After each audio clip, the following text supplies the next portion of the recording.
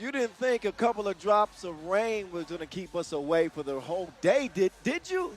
No, there was a chance. It got pretty scary there for a moment, but listen, the show must go on. We are back in Ulaanbaatar, Mongolia for the second half of the first day of this competition. Men's Pool D action. If you don't remember it, I can understand. It was a while ago, but the Netherlands and Lithuania were a couple of minutes into a marquee game of the day. 2-1 contest, 7:41 officially left on the game clock. This is a big one. Listen, before we go any further, let me say a big shout out and a big thank you to the floor crew that worked so diligently to get the court back in playing form so that we can continue today's action. So, again, a big one here, Lithuania and the Netherlands. Netherlands emerging from a crazy finish against Great Britain, a game that looked like they were going to lose, probably should have lost, but they did not. Meantime, for Lithuania, they dropped to Spain to start the competition. So they need a win here more than the Netherlands do. A rematch of the Olympic semifinals that the Netherlands won en route to gold. There's your Golden Lion, MVP of those Olympic Games. Also, another note, once we show him on camera here, he's wearing number 13 in white. His name is Daniel van der Horst. It is his 34th birthday. So big shout out to Dimes on 34 as the lead Lion. How will he handle the Lithuanian? That's one of the big questions that I'm not really equipped to answer. That's why we have a top-notch analyst sitting next to me. His name is Boz Rosendahl. He's been patiently waiting to get some thoughts in on this game. The Mountain is here. Boz, what do you think? I know we're just scratching the surface of this game. I know you're happy to be back. I am very happy to be back. And look, I don't want to downplay what just happened. You said rain. We had a storm. We had hail. We did have hail. And we had thunder and lightning. And you know what that means? What's that? We're Thunder Buddies now. I tell you what, if it ever happens again, Boz, we get some weather like that. You can stand under my umbrella, Ella. Hey, under my umbrella, Ella. All right, enough of the singing. Back to serious business. But please, what a dime, 2 dimes. The birthday boy, gifted with a nice setup, 34 years old. Today is the Daniel van der Horst. Happy birthday to him. Now Pukelis coming back re-energized, but still unable to connect on the jump hook. Big Drizzy, the hero, or co-hero of their first game. He gets the steal. Worthy got the shot, and he gonna get another one. The net's all wet, and it ain't because of the rain. It's because of height. That got Ray smiling. All right, we back. The voice of 3x3, that's me. In your ear, what's good? Hello. But after today, it's going to be a long one. I think the only thing we should be playing is I Can't Stand the Rain Against My Window. All right, that's it for my singing. That's a lot of singing, although I like Missy Elliott. I'm lying. You know I'm going to sing again. You know I will. Yeah. I'm just going to limit it. Look at the Netherlands coming out sharp after that rain delay, though. This always does something to teams, right? You have a break. You're very much unsure of when play is going to start again. Yeah. So you have to keep sharp, but not really. Yeah. Oh, that's some sharp shoot. Januszewicz. Oh no. That was looking like it was going to end badly. Luckily, there was a foul. Januszewicz, I don't think he's had a whole lot of experience guarding Worthy. No, I don't think so either. Bring your dancing shoes. I think it's going to be him guarding Worthy and Worthy guarding him as well, because the man's an offensively very gifted player. He's a weapon, without question, on this Lithuanian team. They got to unlock him here. And listen, there's no such thing as a must-win situation on day one. But this is a big game for Lithuania. Again, we talked about that 0-2 deficit and how much more difficult it becomes, especially when, was that B Smooth that hit that? Yes. Yeah, Alberts is adding to the Netherlands lead. Probably a bigger game for Lithuania than it is for the Dutch. Look, I think it's a big game for both teams. You know what?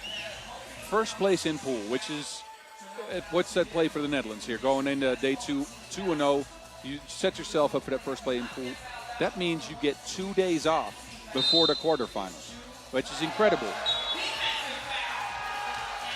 Oh. That's going to count. Yes.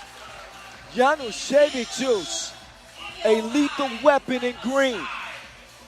That two-piece goes plus the foul. Here's a look at the replay. That foul is actually off ball, but the shot is released. Foul happened underneath the bucket. So a big chance to maybe swing the momentum here for Lithuania. They'll at least have a shot at tying this game. Oh, still have a shot. 2 free throws. That's a 7. So Jaugas, and we've talked about his struggles from the free throw shot, misses the first. He can tie the game here, and both teams actually looking very sharp after that break. And what I was getting to, you don't know what's going to happen when you head into a rain break like that. You might not play the rest of the day. You might have to wake up early tomorrow and play the game. But these guys stayed ready. They ready. And guess what? We even. 7 apiece. Evel Knievel stunned like his dad. To the crib he goes. 8-7. Lithuania assumed the lead. Dime time. Dimes, the birthday boy. He got something for you. Big body move from Vanderhorst. Olympic gold medalist against Olympic bronze medalist. They will connect, but Bukelis is able to finally convert it. Hadn't quite looked himself today. Poor performance in game 1 where he scored just 2 points in that loss. And he's coming along slowly. Meantime, Alberts is money. He ain't been broke in a minute. Right back. Man, different strokes for different folks. Both teams burying 2s. 11-10. Big Drizzy on the move. Get you some. Oh, he almost had him some, but he missed the crib. Going back to Bukelis and Jaugas, both those guys are very handy to have on your team in a situation where you have the opponent in foul trouble, right? Because they play so physical. They're so big. That's what Lithuania is going to try to play the rest of the game. 2 on the way. Dimes. Offline that time. Jaugas will snuff it out. Up top he goes. Kumbis. Back to Evel Knievel. Uses the screen. Evel Knievel inside. Bukelis using that side. Check out the hook while the DJ revolves it. That's a big throwback. That's way back. I don't know. Ice, baby. Oh, wow. I won't do that again. That I promise. Meantime, Bukelis in the post. Now things have shifted. The wind has changed. Alberts. That time he will miss fire. Rebound lands in Green's hands. Down to the post office. Bukelis has got to like that matchup. He dribbles it off of his foot, though. Turns it over. Vanderhorst. Ooh, he is slick as a can of oil. Watch this here. This is a very long stretch of play with no subs. Look at DiMeo. Hands on his knees. There's a timeout now, which is very much needed for these guys. They must be out of gas. Yeah, especially at 34 years old.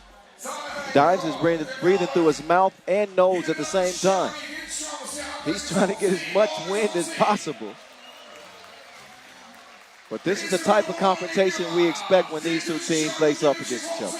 Yeah, for sure. They know each other through and through. Again, they played against each other 4 times on the national team circuit. This is even discounting the pro circuit. Last year, twice at the Olympic qualification tournament, twice at the Paris Olympics. So they know what the other team wants to run, and they got a good grasp of which player to guard and which player to kind of leave open sometimes, maybe. The familiarity is there. Jaugas with the runner. Too strong. Kumbis. One-handed rebound. He'll snag it. Get him reset. Januszewicz off target. Tip to Worthy. Up top to B smooth. B. Oh. He misses it. Dimes. He's there to clean up the mess. And shout out to the fans, too, that stuck around. We had fans that sat out here for 2 hours waiting for the action to return. That's pretty cool, too. Shout out to the Mongolian fans. Much love. Man, they did some work here. I've seen courts as wet as this court was before, and we couldn't get them dry for a day. It took them an hour. Yeah. I don't know how they did it. There's some Mongolian nature magic. Miracle workers is what that is. It didn't look good. Had water coming up through the floor.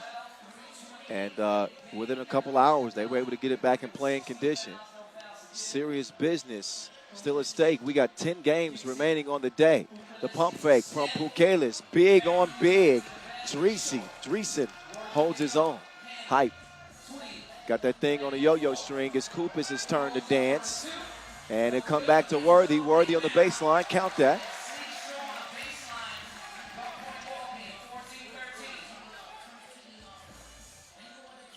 Januševičius. So, risky pass with Worthy lurking. Worthy, bag work. Two-piece puts the Netherlands back in front. Now he's going to nearly out-duel Pukelis, but size matters. I don't care what they say. The length of the long arms of Pukelis earns the rebound. That one off target and in the hands of Lithuania. Pukelis now he's settled in. He's so much more patient than in the first game he played. He's taking his times on his post-ups. Even the start of this game, before the rain delay, he was rushing some stuff. Hey, man, BA is in his feels right now.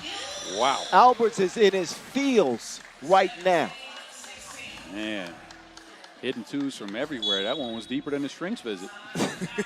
Did a shrink's visit? BA, he's a torch right now for the Netherlands. And that's exactly, you made this point many times. They become an entirely different team when Alberts is playing at this level offensively, and this is what they expect from him. Consistency has been an issue.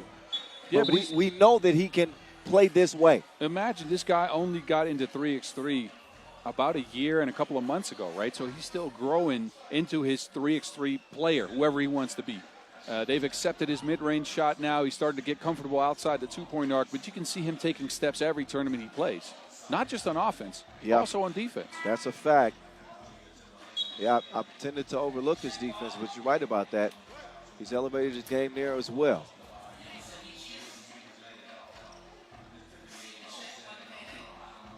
Januševičius will get him started. Lithuania trailing only by one. Januševičius shooting his shot like he's trying to get a date. It's a double date, in fact. Two-piece puts Lithuania back in front. This game is going up and down to make you seasick. Back tied. Jalgis, strong drive, off the iron. Januševičius will corral it. Januševičius driving hard left. He's got an open shooter, but he's going to double dribble. Pukelis was open on the right wing, and he mishandles it.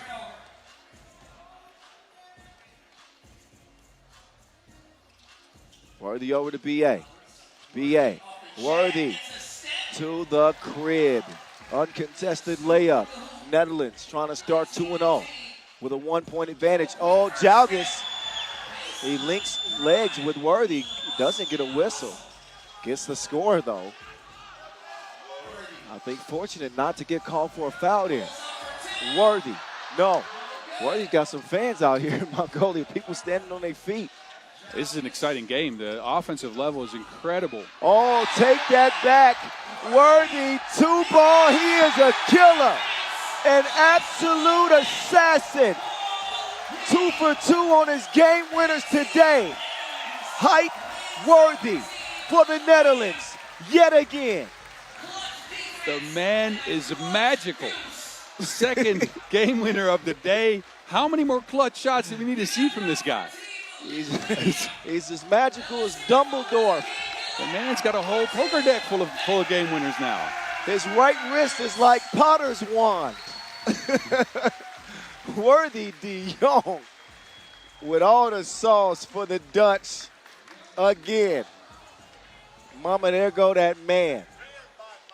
He said, I'm a real bad man. I won't argue with that. He is. He's Michael Jackson bad. My goodness. Another incredible finish, and it is Worthy de Jong proving why he's the league MVP on the Pro Tour, Olympic MVP, and that's an 0-2 start for the Lithuanians.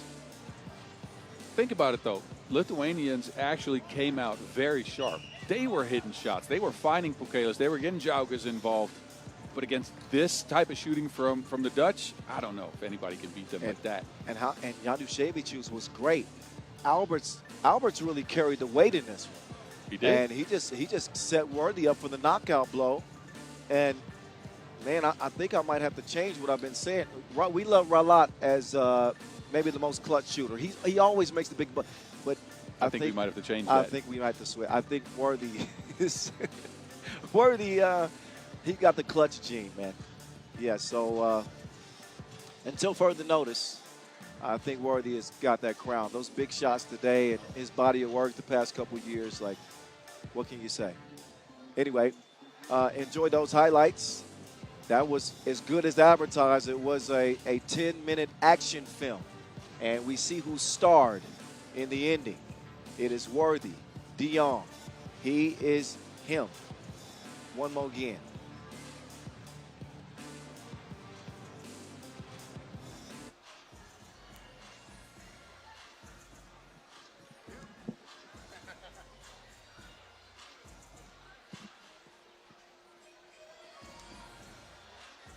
Standings in the pool as is right now. Spain as well as the Netherlands with 2 victories. Spain just ahead because they won both games before the limit. And we see Lithuania down there at the bottom, 5th, 0-2. Not a great start to the tournament. A lot of things can change as we are just getting into the action. But for Spain and Netherlands on a collision course in this group.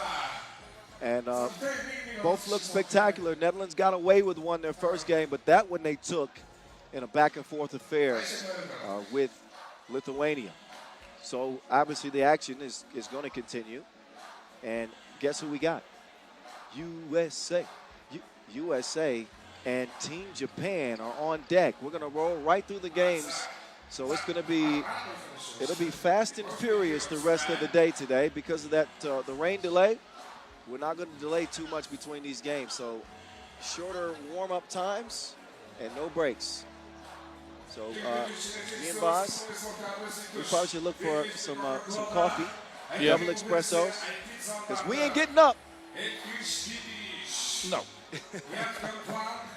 So they'll get warmed up here for a couple of minutes, and then we'll get into this next clash, Pool B action, USA, Japan, from Ulaanbaatar.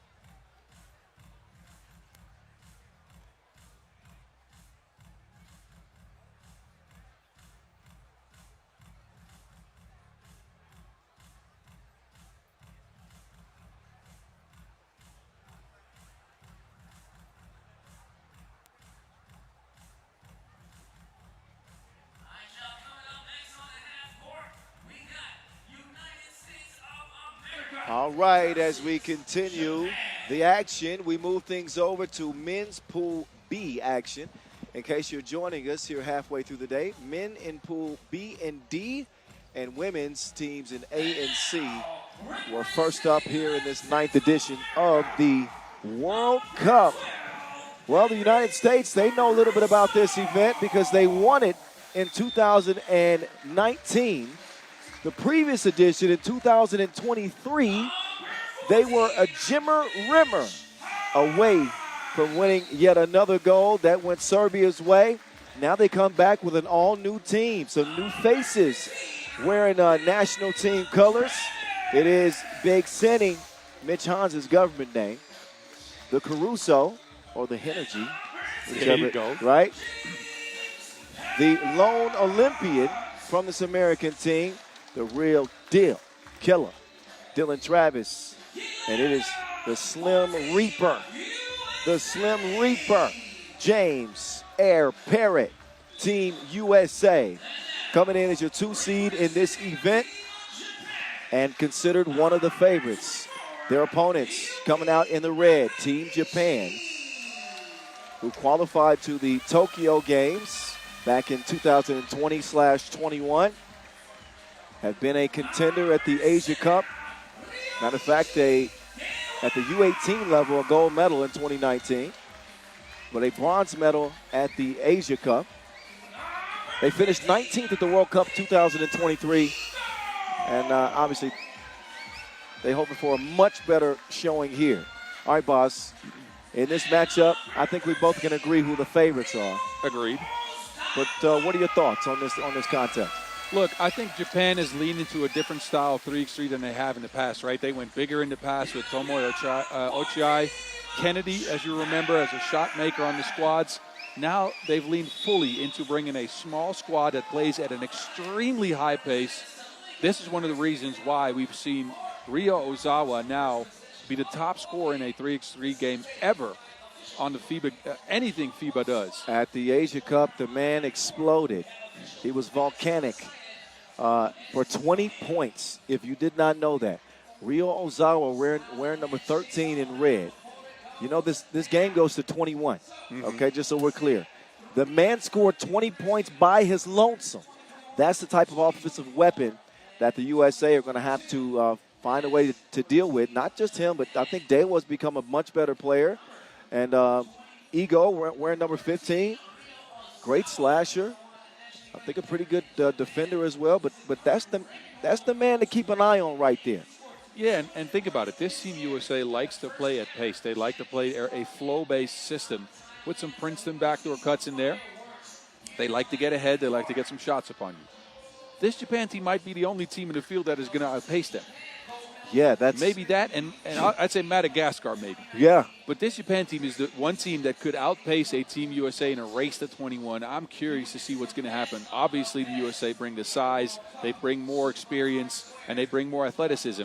Don't discount the Japanese, though. All right, I will not do it. I wouldn't dare do it. I think they got a shot. Meantime, of course, the United States have dominated the AmeriCup. Winners in 2024, also winners in 2021. Dylan Travis, Mitch Hahn, James Parrott, and Henry Caruso have all shared in those AmeriCup victories at one point or another. But now they come together as a collective on this stage for the very first time. Always a big bullseye on the Americans' back in any competition that involves a round ball outside of football. I'm talking about the real football and European football, not American football. Whoa. It's got to be clear. So they bring that gold medal experience from the AmeriCup to this stage. And they'll see how they do. Here we go. We are back going again. Pool B action, Game 7 of the day. Kyle Montgomery, a.k.a. the voice of 3x3. Ozawa defended well. Second session in full effect right now. And an offensive foul is going to be called on Travis. You can see, I was going to say, you could see Ozawa is trying to shoot his shot early to try to see. He's a volume shooter, right? Or maybe not. He's more hot and cold. He was trying to see if he can get hot, but I don't think Dylan Travis is the guy to attack. I actually like Dylan when he's more aggressive offensively. The Wizard of Ozawa. He's heating up. I told you he can erupt. He's volcanic. Owns the single game scoring record in any 3x3 contest. That one will be wiped away, but he hit another one. Here's another look at your record holder for the highest individual scoring game in 3x3 history, the Wizard of Ozawa. Let's see what magic he has in store. 2-1 start. Here he goes again, and that was another one, but it's wiped away too. Woo! Listen, this is what he does. Mm-hmm. I know it doesn't count, but imagine if they don't get that whistle. He's up to 6 virtual points. Yeah, virtually. But in reality, it's a 2-1 game and a couple of fouls apiece. And a packed out crowd here from Ulaanbaatar Square here in the capital of Mongolia. Boz Rosendahl alongside. He's the Mountain. I'm the voice of 3x3.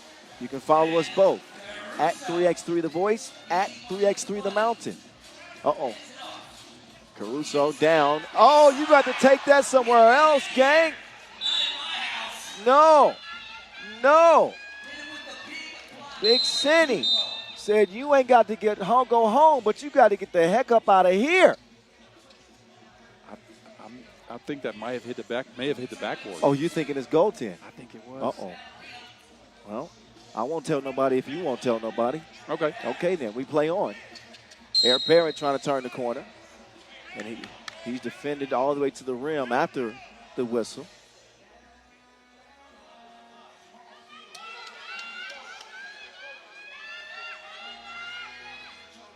They'll start it with Caruso. Look at this quick ball movement. Nobody home, and a big boom from Eric Parrott. Oh, he fell asleep defensively. Another vicious block by the Americans. Parrott, defense turns to offense just like that. But USA hosting a block party. Japan getting VIP access. Man, where's Dave Chappelle at? 5-2.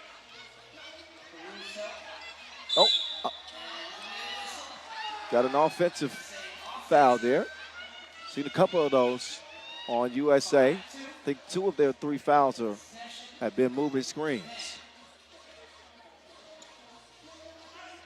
Ozawa I think this might be going up. Oh, that one was deflected. Looked like it might have hit a leg or two. Could be wrong there. In any case, they'll get it to Big Senny. Hahn. Oh, Travis. He's claiming that he was hit.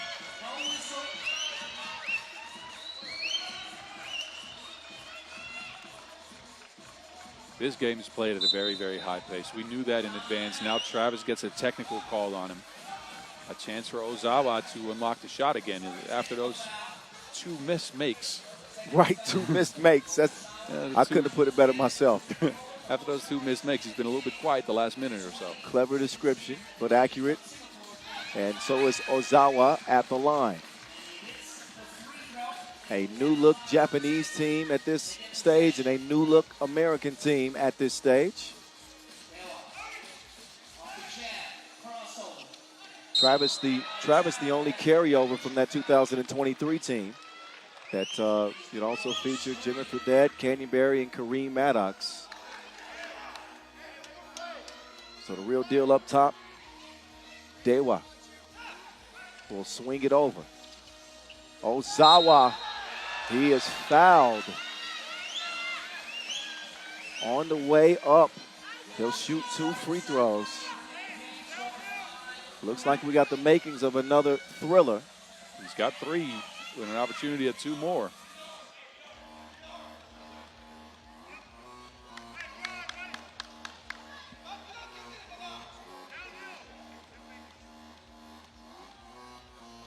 Ozawa at the line, no problem. Can even this game at the stripe. We can see clearly now the rain is gone. We got our sights set on an incredible final second half of the day. Here we go. 5-5, real deal. Put him in the blender. And now Ozawa gets whistled for the foul. No argument from him as Dylan will head up. Silver medalist from 2023. Olympian. Also an AmeriCup gold medalist 2 times over in 2022 and 2024. Yeah, and Dylan, we've seen many iterations of him, both on the national team as well as on the pro circuit. He started out as a scorer, as Ozawa reigns in another one. FaceTime. He started out as a scorer, then became more of a role player on the previous iteration of Team USA. But look at this. He's back to his offensive ways. Double shot from Dylan Travis. 8-7. Oh, Parrott. He's got to stop leaving his feet. They avoid a 2-make that time. Now Parrott, smart, savvy play to draw a foul there on the Japanese defense. He will head to the line. Technical free throw added as well. Oh, I didn't realize that Japan got hit with a technical. So he will shoot. This is for the technical. And then 2 free throws upcoming for Parrott, but it's Travis. He will shoot the tech.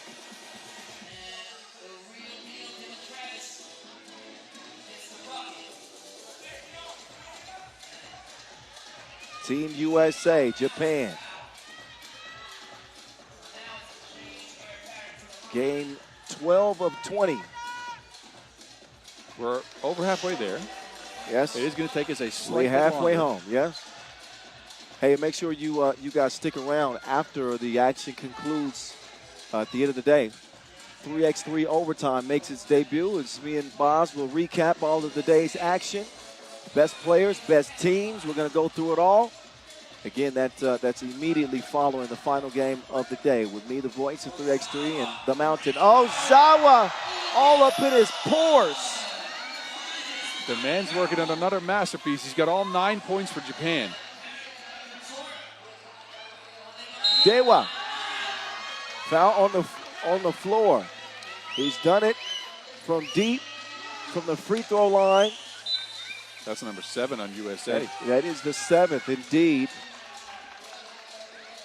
2 free throws coming up. So Ozawa is erupting. Imagine we've been at it for 3 minutes, and the guy has 9 points.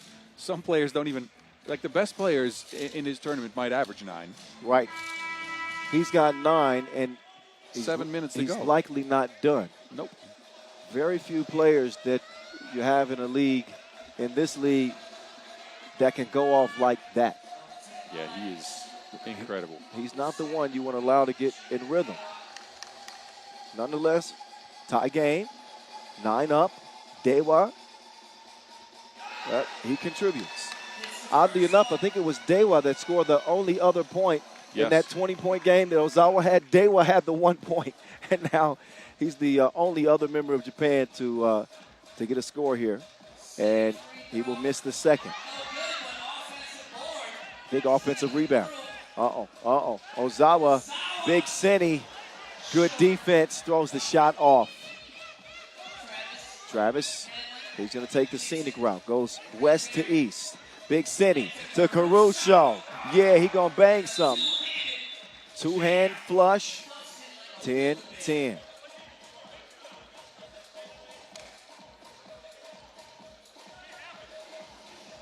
After the rain delay, conditions have shifted so much that where now teams are just putting out offensive masterpieces. Think about it. Netherlands, Lithuania, very high-level offense.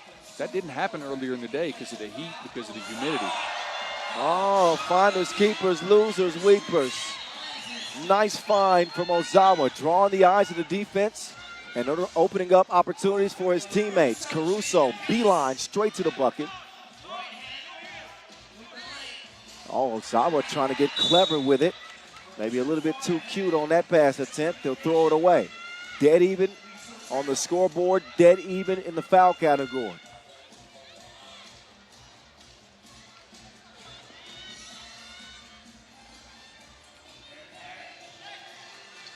Caruso will start from the left wing. Barrett comes free, but later, Travis. That is not a high IQ foul right there. No.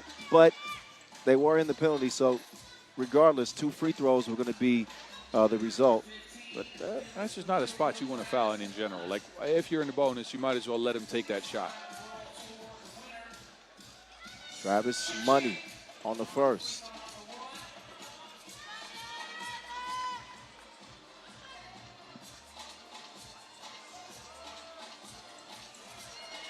And his second is good.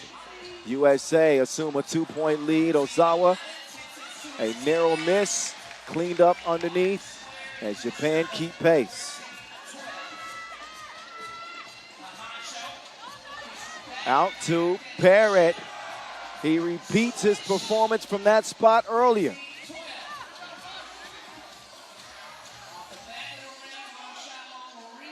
That one taken away.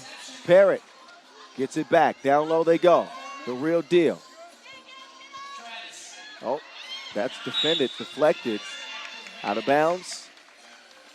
5:35 on the game clock, but the pace that this has been going, I don't think we're going to play an entire 10 minutes. Oh, no. We're not going to get to the end of regulation here. USA at 15, Japan at 12. Both teams looking to outpace each other. But this is why this sport is so exciting. The midi is money from the real deal. Dewa coming around.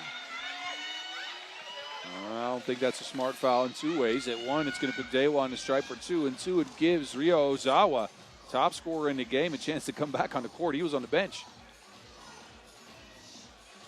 Dewa back up to the charity stripe for the second time in the game. Split a pair his last time.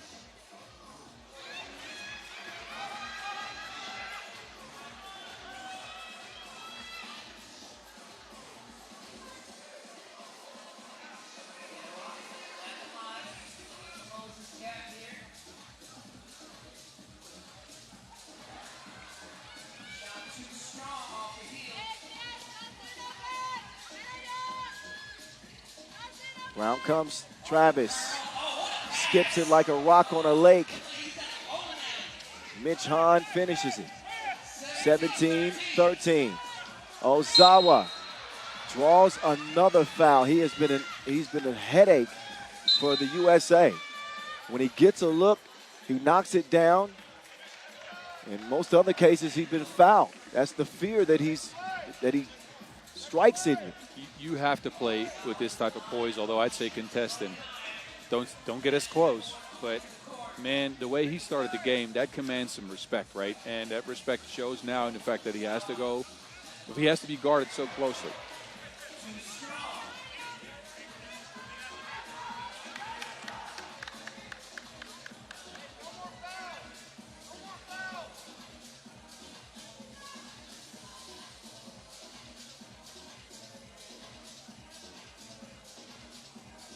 Ozawa, free throw, blown.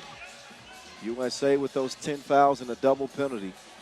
That's an absolute nightmare in most scenarios for most teams.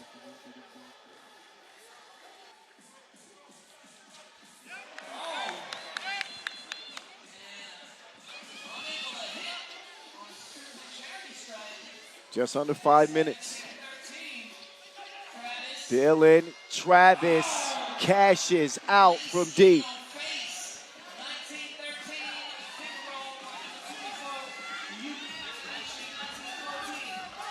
Oh, Air Parrott looking for another victim. He will drop it off instead and set the table for game point. 20-14, USA in front of Japan. Back up top, stolen.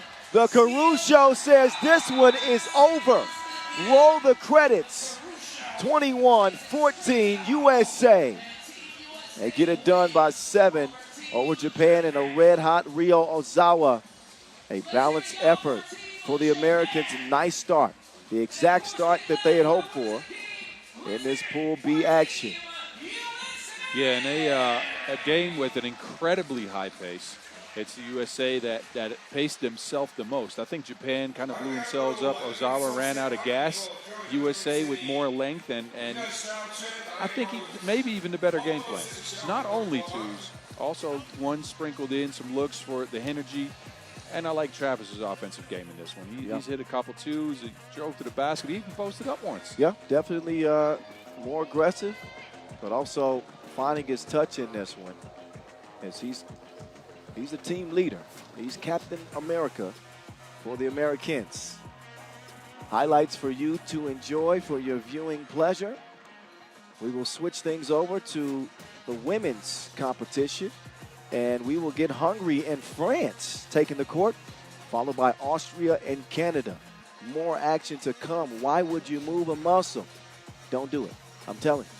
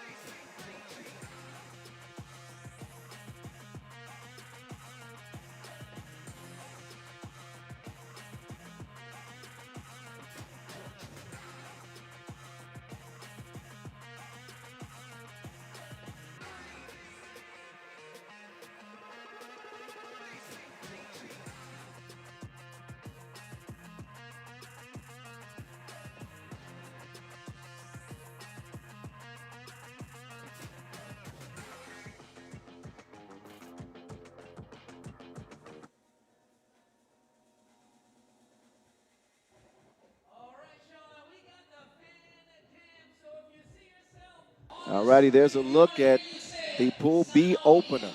All right, tough group with Latvia, homestanding Mongolia, and maybe even a Montenegro team that shouldn't be slept on. But at this stage, again, this is the World Cup, ladies and gentlemen. These are the best of the best from around the globe. It has been a festive 3x3 week, more than a week. Had an Ulaanbaatar quest here, had the Women's Series here, had the World Tour here, and we also are beginning the World Cup here. And Mongolia, the only country to have hosted every kind of event U18, U23, World Cup, Asia Cup. I mean, they can't obviously host the Europe Cup, so every event that they're eligible to host, they've hosted it. They could try to host the Europe Cup if they wanted to. I wouldn't mind coming back here. It would be a little bit useless because they couldn't play in it, but yeah. I'll come back here any day. They give us steak like they gave us yesterday. Woo. Yeah, really enjoyed the hospitality and the hard work from the staff today, going through that big rain delay. And, you know, it looked bleak for a moment. Looked like we might have to make some adjustments to the schedule, but fortunately, we avoided it, and we play on. We play on. It wasn't just the staff. Did you see Engtaivon out there helping dry in the court? That's a player.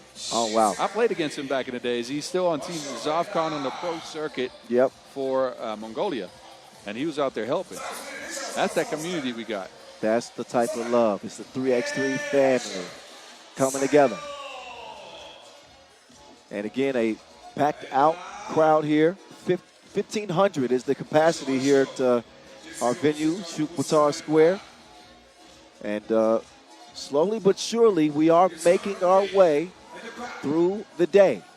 20 games scheduled, not just today, but the first 4 days of action. That's group play before we narrow it down to the last 16 is what we call it. So the top 3 from each group move on. And then day number 6 is the quarterfinals. Day number 7 is the semifinals and our medal games. So again, we got a lot for you. Women's Pool C action. We've had one game in that group, and that was a pretty dominant Canadian performance. Not perfect, but they got a great performance out of Sasha Gren Allen, and they are the only winners in the group. One of these two teams is going to also get a W. 2 European powers, former world champions, in fact, in France, against former European champions in Hungary.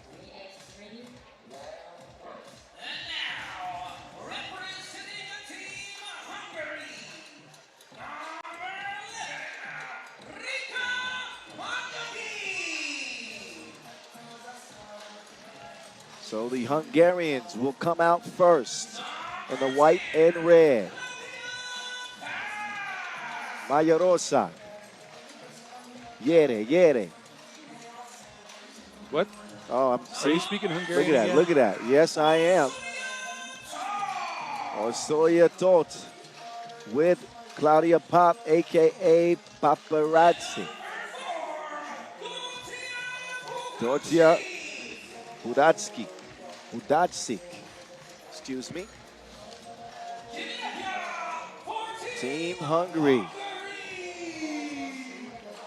Been waiting all day for this one. Hungary, who have had some heartbreaks over the years in Olympic qualifying tournaments, and back-to-back OQTs, have always been one of those countries that's been on the cusp of success, on the cusp of something, really big. Even at the World Cup, I believe silver medal one of those years, 19, something like that. I'll have to look at my notes, but yeah, the point remains that they are a contender. Now, France have been more than a contender. France have been an absolute power in women's 3x3, and they're looking to claim another gold medal with this squad. Hortense Limousin, Marie Milapi, and Camila Droguet. I like Droguet on the squad. She impacts the game in such a huge number of ways. I'm not sure we're going to see her score a lot of points. Watch her game. I like her game. Very active defensively. She's got some long arms. She cuts backdoor all the time, and somehow players lose her on defense for some easy points. But she's one of those X-Factor players. Crafty player, high IQ, long arms, constant motor. Yeah, but, as we get a look at Claudia Pop, I think she's a future Hall of Famer. All eyes on Paparazzi, that she's got game-changing speed. Literally, game-changing speed. If you've never seen her, First step is blinding. Mari Mane, I think, pound for pound, is the best, is the most skillful women's 3x3 scorer. She's got a mid-range game. She can handle the rock. She's an ISO nightmare. So maybe that should be her nickname. Nightmare Mane. I don't know. We'll work on it. We'll work on it. Whenever Boz starts squinting his eyes, then luckily for me, this one, we got to throw luckily this one. for me, I'm not going to run it. I don't have to run it through him for approval. Okay, you keep using that. And I'll throw it through the lab and see what we can get out of it. All right. Warm-up time is over.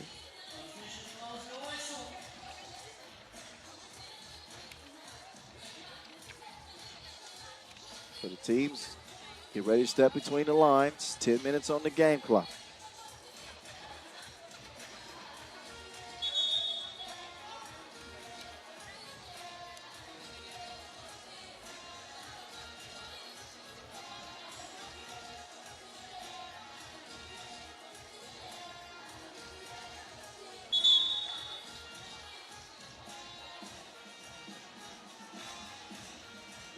All righty. Everything's in place, it seems.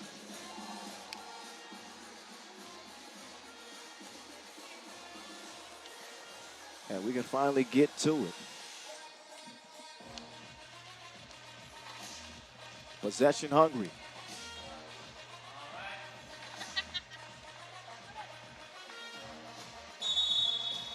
All right, it's Pop that's going to start with the rock. Work from the elbow. Too physical. As Stroge was trying to hold off Tolt. That matchup between Papa and Limousin is going to be very interesting because both of them have blazing speed. They're both not that tall, but they can impact the game in a lot of ways. Also, both are great passers. The vision. Uh-oh. Center packing. 2-ball. Namyo. Kicked over. Pop with the dish. And that is finished.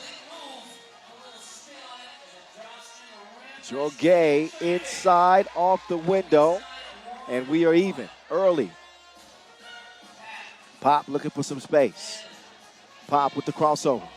Paparazzi stop and pop.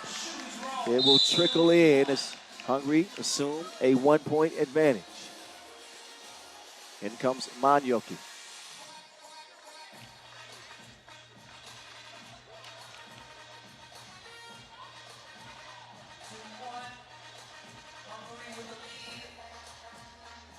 Hungary European champions in 2016.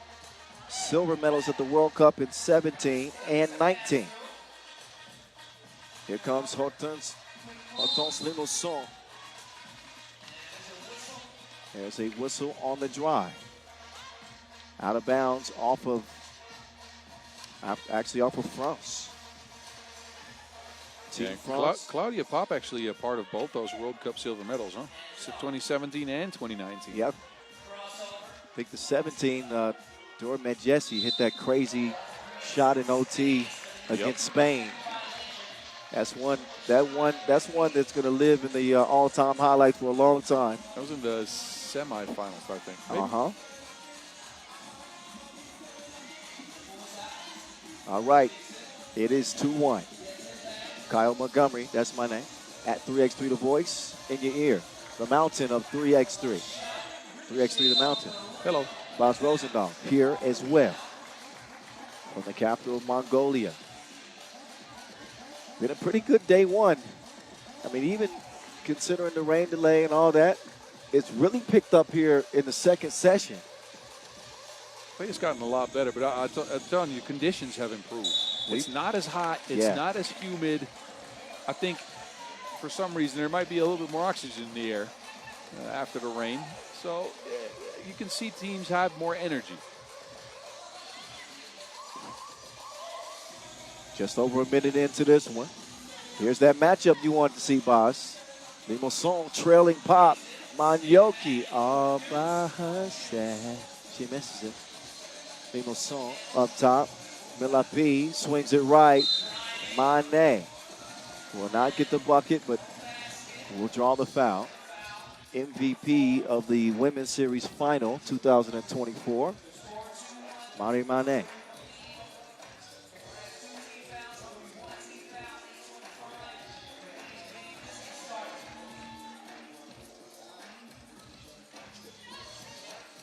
There's Limousin with the speed and the fillet.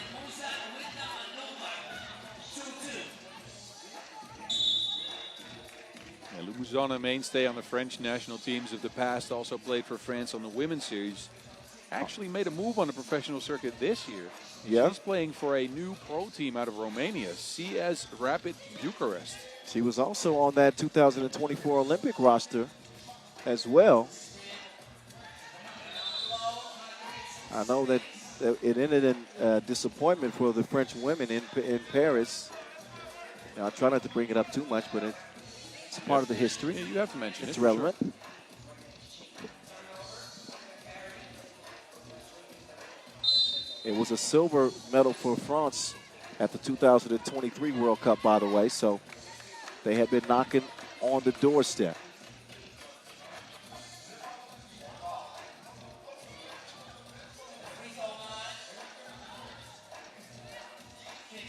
Here comes Money. Mané. Milapi. She flicks it up and in. Great touch inside for Milapi. Now, this is a chance for Pop to take advantage. Miss dribbles it. 2 to shoot. Got to get something up. Manioki splashes it.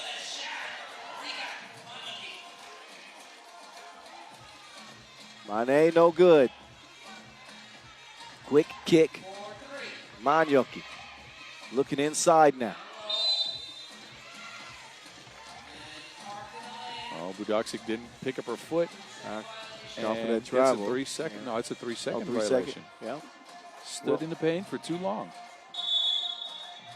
New ad. Manioki also fairly new to 3x3. It is Claudia Pop and even Tolt as the veterans. Oh.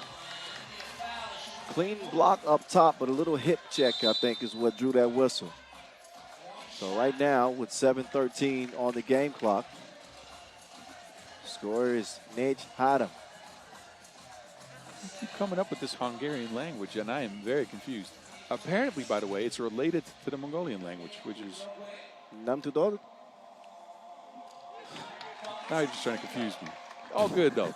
Keep at it. And Maybe I'll learn something. Manioki making a move to the left, 54. Oh, Limousin lost the handle. Tolt goes down to get it. Poked away, stolen, delivered quickly. Good court awareness there from Jorge. Jorge is so disruptive, man. She gets a lot of these deflections that just break the rhythm of your team. Long arms, athletic too. I like the way she plays. Active hands defensively. Good game here to start between European rivals. Teams representing Africa, South America, North America, Asia, Oceania. Exactly. I mean, Did you say South America? yes. Okay. This is where they all collide. Pool C action. Let's get back to it, shall we? We shall.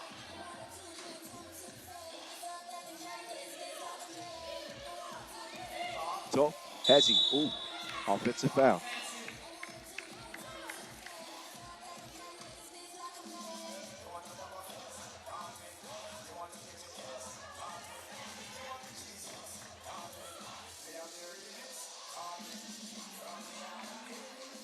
Pop defending up top. Speed on speed. Limousin inside. Lost it. That's the mismatch that they wanted.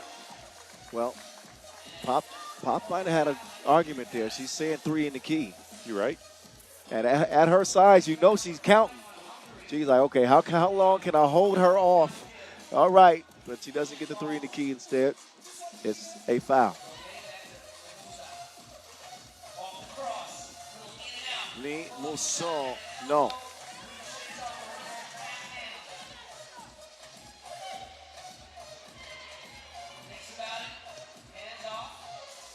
Manyoki getting D'd up. No. That is a shot clock violation.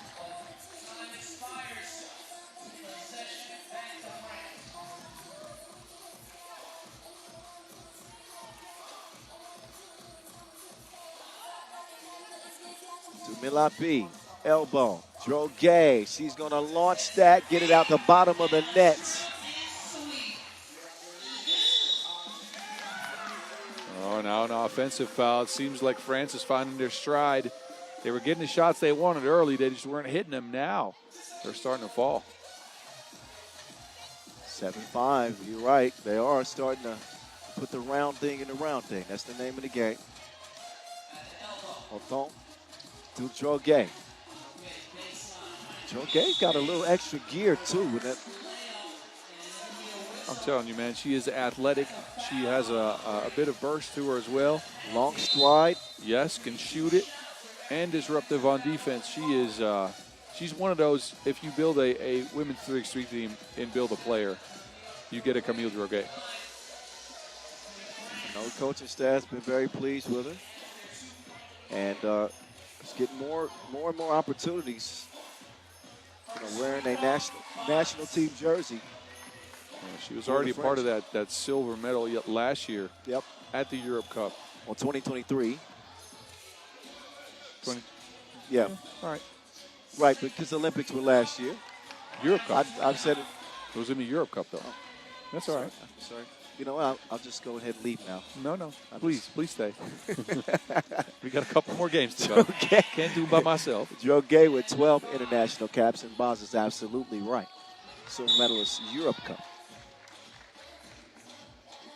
It is 10-5. Yes. Also known as These Ut. I think when the Netherlands play next, I might start counting in Dutch. No, I wouldn't mind that. I need to try to learn some Dutch. Okay. You want to learn the good words or the bad words? You know which ones. All right. I'll teach you how to order a steak.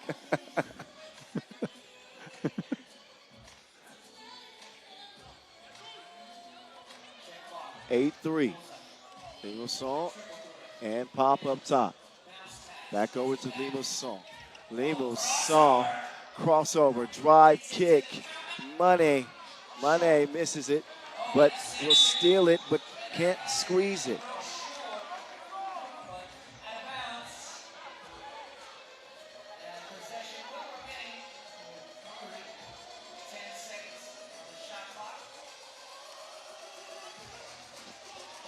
Pop. Setting it up inside. Uh-oh. Oh, step through. Nice decision. Count it plus the foul.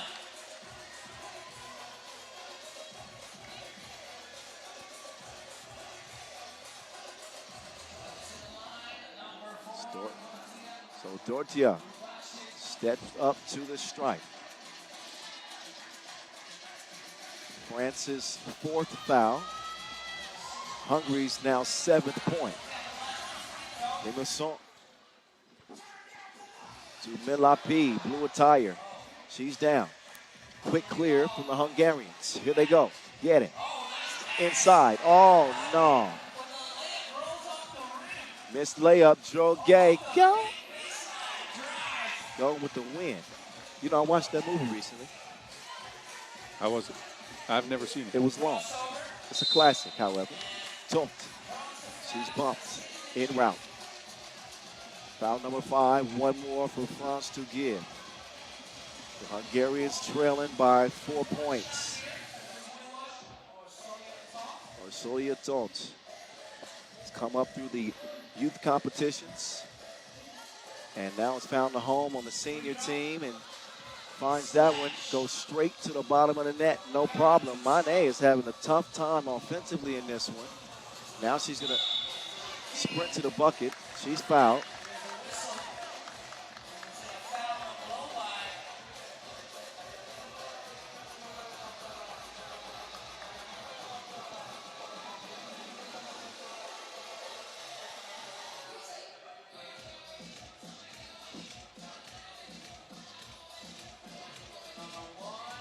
Marie-Michelle Millipi, Marie Mane. The two Maries on France's team. Mm-hmm.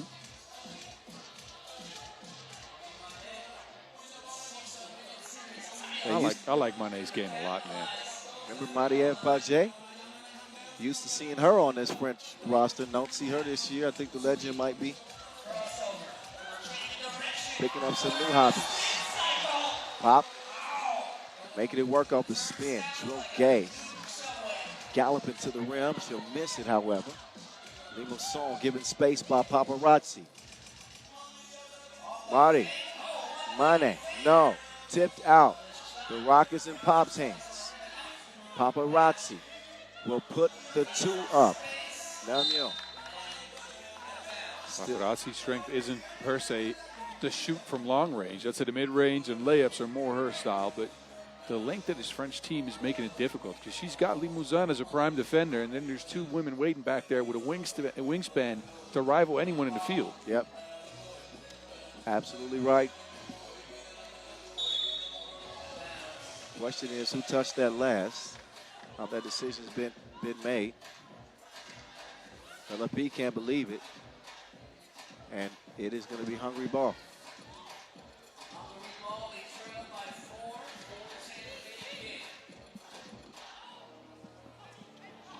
So France, they got to be looking at this World Cup as a redemption tournament. Magno. She is fouled. Right after the Olympics, this is their first, I guess, big event. Europe Cup last year. Oh, yeah, but World Cup's bigger than the Europe Cup. You are completely right.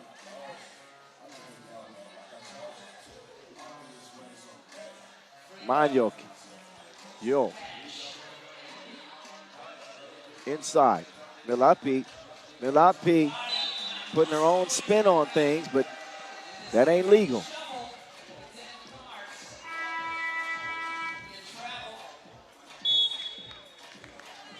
So under 4-minute timeout. Yeah, France took that 10-5 lead, and I thought they had figured something out.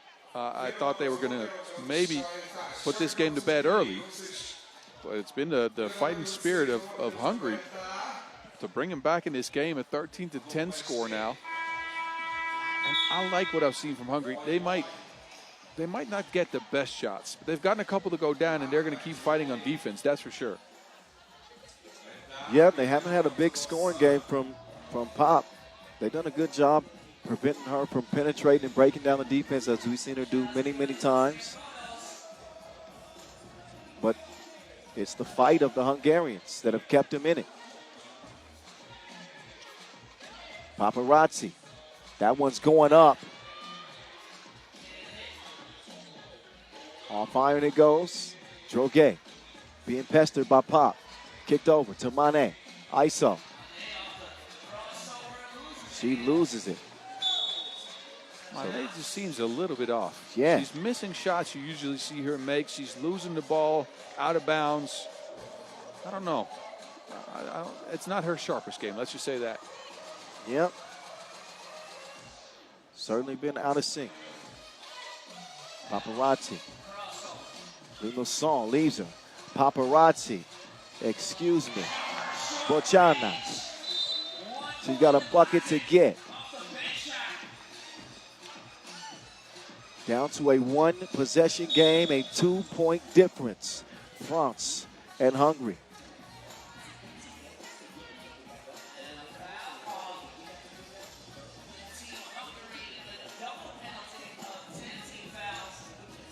Tenth foul, though, on Hungary. That is not good at all because 2 free throws make that 1 now after Droguet misses the first. The possession will also go to France. Was that a technical foul? Must have been a technical, but they do have 10 fouls, so Limassol trying to get in her bag. That's foul number 11 now. There's 2 free throws coming up. And Hungary, who have fought themselves all the way back to a 2-point game, that's where they might lose it. All the fouls underneath the basket, all the early ticky-tack stuff we saw get called. This might come back to bite them in the behind here.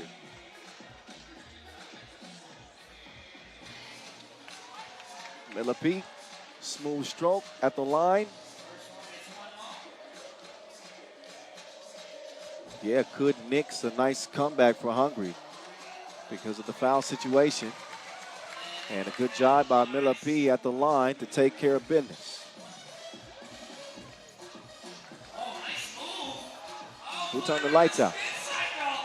Oh, more lights just went off. Somebody turned the lights out. Well, Torp doing her best to light it up. Knocks down the 2. Got a whistle on the floor.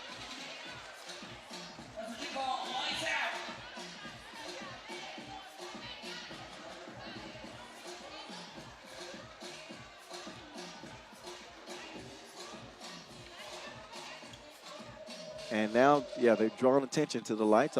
We both saw it immediately. 3-point lead for France. Slight technical issue.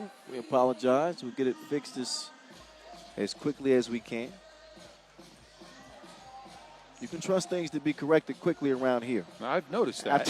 Right. Man, After to go the back to monsoon that we rain had delay, today. we had a court that was just flooded. I'm talking water got underneath the court.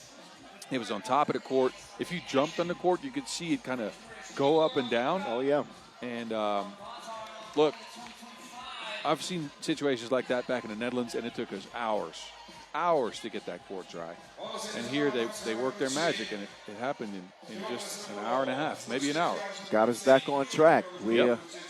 So I wouldn't. These lights are going to be on very soon. And you know what? This little break in the action. Do you think this works in France's favor, or does it benefit Hungary more to have this, this little technical issue, no matter how long this break lasts? I'd honestly say it works in Hungary's favor a little bit because they're the ones extending all their effort on defense. They're the ones chasing these French ladies around. France, a lot of individual creation, so you have to really extend yourself on defense if you want to stop that. A little break like this, I mean, depends on the focus you bring out of it, right? But a little break like this is for sure going to get your air back. You get some more oxygen in you get a little bit more clarity up in the noggin. Yeah. Recharge a little bit. I don't know if it works that way for me. No? My noggin's getting more cloudy as the day goes on. What's your name again, sir? I wonder what it is. Well, they're still working on these lights, y'all. Yeah. But don't worry, I won't mention your age again. Huh? 41. I say it proudly. 41. Yeah, I'm right there with you. Yeah. I'm about to be 40 in March. Can you See? believe it? We're in our prime, man. We are. I would say mentally, yes. Physically, Touche. not so much. I worked out a couple weeks ago with some guys that high-level talented basketball players, and I tell you, I couldn't pick up my daughter for 2 days. I was sore for a good week and a half because I played a couple of games of basketball. Now, mind you, I still play some 3x3 ball now, right? Every Wednesday we get together with the old Dutch national team. So Aaron Royer is there, Jesper Jops is there, I'm there. And we'll play some of the guys we know. One of them you might actually know from Russia, Fedosov. Oh, yeah. Yeah. He So comes and plays in every Wednesday. Really? Yeah, so me and him go at it in the post. Wait until I'm fully healed from my neck. You can come with us All on right? a Wednesday When and play when with my us. neck is healed, I'm coming at your neck. I've heard this a lot of times in the past, and all I have in my mind's eye is that one-on-one game you played against the French coach, Karim Sochou. That I won. That you won. That I won. And that was by far the ugliest game of one-on-one I've ever seen in my life. It was ugly. Yes. But a win is a win. It's a win. There we go. You're right about that. You did get a win. Okay. You also talked more trash than anybody I've ever seen. Trash talking was your defense. Me talk trash? You would never, huh? I would never. Okay, sorry. You played really hard defense. You put your knee out there. It's not a part of my personality to do that. I'm just a quiet guy. Yeah, you're right. Humble. Well, I am humble. That's true. Are you saying being quiet isn't it true? No, that's a lie. I want to strike that from the record. I want the lights back on. Yeah, me too. Although we get a view of the beautiful clouds here with the sunset in the background. All right. Well, in the meantime, we'll step aside for a moment. There's some bugs in the system. They're testing them out right now. Don't think it'll be long. It won't be long. But until somebody turns the lights back on, then we won't be able to play on until that's fixed. Come on, let's go.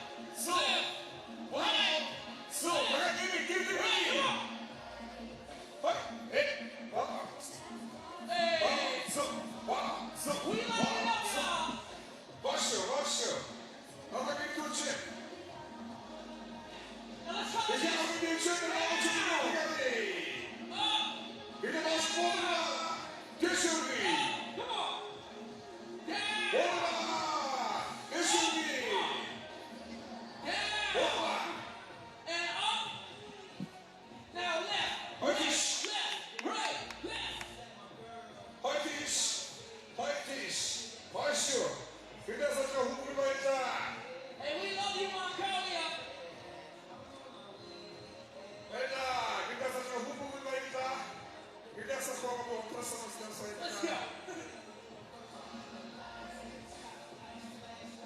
Ulaanbaatar, give yourselves a round of applause, y'all. Y'all the best 3x3 fans in the world.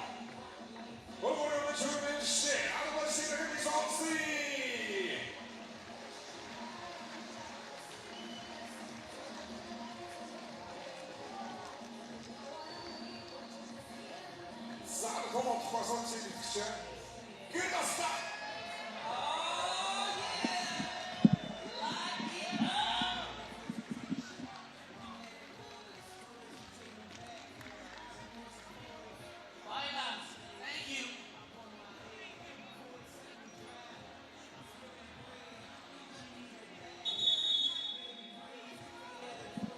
All of the lights, all of the lights.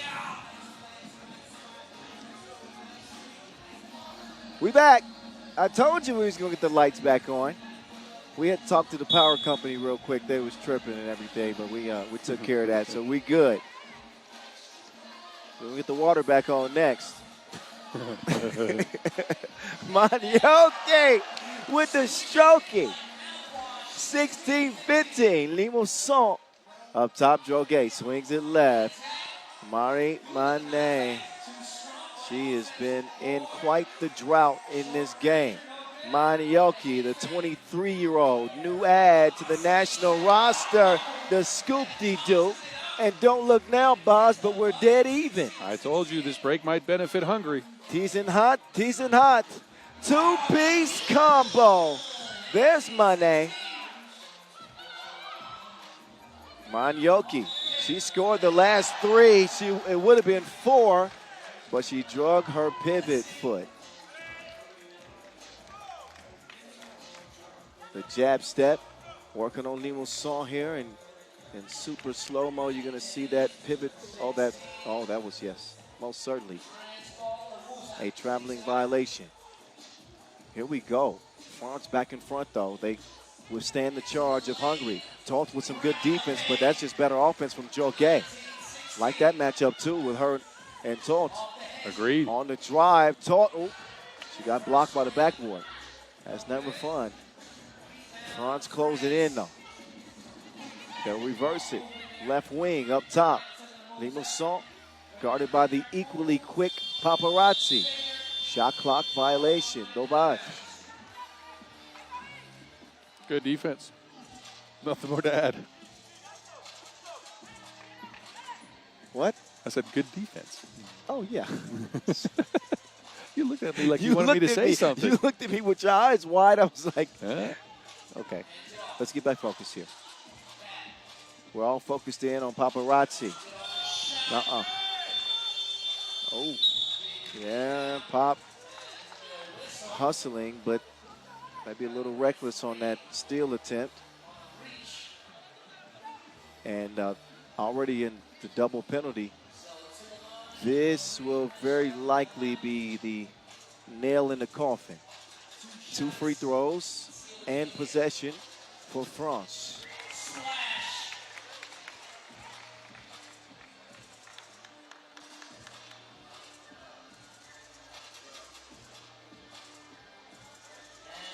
And that is your game winner, Miller P.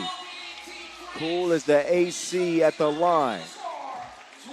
France win it over Hungary, 21-16 in this Pool C contest. So that is that for that.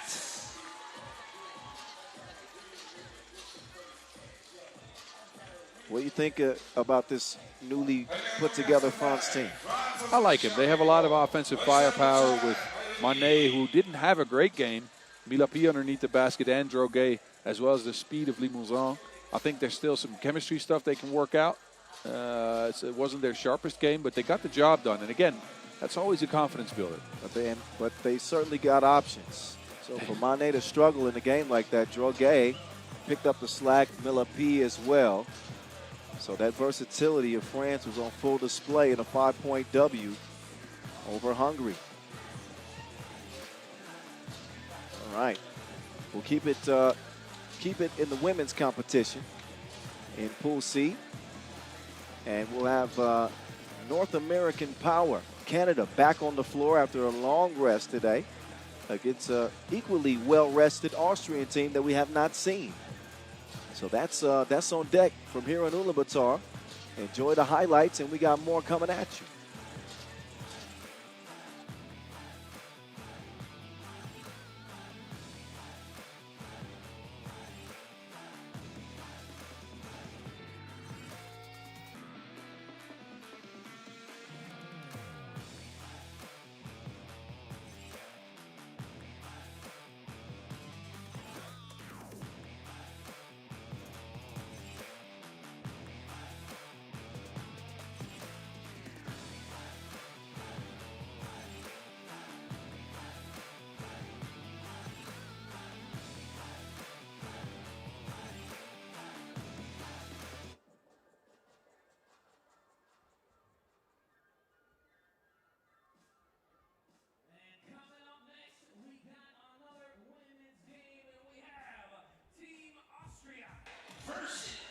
As promised, Team Austria and Team Canada. Game number 13 of 20 here at the World Cup in Ulaanbaatar, 2025, the 9th edition, and for the first time ever, a 7-day competition. This is heaven for 3x3 fans. What a treat. They get to wake up for the next week and watch their favorite sport and listen to you and me. What can be better? I would even turn the TV off and only the sound on. Very few things. They get dad joke after dad joke, and sometimes replace the D with a B. Look, both of us have the legal ability to make dad jokes, though, because I'm a father of 2, and you actually have something. That's coming, right. huh? Oh, yeah. Father of soon-to-be 3. Congratulations. You know, I got certain responsibilities in the off season. Well, you made sure to get the job done. I'm going to get the job done. All righty. All righty. The Austrians make their way onto the World Cup stage. Yet again, had a really fun Europe Cup in Austria last year. Legendary type tournament. It was unbelievable. Men's team won gold there. Women's team performed well, but they want to put their best foot forward here.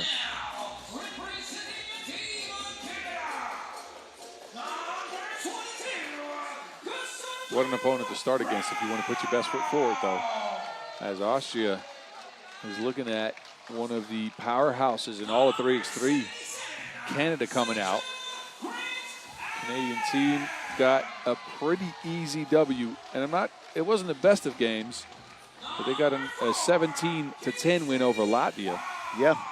9 points, 8 rebounds for SGA. Our SGA, that is. Yeah, that's Sasha Grant Allen. Uh-huh.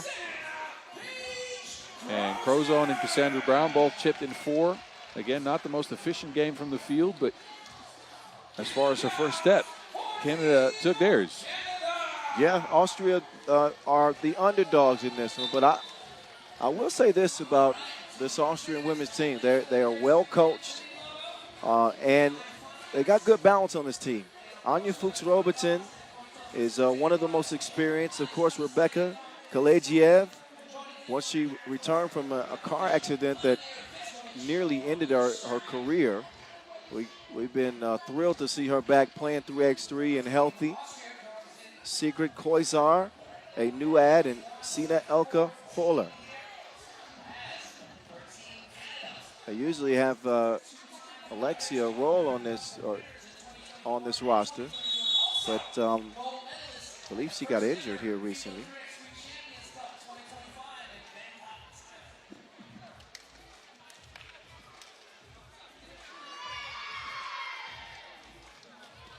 If Austria wants to stand a chance, what they're going to have to try to do is keep Canada and mainly Sasha Grant Allen off the board. They grabbed 22 rebounds in that victory over Latvia, 8 of them at the name of Sasha. Yeah, but keeping Sasha Grant Allen off the boards, how? I don't know. And she's an absolute machine and crashing the glass. We'll see how the Austrians do. As we are back underway. Ooh, I like your cut, G. I don't like the layup so much. Got to work on that. And get it up top to Crozon. Ooh, give me those cookies. Dime nearly delivered. They'll continue to fight.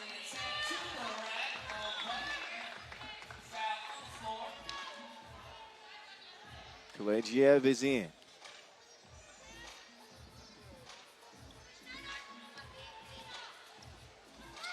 They'll start left. Fuchs-Robertson turns it over. Brown up top now. And a shove in the back.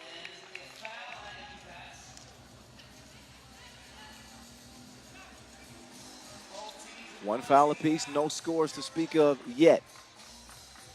The Canadians rocking the red. In possession. Sasha Fierce to Breezy. Brown inside. Grant Allen right on time. The more they feature her, the more successful they are. The AmeriCup MVP 2024. Oh, that change of pace. I don't know what happened to Boss there. Did you just get tripped? Yeah, I think so. I hope it wasn't because of that hezzy. 2-1 contest. Uh-oh. SGA will get a breather. As will Koisa. Becky up top.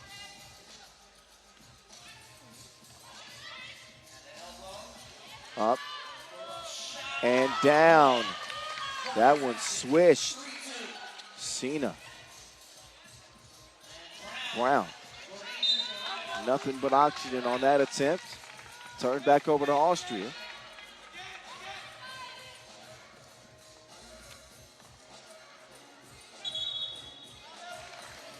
Oh, travel. Koiter comes right in off the bench and then travels. Should mention that Sina Huller is only 18 years old, playing here at the World Cup for the first time, defending Sasha Grant Allen right now. Krozen, turn around, no man, missed everything. Quick clear from the Austrians. Here they come. Screen is set. Foxy, Fuchs Robertson on the inside. Bucket for Deuce. Good patience on the pick and roll there, and well-timed pass. 2 to shoot. Do they get it up in time? Wouldn't have mattered anyway. They didn't touch any iron.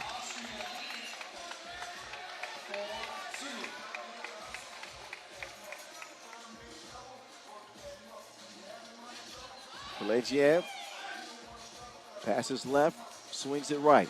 Koiser, drive, kick. Fuchs Robertson. Money.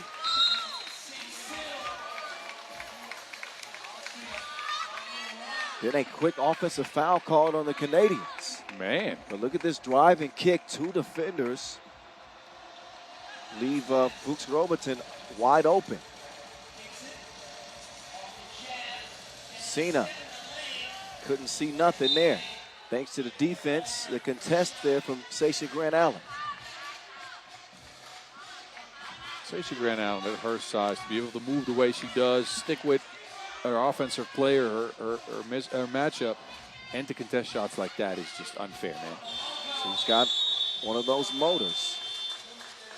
Usually, non-stop. But that's what I'm saying. Like, you usually don't see that from ladies that size. That's usually big, plodding through the paint, like that type of stuff. She is nimble. Yeah. Ain't a lazy bone in her body. Brown, drive and kick. Bosch, Spice to the crib.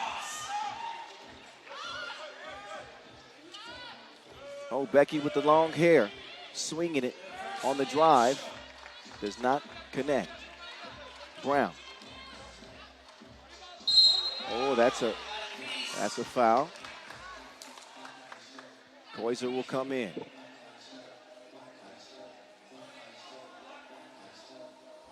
One free throw coming up for Brown.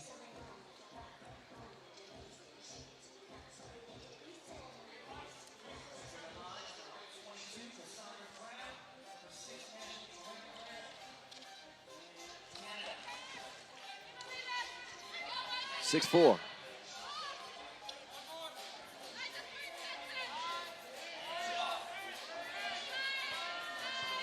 Sina takes it at 2. Shot clock violation. I don't like what I've seen from Canada so far, and I think it's mainly due to Austria's defense. They're physical. They get up into the Canadian ladies, so I like that. But I think Canada is missing a go-to action on the court. Not to say go-to play, but back in the days, that used to be the ploof ball screen, right? Yeah. You'd see the sisters screen for each other, and they'd get a layup or a shot out of it. Yeah. So far, we've seen good things happen when Sasha Grant Allen screens and rolls to the basket, but they have not gotten back to it that often. And that's the type of action you want to milk if it works. More reliant upon ISO game, individual talent. And most of the shots that they're taking are contested. Good defense from the Austrians.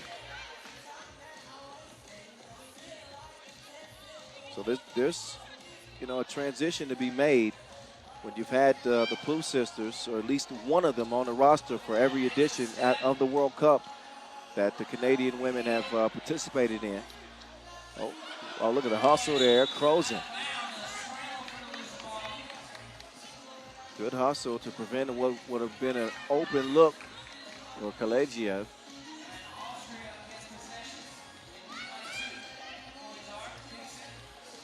Sina. Oh. She is wet right now from deep. Second two-piece splashed from Sina. 18 years old I'm not afraid of the big moment. No, not afraid of the big moment. Stepping up. Crozen, drop step.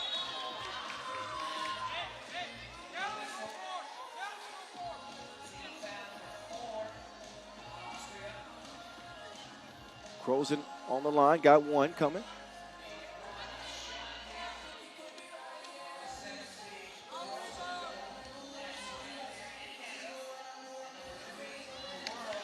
That'll count. Canada with 5 points. So we are nearly 4 minutes into this Pool C contest.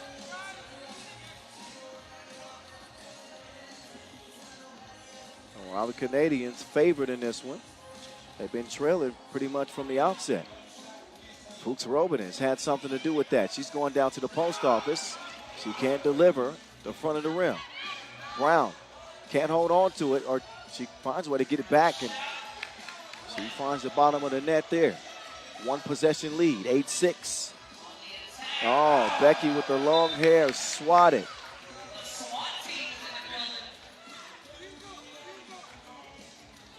Brown, she's a Beyonce fan. She don't like Becky with the long hair.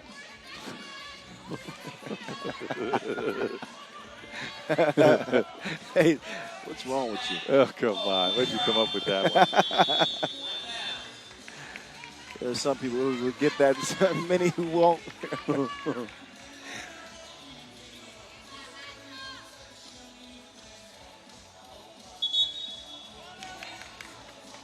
Travel. Point of emphasis this year.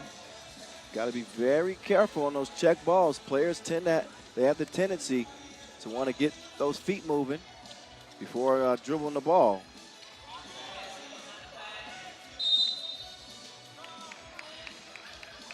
Got an offensive foul. That nears Austria to the penalty. They got one more to give. Free throw line might be very important again in this game, as offensively it's not been a masterpiece, let's just say that. Both teams are struggling to score. Crozen has struggled with her shot today. Brett Allen, she's good all the time like grandma's cooking, but she's going to need some help. Osina misdribbles it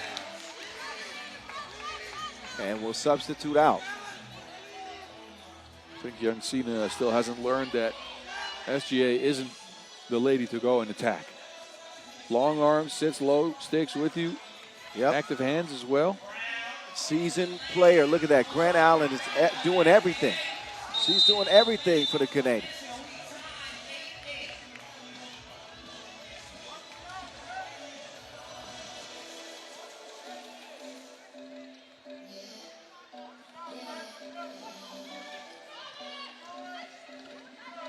Koizar will pick up the dribble. Reversed it. Left wing. Inside they go. Fuchs Robin and turn it to the drop step. Austria advance by one. Oh, Cassie got her cookies tooken. Kind of a reckless pass. Fortunate to have it stay in Austria's possession. It's still in their hands, and that was a slap across the face, incidentally.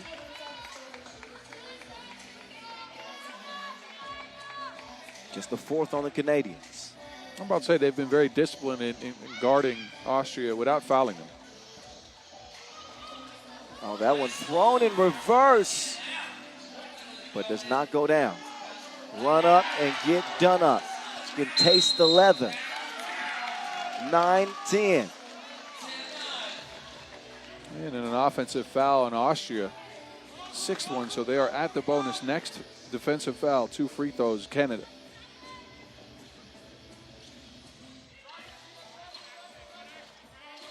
Bosch quickly over to Crozen. Once Crozen finds her touch, then that unlocks this Canadian offense. I mean, Sasha Grant Allen, as spectacular as she is, I don't know if there's a better shooter in the league than Crozen. I don't know. You'd have to. I mean, that'd be up for debate, but she's amongst the very best and just cannot buy a bucket. Nice play from SGA.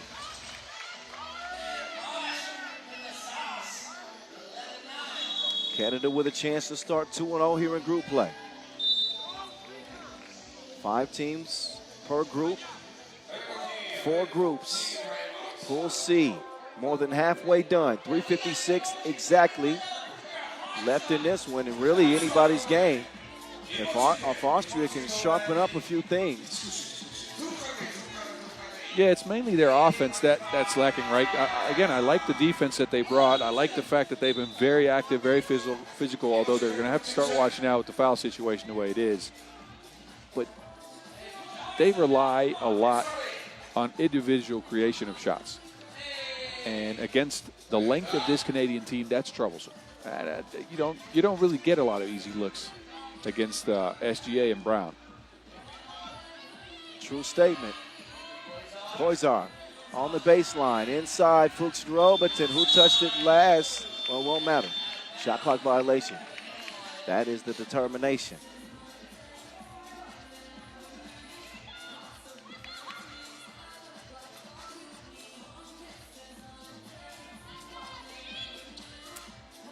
Crozin coming around. Crozin, attacking the rack, and I haven't seen Paige struggling like this. Brown by herself, not no more. Reservations for 2, please. 13-9. Koizar, that Sasha Grand Allen defense is crazy. This step back, Becky can't hit it. Offensive foul. That is the whistle coming from the baseline. This one officiated, by the way, by Alex Telesanin, Vladimir Veskovic. 3:10 to go. Oh, nice look.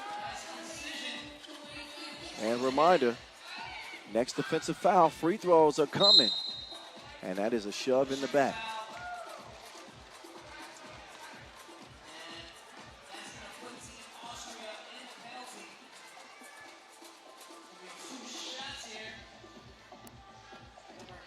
Two shots to add to Sasha Grand Allen's total. Been one of the top performers today. Numbers aren't crazy, but her activity has been all the difference for Canada. She expands that lead to 5 now. And it's a two-way effort, right? Offense and defense. Deterring shots, getting deflections. That one off iron. But the Wilson finds his way back to Canada. Oh, Canada. Bosch will put it up. That one off target. But I think there was a shot clock issue there. Yeah, it should have been a shot clock violation, and that's what's being discussed at the scores table right now.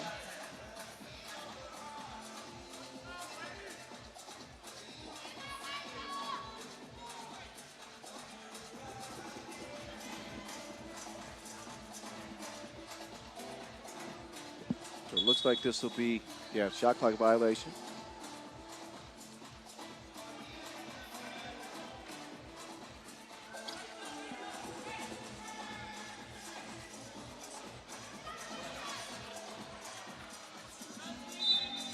Good shot by Koizar. It looked like it was on line, but just off the mark.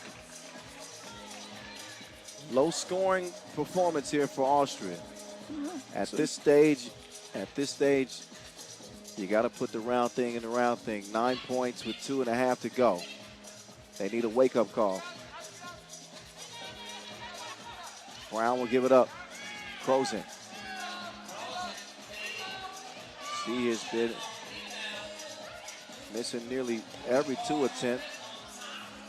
What are her numbers? She was 1 of 6 from 2 in that opener. I don't think she's got one in this one. No, it's been Cassandra Brown that's knocked a couple down from range.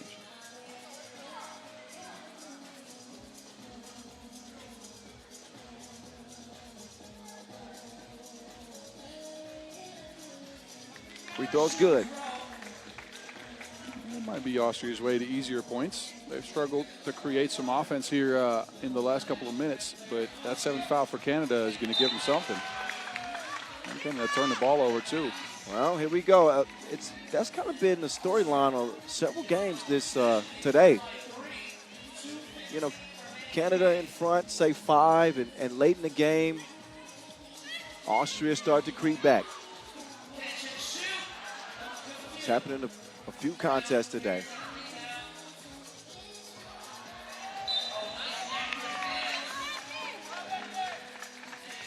Just over 2 minutes left in this one.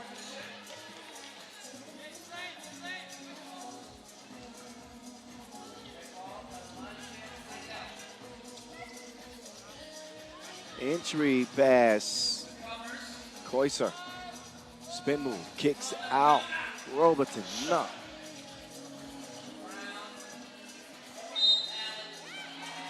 Yeah, hop by Stacey Grant Allen before she started her dribble. And a turnover again on Canada, who are unable to close the door in this one. Yeah, they've had some of the lingering issues from that first contest of the day. That one didn't get clear. They finally realized it, and they refeed the post. Stacey Grant Allen, not that time. Oh, and a travel called on the baseline. But down to a one-possession game. Austria nipping at the Canadians' heels.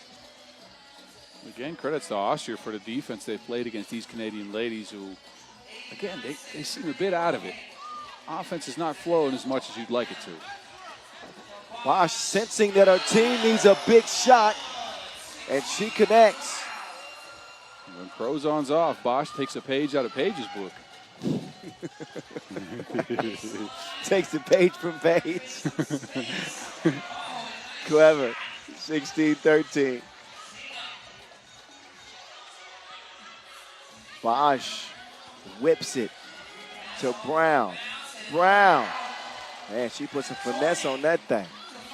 Koiser. Eyeing a 2. Instead forces the entry pass, which then earns a foul on Bosch. Stops the clock and will put the Austrians by way of Fuchs Robertson on the line with 2 free throws. They hope to get it back down to a one-possession game.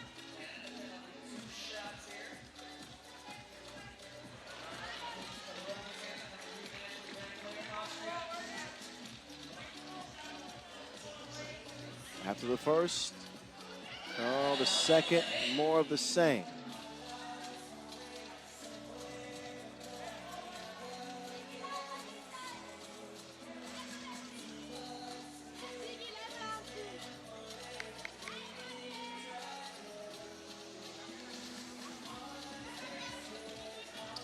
Bosch from the elbow. Brown, jab step, does not get free. Shoving foul called on Bosch. That is the 9th Bosch. Next defensive foul on Canada. They're looking at the double penalty. You want to talk about something that could turn this game on its ear.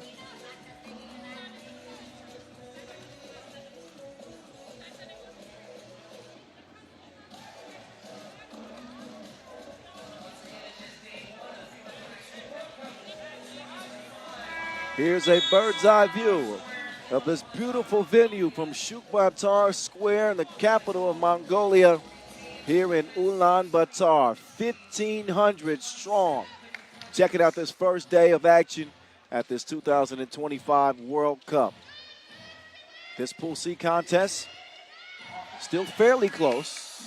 2-possession game. That is a foul on the shot, and that is the 10th. 2 free throws and possession for Team Austria. Exactly what they needed. Another moment to stop the clock, get easy scores, and another opportunity to try to go there in the next possession because they will get the ball back.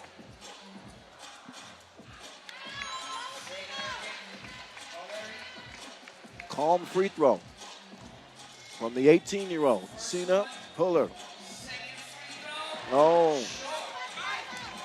Lose the points on the board here. Off the board. Am I to blame? No. Did I announce her jinxer? No. All right. Tina with the jab step. A narrow miss from the teenager.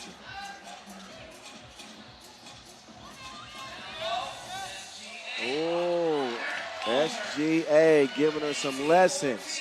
Great contest there. What a hustle there from Brown.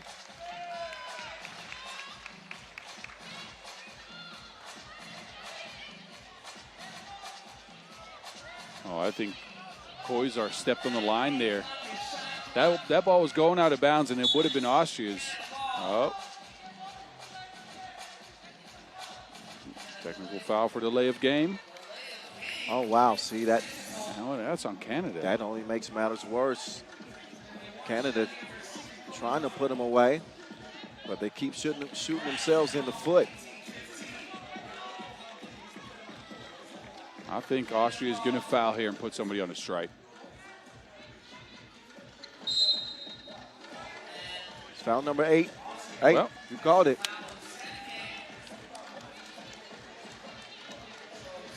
you stop the clock, you try to see if you can get a miss, and then you magically you need to get 3 points or more on the board. Oh, Brown gets it to roll around and finally drop.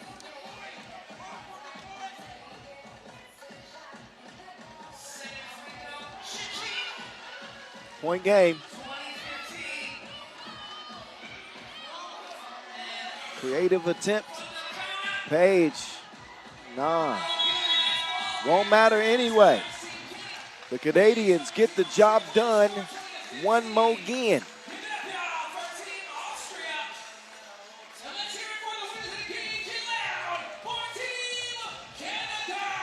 For Team Canada, find another way to win in a gritty contest.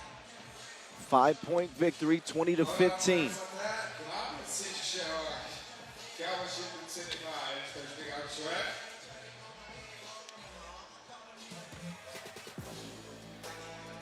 Some highlights for you to enjoy. Pretty good game throughout, but it was marked by mistakes and obviously fouls. Canada able to overcome some of those issues and emerge victorious once again. 2-0 to start their 2025 World Cup campaign. Not too shabby. Men's Pool B action coming up next. Latvia, Montenegro on deck from Ulaanbaatar.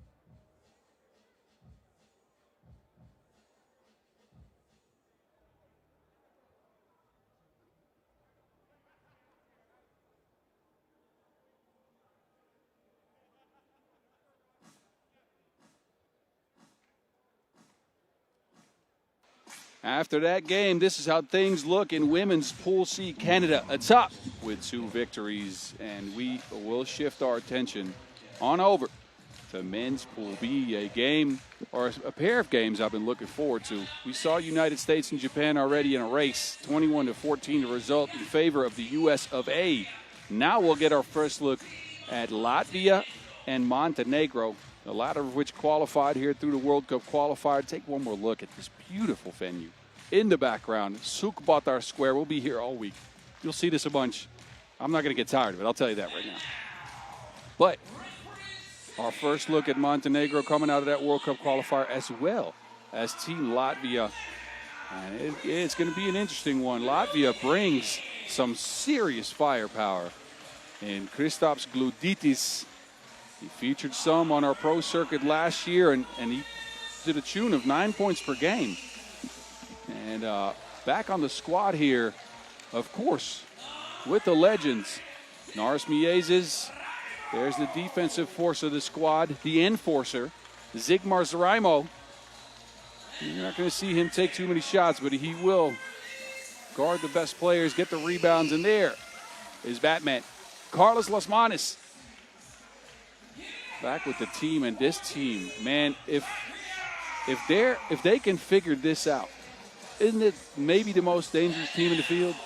I think so. I think all eyes are going to be on Gludaitis and how he fits with this crew right here. Lasmanis and Miezes, future Hall of Famers. There's some questions with them as well. They're getting a little older now. Can they still play at that top level? It's the only medal that has eluded them in their career. Olympic gold medalists, European champions, World Tour final winners, but never winning a World Cup.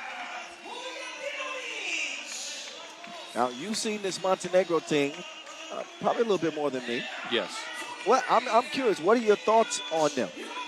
I think they're a versatile bunch. You know him. You know them from last year on the pro circuit as Team Podgorica Kodia. But these guys can shoot it all. I think they have some drivers that can get to the basket. It's a matter of can they get rebounds. First of all, that's going to come down to team rebounding and of course Milos Jovanovic under the basket. But can they get stops? They are a bit undersized against this Latvia squad. And I'm curious to see if they can stick with the offensive firepower. Look for Marko Rajcevic, the guard. He's a crafty one. He's walking around there with number 5 on the back of his jersey. Not the tallest player, but quick. And there's Naris Miezes.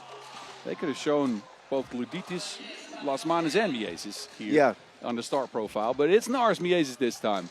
Yeah. And, man, two-time Olympian and just a legend in the game of 3x3. We're always talking about who's going to be in the Hall of Fame. This man, a first balloter. That's Miezes and Lasmanis. Agreed. So here they are. Gold medalists at the Tokyo Summer Games. Missed out on the podium at the 2018 World Cup. And 2023, they were able to have a spot, but it was a bronze. That's good. That's nice. But they want good money. Come on. Pool B. Oh, that's proper to start this one with a bell. It's going to be a battle, a fight, as we are underway. Latvia, Montenegro. Montenegro again with Alexa Vujodinovic, Marko Rajcevic, Milos Jovanovic from the dog pound, and Petar Ivanovic. Oh, yeah, that's a foul for certain.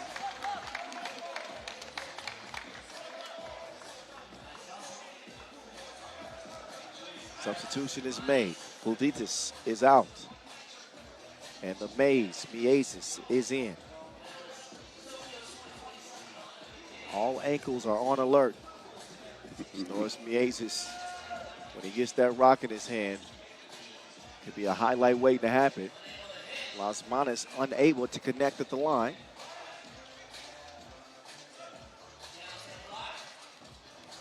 Strong drive. Oh, way to muscle that one up and in. Like the mentality that Vujodinovic plays with, 25 years old. And look, he's got the athletic chops as well. I mean, he's going to try to dunk on somebody now. I'll tell you that right now. He can create his own shot. He can shoot it too. Won't shoot it at a high volume from range. He'll leave that to Ivanovic and Jovanovic. But he's a leaper. We're going to find out if he get bouncy in this one. Raimo will start it left. Batman to Gludaitis. Trying to find the Olympian Raimo. That's a shot I'd like to see Gludaitis take instead of passing it to Raimo. Come off that curl screen, you're only slightly open, but that's where you pull the trigger. First appearance at this stage. I think he doesn't want to do anything that draws negative attention to him. I guess so, but again, even if you're stepping on a team like this, and this is of course a well-established team, 3 out of 4 players featured on the Olympics last year in Paris. But even so, you got to come with what makes you a good player, right? And that's not passing for Gluditis. You're right. You can do it. They didn't that's bring him shooting. on. You're right. I agree. Can't be afraid to stand out. I agree. Him being passive, I think it's a negative for Latvia. Trying to create something off the dribble here now. Gluditis. Hezi takes a bump from Jovanovic and misdribbles it. Apparently out of bounds. No whistle. I thought he might have got a foul call. Not the case. Jovanovic sets the screen. Hezi. Ivanovic down to the post office. The drive, and that's what you was talking about, wasn't it? I told you he was bouncy. Vujadinovic throwing that thing in reverse.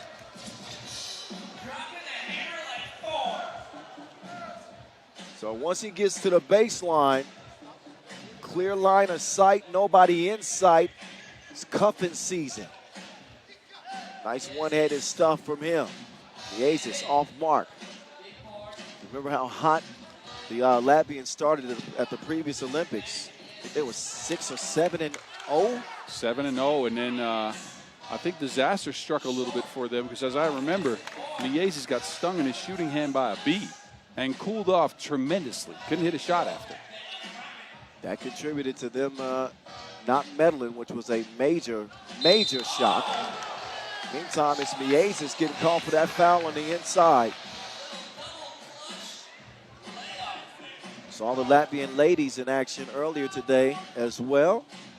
They did not come out victorious in their matchup against Canada. So the fellas trying to restore the good vibes to Latvia in this 10-minute sprint. Well, technically now 8-minute and 23-second sprint. 5-1 Montenegro out of the gates. What a start for them.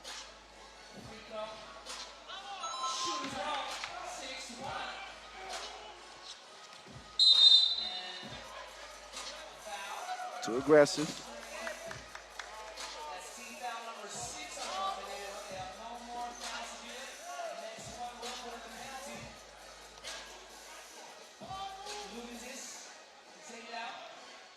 Gluditis gets them started. Raimo to Gluditis, denied. You got to come harder than that.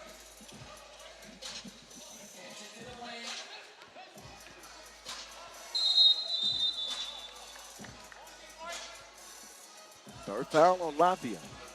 Montenegro up to 6 fouls already, but I think that's the usual tactic we see from countries that come from the Balkans. Well, they're tough, they're gritty. That's what I was saying. Like Gluditis, he's a finesse kind of scorer, but I think he's got to go up stronger than what he did. You don't want to get out here and get bullied by Montenegro, but they've got the physical tools to do that. Wear you down, and they attack downhill. Jovanovic tied up. Las Manos on the cut to Raimo. That is a goaltend. Oh, Raimo. I think Jovanovic must have came down on Raimo's leg or something. He comes up hobbling a little bit. Asks for a sub right away, too. Well, Raimo gives us a thumbs up. Apparently he's good to go. Here we go. Pool B men's action. Rajcevic with it. Leaves his feet, double pumps it, and threw up some junk. That wasn't a good shot. That was not a good shot. That shot looked like it hurt. Like when he shot it, he said, "Oh, ow." Oh, yeah. That's something you do at the end of the shot clock.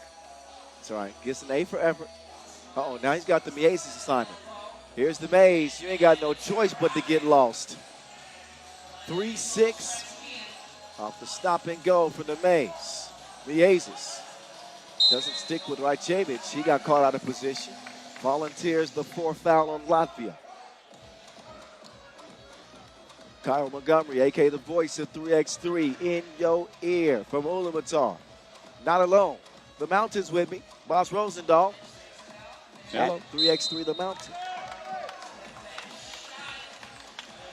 That shot won't count. 7th foul on Montenegro. This is an offensive foul, so I don't see any free throws.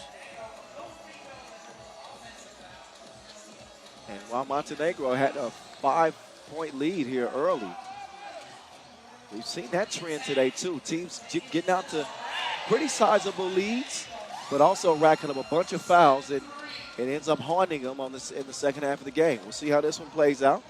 Lasmanis, he's built for this. Lasmanis has got the frame. He's built to do battle with a Montenegrin team like this. Agreed. Raimo too. Raimo, and don't count out Mieses now. He might be a little frailer than those other two guys, but he is very strong. I was going to throw Mieses in the mix too. But look, we've seen good Montenegro early. Now they're getting in foul trouble, and they're putting Latvia on the line. In the case of Latvia, I thought they started a little sluggish, and the usual stuff that works for them, which is a guard-to-guard screen from Lasmanis to Mieses or the other way around. We didn't see that work all that much. Do you think they feel like teams have kind of figured out that part of their game and maybe changing up the strategy some? Or? I mean, maybe, but I've seen that work for years. Lasmanis, nothing but cloth, but also just the 4th point for Latvia. 3 minutes in. Coaching warning now. No coaching in 3x3. During the games, that is. Only prior to and after. And the second free throw is money. Lasmanis with the thievery. KLM, 2-piece. Long rebound, stays with Latvia. Here they come, Gluditis. He will put it up top, Raimo. Oh, and then Raimo with the defense and the effort. Here they come. Great ball movement from the Latvians. Gluditis. Inside, Raimo with the running hook. It goes. 7-7 now. Latvia starting to get some life. This Latvian team's got another gear to him, man, especially with Raimo getting defensive stops and enforcing the way he does. They can get you 4, 5, 6 points in a row in a very short amount of time. They can hit you with a flurry.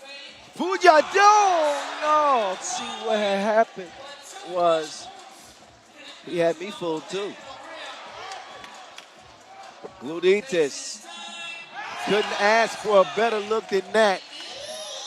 Maybe that unlocks some offensive aggression in him. Uh-oh. The tide is turning. Latvia or Litvia right now. The energy is flowing, and they got the ball back in their possession, 9-7. Litvia, I like it. You might see that on the gram. I think Rachel liked that a lot. She might put that in the caption later. What y'all doing? Never mind. Mieses from the land of far, far away. Missed it. Raimo coming around. Gluditis. Locked in. But you see, he finally took a shot that kind of wasn't within the flow of the offense, but the confidence is building, I think, as the game progresses. Right, Javic. Well, I ain't going to say we've seen that before.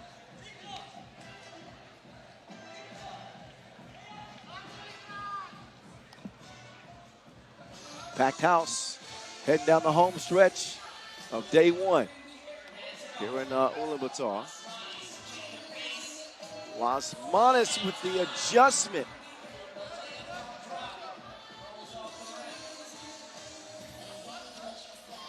Ivanovic, nope, touched that one last. It'll be Montenegro ball. The first appearance at the World Cup ever for Montenegro, by the way. Maybe some first appearance nerves. Well, not the way they came out of the gates, right? They did everything right in the first few minutes of the game. But Latvia's experience and the fact that they just have a next level gear. Let's come back here. Foul situation also not in their favor. Luditis has pressed the record button. The man is shooting now. Now he's shooting.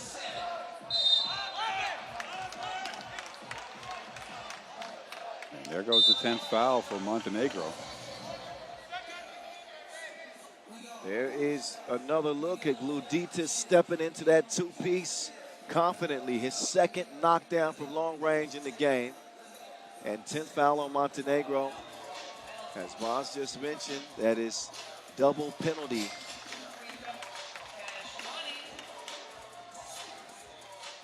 First of two, Luditis again. Easy breezy at the stripe. Latvia assume a 6-point lead now.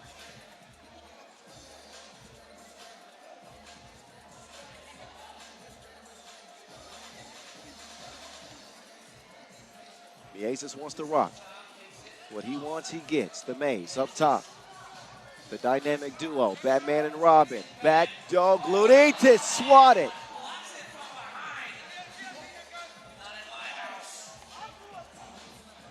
Yeah, Vujadinovic, no dunk attempt that time. No, he thought the better of it. We go out for the layup. Here we go. Didn't want to befriend the front of the rim again. Oh, nice ball movement. Sharing is caring. And Batman hits one from outside. Rajcevic. He will leave that one short. Miezis up top. Oh, he's got a menacing look in his eyes. He ain't got nothing for you. But nothing for himself that time either. Dropped off. Good look. One-hand hammer. Luditis off iron. Loose ball. To red. 15-9, 3:43, 2-piece. Jovanovic with a silly foul after. Yeah, that's the 11th. More free throws coming. With the nice little drop off. With Miezis out of the way. Vujadinovic with another yam. Latvia went on a 14-2 run to break this game open. It went from 1-6 to 15-8. It's been Montenegro now with a 3-zip punch of their own, but there's some free throws coming. But a 14-2 run in the span of a few minutes. To your point, you said they can heat up like that. Oh, and that's right, more than heat. Almost right on cue. That is more than heat. Yeah, they ought to heat That's up. Carolina Reaper. What? Carolina Reaper peppers? You don't know those? Oh, I do. You see? I don't like spicy food, though. I want to put that on record. Don't ever try to give me none. I don't mind spicy food, but Carolina Reapers that's next level spice. You need to sign a liability clause when you eat those. That's the ones that Idris Elba and Shaq tried. It's like a challenge, yes? Yes. 16-11. Final. Luditis. Out to Miezis. No good there.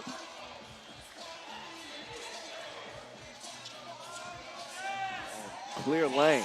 Later attack, Ivanovic. Montenegro not ready to go away yet. Only down by 4 points. Here's Miezis. His shot not on target. And Latvia's strategy of only focusing on 2-point shots and pretty much going ham from distance. In this phase of the game, they're going a little bit cold. Yeah, Miezis, you can see the frustration coming from him on the bench there. He's going to get rehydrated and got to get locked back in because I got a sneaky suspicion that Montenegro, they are not going to go away quietly in this game. They're a seasoned team. They've played tournaments all over the world in the pro circuit, as well as on the Quest and Light Quest level. Ivanovic, 2 up, 2 down, 2-point game. Raimo drops it off. Luditis, front iron. A narrow miss and also a narrow lead for Latvia now. Offensive foul on Jovanovic.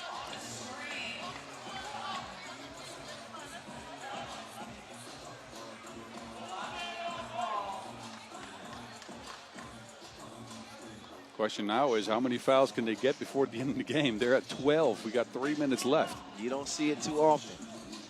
Latvia, they got the experience to use that to their advantage. We'll see if they're able to exploit the foul situation. Attack, and Raimo misses.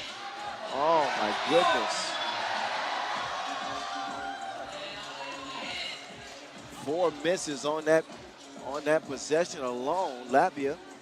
There's Jovanovic with a nifty Euro step. Oh, he got some dog in him. Jovanovic got some dog in him. There we go.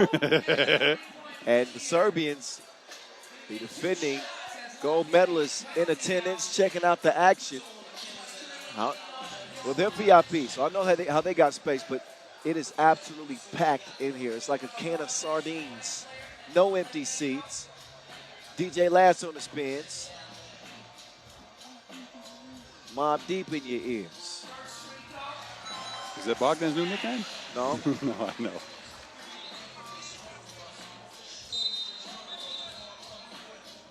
.226. Shook ones? Yes. Thank you. Because ain't no such thing as halfway crooks. Jovanovic. Hey, Montenegro can take the lead, boss. They can.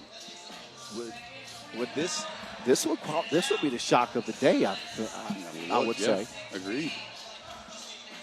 But 2:20 to play. Not ready to draw any conclusions now.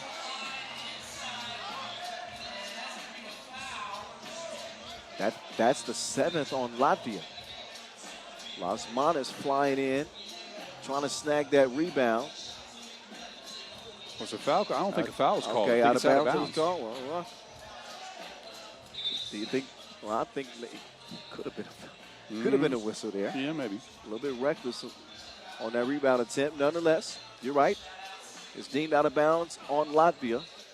2:15 on the game clock in a 16-16 tie.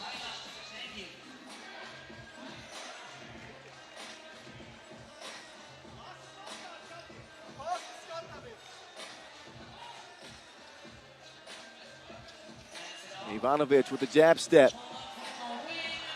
It's airmail.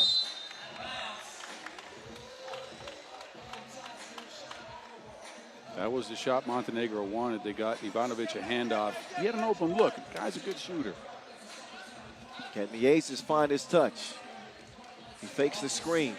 Leaves the lane for Lasmanis to attack. Batman. He'll set up Gluditis. Saved by Miezes. Quick clear. Jovanovic. Narrow miss there. The Latvians breathe a sigh of relief. There's the mid-range.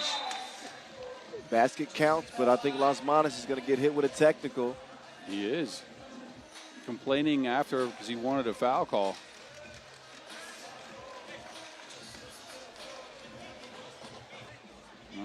He has a point. Jovanovic reached out and touched his hip while he was shooting. Well, Jovanovic, maybe he did get away with something. But he's got to make Latvia pay at the free throw line with the opportunity in front of him. So the ball don't lie.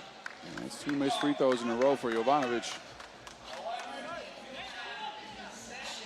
Well, we're performing for the camera there. Oh. Yeah. Hey. Okay, enough. 17-16. I saw me dancing left. Batman. Da-da-da-da-da. Well, Lasmanis and Miezes are both struggling. Gluditis providing a spark, and even he's hit a cold spell. Minute 19.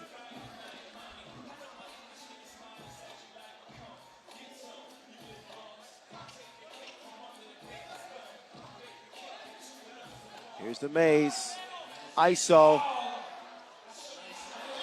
Stolen away.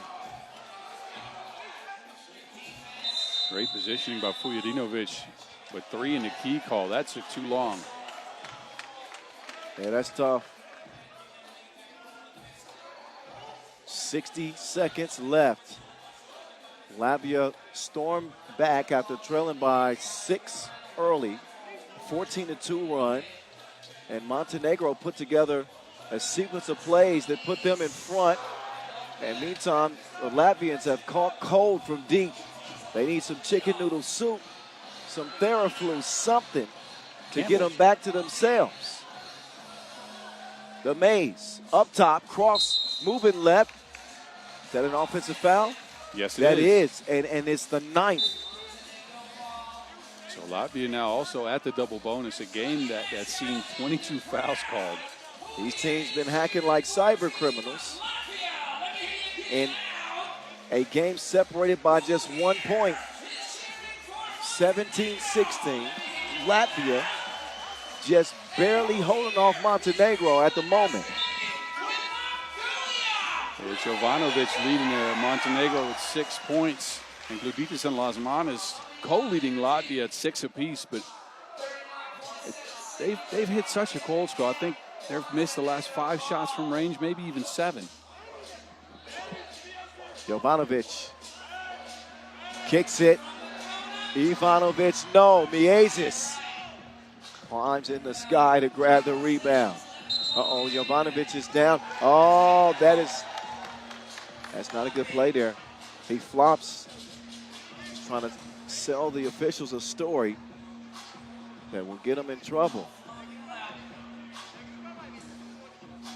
They are good lie detectors. And that is it. You just can't make that play at this point in the game. Down 1. 25 seconds left. Offensive sub here. Gluditis came on the court for Raimo for the last 25 seconds. And Latvia in a 2-point lead.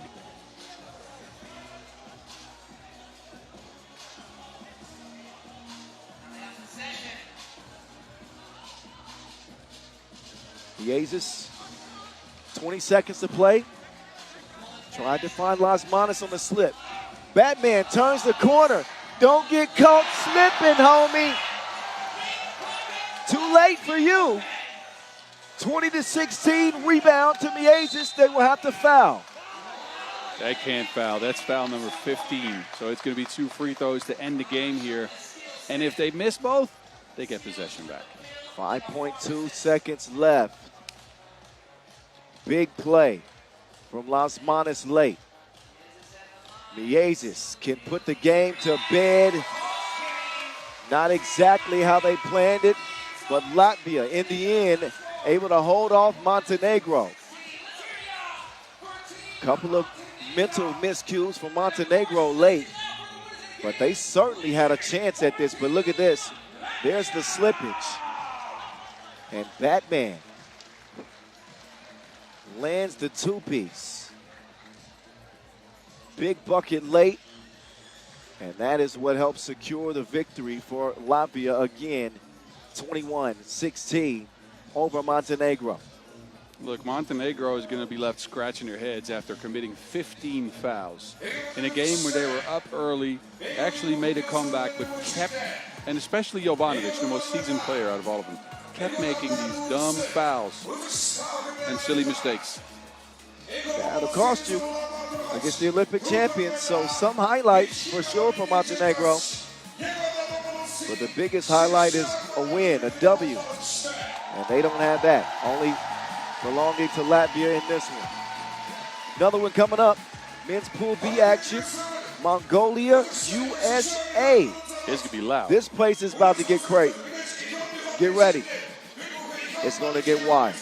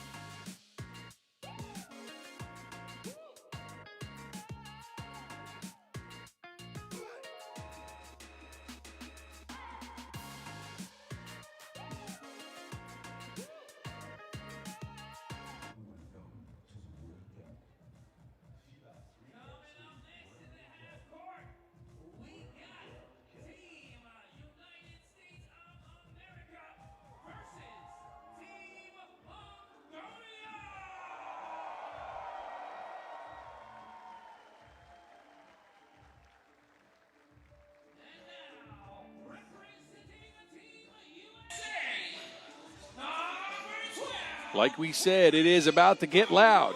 Men's Pool B action, USA coming out first. It's the Henry Caruso. He had 5 points in a 21-14 takedown of Japan. A race of a game. It ended prematurely. United States out racing the island nation. And it was mainly because of this guy, Dylan Travis, with a double-figure performance. 10 points, 2 of 2 from 2. Only missed 1 shot from the field. James Parrott also had 5 points, but it was mainly the poise Team USA played with. Did commit a bunch of fouls on Japan, but they managed that game quite maturely, I'd say. Quite maturely. But they got a whole different beast, or a gang of beasts in front of them, actually. Because out come the Mongolians. This venue is packed to the brim. I think there's people on top of our Magic Sky. Boz, the floor is about to shake. It is. The there we go with about to shake. There we go with the music. Here they come. The chant of the Mongolian Warriors, hosting this 2025 World Cup with Ulaanbaatar, Ulaanbaatar.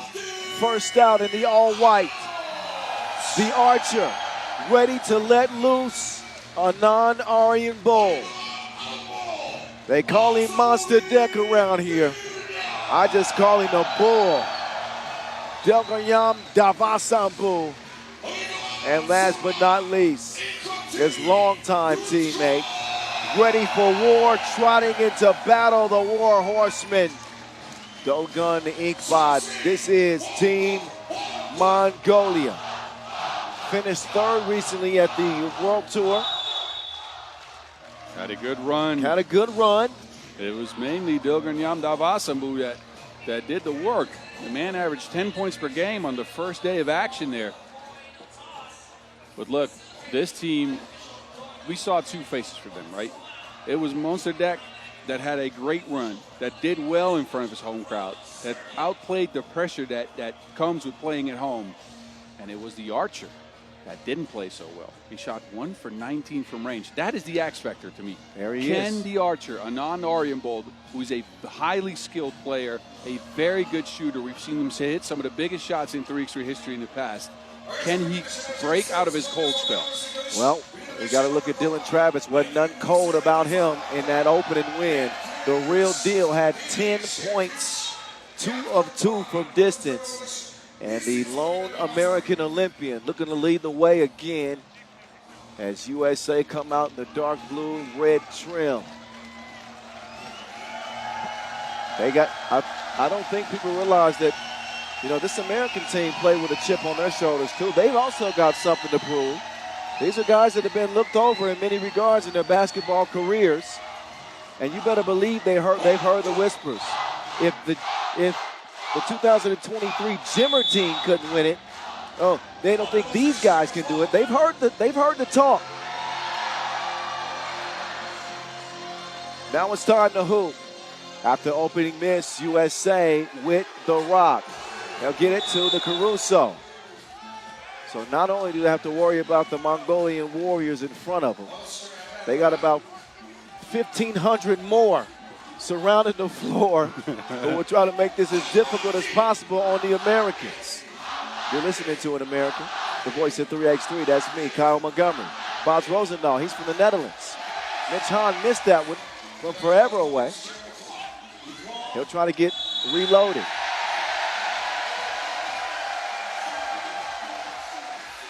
The energy in this place is palpable from Ulaanbaatar Square.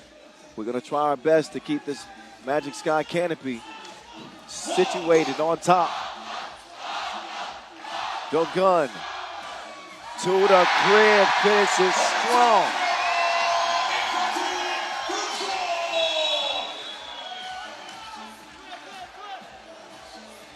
And a shove in the back is the whistle. First look at the Mongolians today, by the way. Second opportunity to peek at the USA. Emerging victorious over Japan. That pass came late. Travis says, my bad. He very likely had Caruso on a oop, but They'll have to try again. Caruso out. Big Cinnamon is in. Along with the Slim Reaper and the Real Deal. The Archer. They will not get anything going on this possession because of an offensive foul.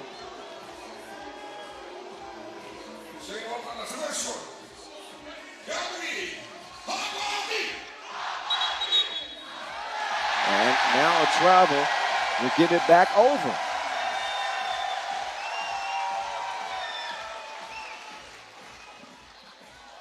The Mongolians are former Asia Cup champions.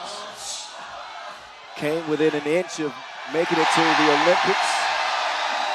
They missed out, trying to take advantage of the opportunity in front of them now.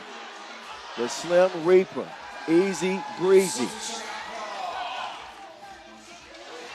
The Archer, oh, that was a bad miss.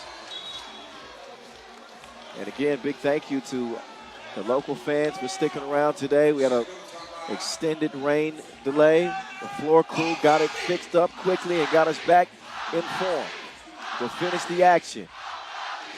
Let's get back to it. Real Deal from the logo. Being defended by Inkbot. He had him in custody. He didn't even read him his rights. 2-1. Inkbot is such a good defender, man. He's so physical. He sticks with you, and he has a heart of a lion. That is without question.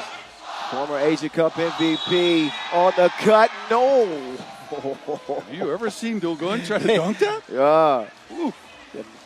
The extracurricular activities. Han with the block that didn't matter, but still. It's a tone setter, I think. Labasambu to the Horseman. Dilgun Inkbot. 3-1.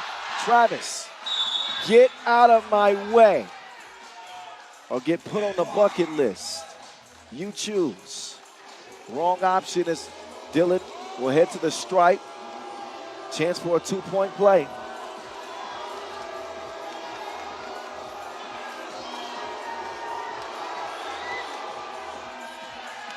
And he will convert it. 3 apiece. The Bull on the charge. No.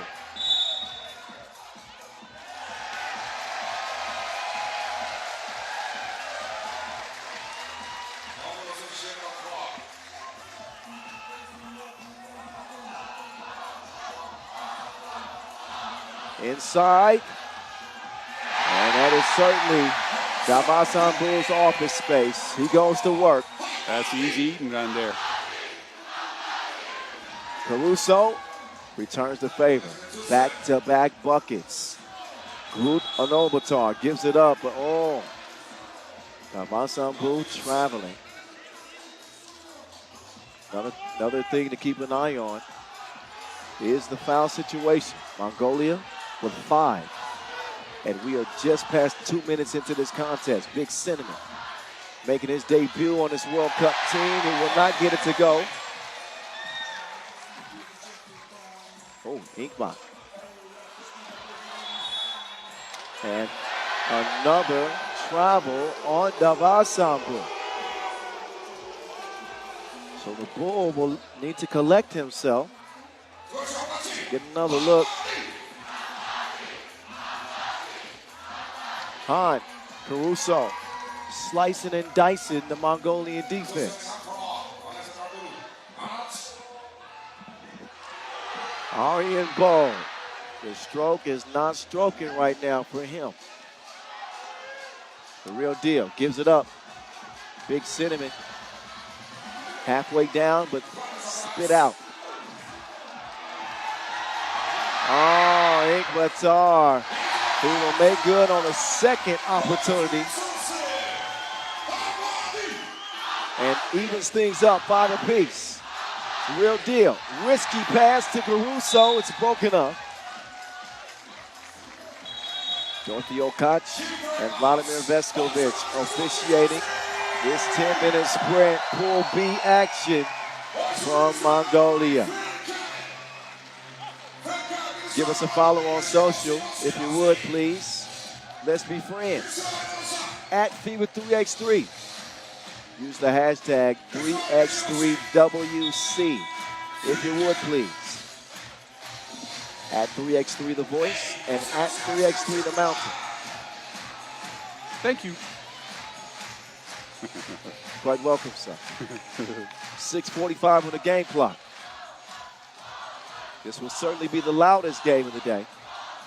That's the only thing we know about this one. Ulaanbaatar could not sell a foul. Watch out. James Parrott. He'll kick it out. Shot clock issue. Play has to be stopped right in the heat of the action.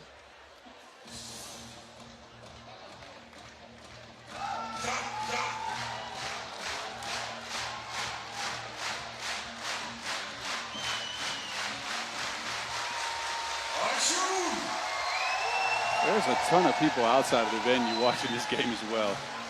I'd love to see here is incredible. I would love to see a bird's eye view outside shot of this venue right now for this game. If we have a drone. Oh, well, I'm certain toss we do. it up in the air.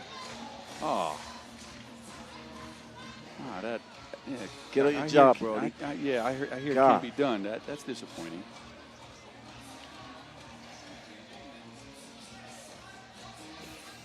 Five tie.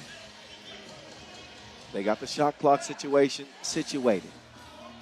8 seconds left. Here we go now. Here we go now. Oh, give me that and you take this. Slim Reaper. Chunks the deuces. Off iron it goes. Inkbot with the fake. Dishes it off. That is thrown back. Great interior defense from the red, white, and blue. Man, Big Simi brought the spice. Defensively for sure. Oh, that was meaner than I expected. Told you. Real deal over the big city.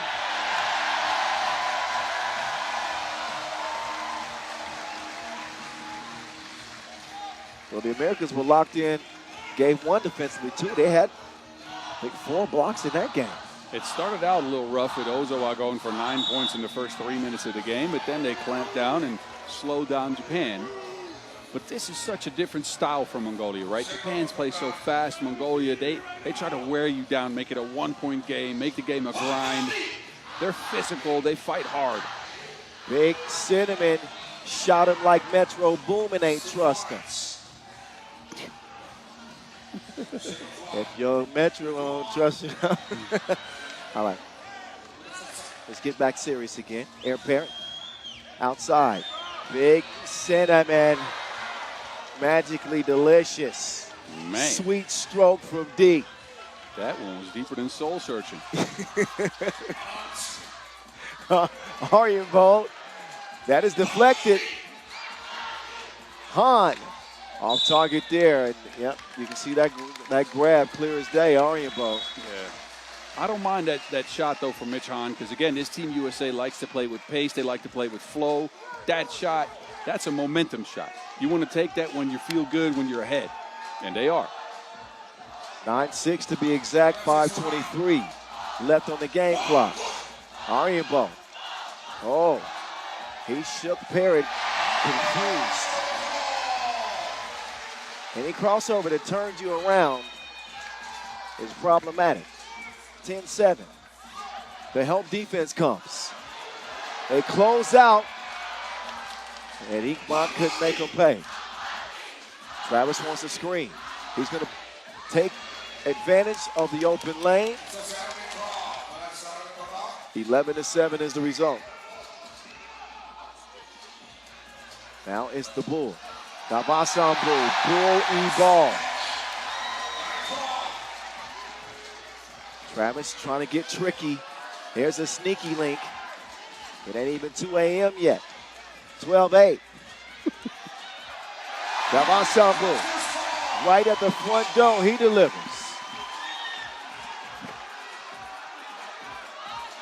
Parrott. Oh, down to the post office on the Bull. Parrott's got such long arms, man, and that helps him finish underneath the basket and avoid the defense for the Bull.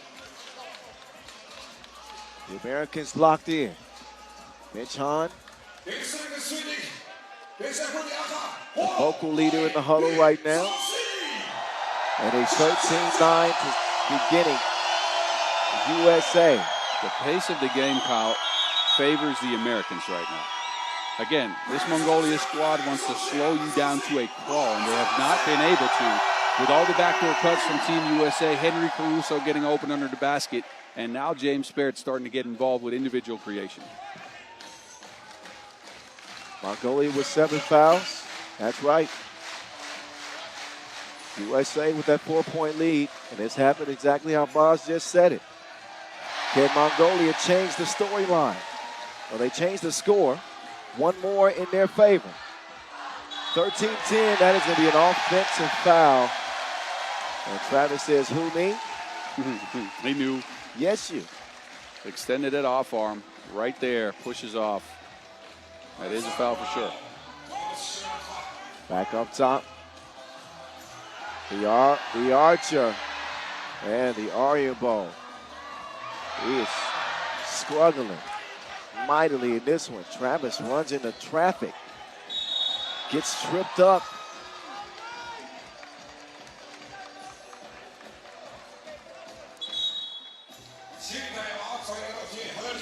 Three-point game. 3:46 left. Mongolia within reach.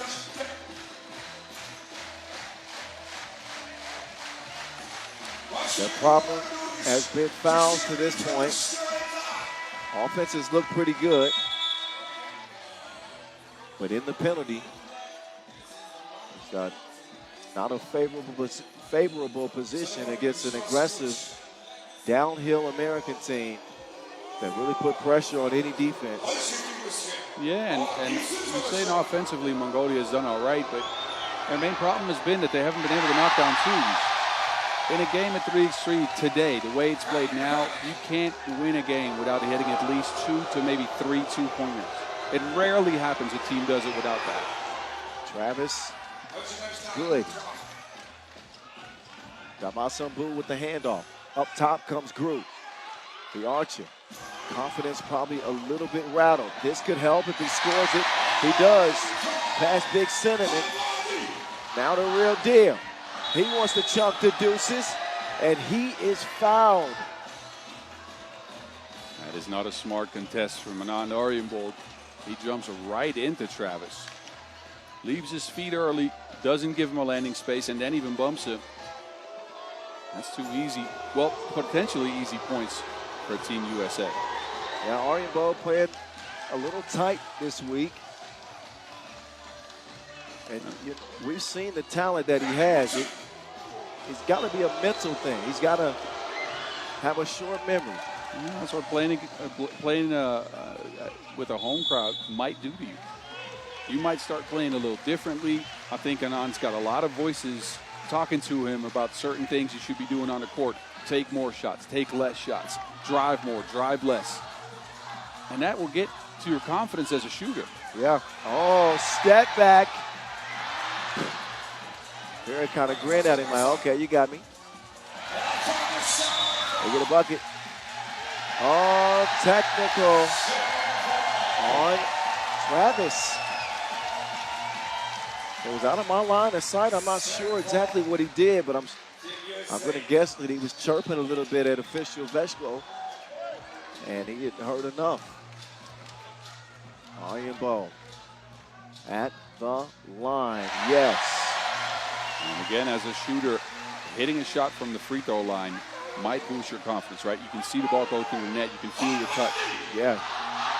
Some of that weight on his shoulders. Parrott, sneaky to the rim. And then swipes it away from behind. That'll leave 9 seconds to shoot. 17-13. USA.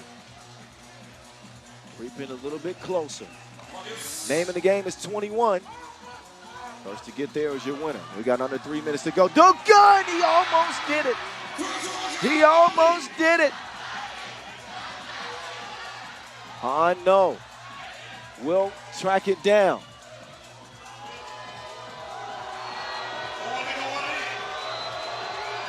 Travis, no, off iron. The archer up top to the bull. Davasambu, what you gonna do? Now the Slim Reaper, lay some.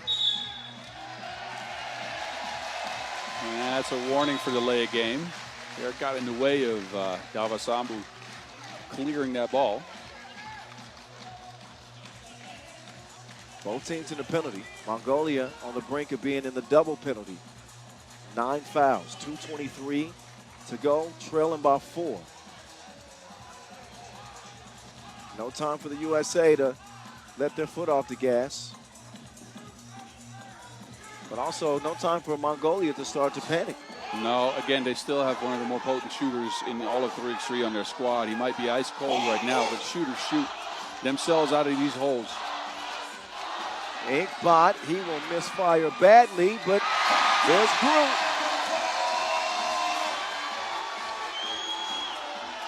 Ball fake, cross court. Caruso, no sir. In the hands of the Mongolians. 3-point game. Oh, that's baby food. Wham! 18-16. Parrott just too small on the inside.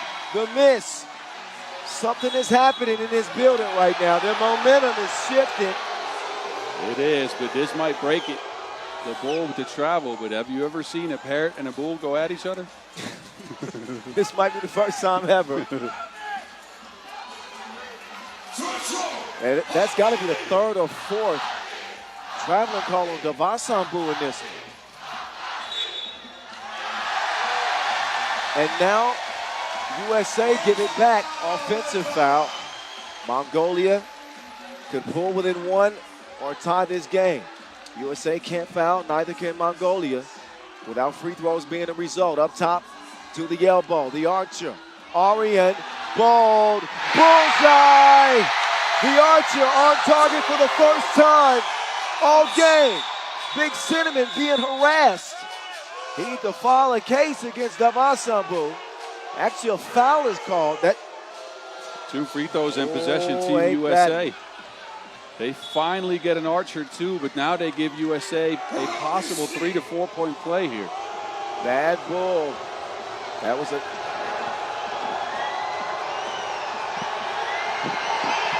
He will put Han on the line. Han on the USA team for the first time. Big Cinnamon may be the missing ingredient to USA success for the first time since 2019 at this event. He connects on the second, and it is a game point situation for the USA.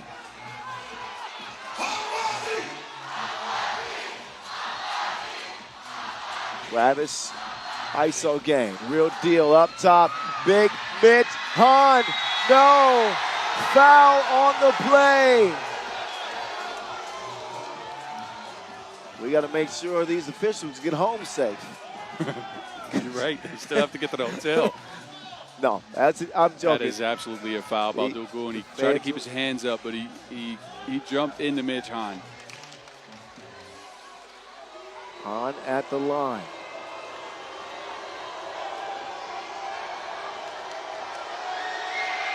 And that will do it. That certainly quiets the crowd. USA. USA. I did it twice for their win today. 2-0. First Japan, then Mongolia. Their job is done here day one. Kind of an up and down game for Mongolia. It was just riddled with mistakes. And then Ulaanbaatar finally gets one to go late. They were within reach. But credit the poise of the Americans to stay composed, not get rattled in this crowd, in this environment, and handle the job. Agreed. They again, played mature 3x3 basketball, I would say. Sometimes you see this good way team to put rattled it. when a team's physical with them, when they lose some of that momentum, but they never let their heads hang. They never forgot about their game plan, and they got a second dub as a result. All right, coming up next, we got Latvia and Hungary in the women's competition, followed by France and Austria.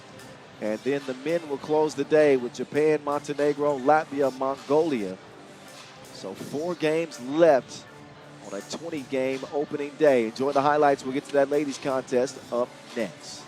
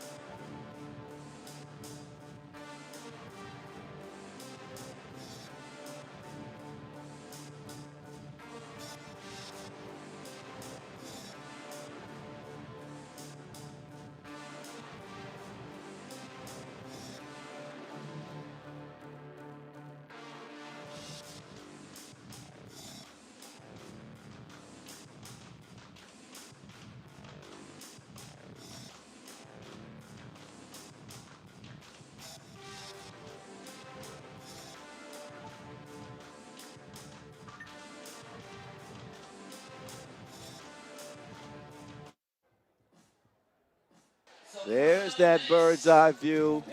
Oh, a thing of beauty here in Ulaanbaatar, Mongolia. Welcome back. You just saw the USA men pick up their second victory in as many games in Pool B action. And as promised, I told you we got Mo. I told you. Thanks for sticking around. Canada leading in women's Pool C action. They are 2-0. France victorious over Hungary. That's why the Hungarians are hungry, no pun intended, to get a win. Truly, no pun intended. It just sounded like that. They get the Latvian ladies, who haven't seen the court since much earlier today. Maybe they'll be inspired by the Latvian men's victory that we just saw about 30 minutes ago. So out comes Diggy, Digna Strautmane. Don't let the pigtails fool you. She's dangerous, as is Mishenko. Laimane, third out, and number 6. Katia Laimane. 17-10 loss to Canada is how things started for the Latvian ladies. They do not want to go home to the hotel empty-handed. They've got victory on their mind, but so do the Hungarians. Played a pretty close game with France, to be honest. But their bugaboo was those fouls. Got into the double penalty situation and found themselves on the wrong end of a 16-21 loss to Le Bleu. They come out with Dortia, Budajcic, Paparazzi herself, Claudia Pop, Orsoya Tot, and Reka Manyoki. That is the Hungarian squad. Seed 11 against seed 18. So 2 fairly evenly matched teams with dangerous ball handlers at that guard spot. Got some athleticism in Tot on the wing. Manyoki, good shooter. The Latvians have this size advantage, and I think they have an interior play advantage. So contrasting styles in this one. Katia Mane, ranked number 38 in the world. She's a baller. Ready to get that first W, we'll see. And Paparazzi, a mainstay on the Hungarian national team, and has played at this event twice before. They will step aside and have their final discussions before stepping between the lines. What's good people? Where y'all watching from? What's up? Y'all enjoying it today? Who's been watching since the beginning? Don't lie to me. Don't you lie to me. Hit me up at 3x3 The Voice. I'm giving shout-outs. I'm giving shout-outs the rest of the way. Hit me up. Who you watching? Who you like? Who's your favorite?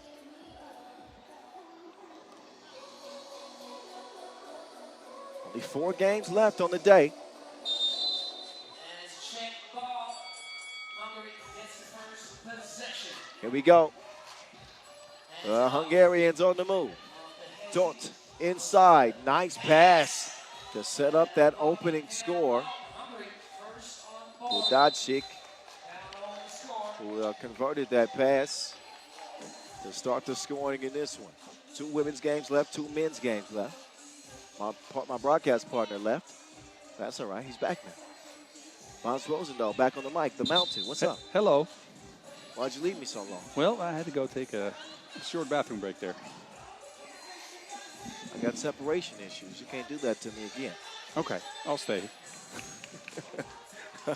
All right, here we go. What's your assessment of this matchup, Bob? Judging from their first games, I actually like Hungary in this one. I thought they showed out against France. Didn't get the win, but they played pretty well. Oh, paparazzi, yeah. She had traveling plans at the wrong time. That's a turnover. Substitutions are made for both teams. Mishenko is getting a rest. Tolt is in. Diggy will have it swatted away. Stolen. Hungary on the attack. Right to left crossover. Tolt will draw a foul on Vaimane.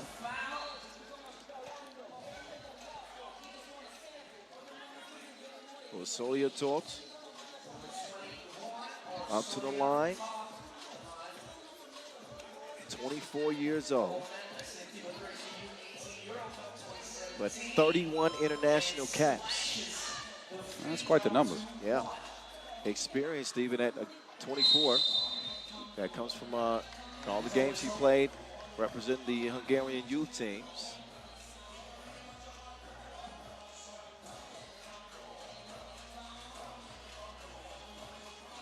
Uh-oh, that one mishandled by Mishenko. Tolt on the move. Wait a minute. They got an offensive foul.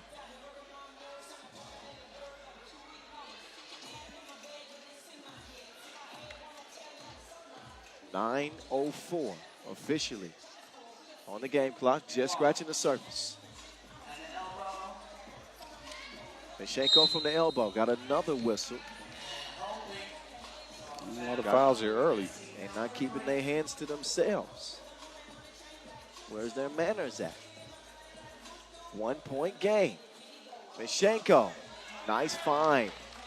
Vaimane will do the honors. Around comes Paparazzi. Paparazzi, vroom. Oh, straight down the lane with a left. He's a speed demon when she turns that corner.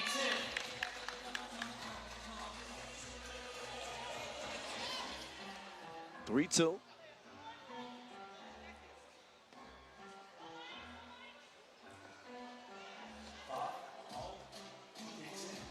Tolt on the wing. Up top, Manioki.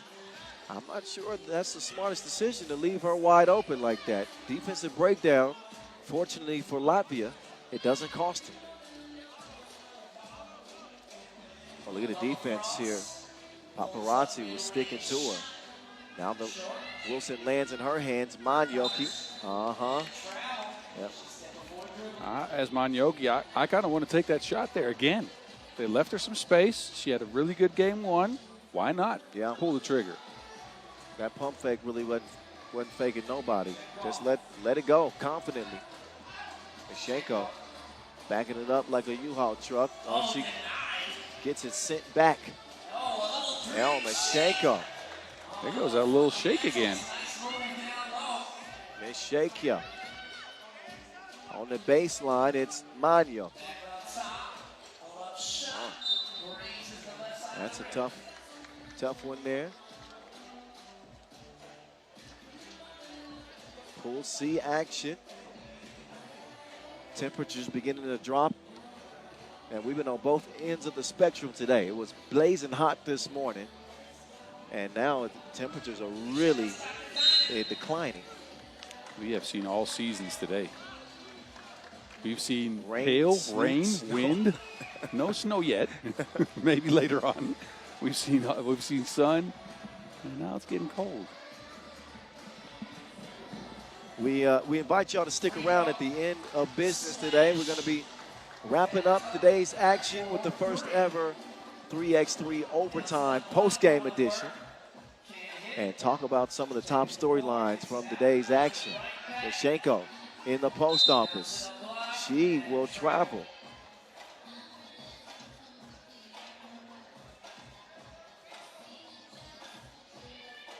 So she left that pivot foot.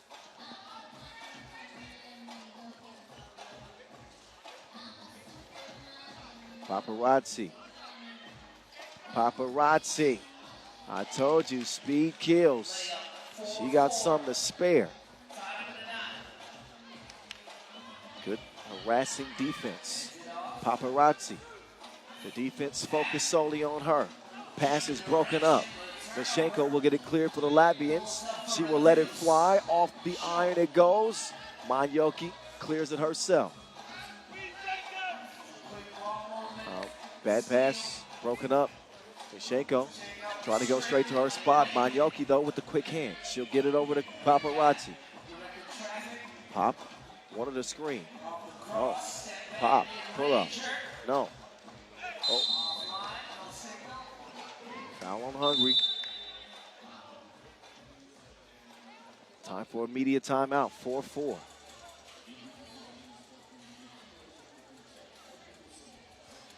I think for Latvia, a lot of it is going to come down to whether they can get their scores going. And I'm not saying they score like this every game, but Kecevimana led them in scoring at that World Cup qualifier. She only had 2 points in their first game. Didn't take too many shots either. Missed all of her attempts from long range and has not gotten going in this one either. And that's usually their strength because she's crafty. She's quick with her handles. She can get to the basket. It just hasn't worked here at the World Cup. Back to the action. Latvia in possession. Strautmane off the rim. Foul white, number 3 on Latvia.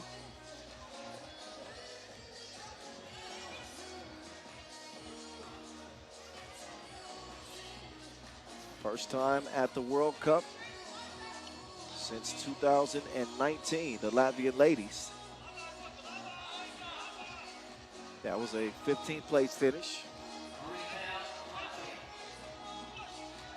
This year's squad looking for that first W. Pull up. Bottoms. Manjoki finds Dia. So how about Claudia Pop at the start of this game doing most of the damage for the Hungarians, but Laimane continues to answer back like a belligerent teenager. Interior. No make, however. Some struggles on the inside from Dortia. But making her first appearance at this stage, some struggles to be expected.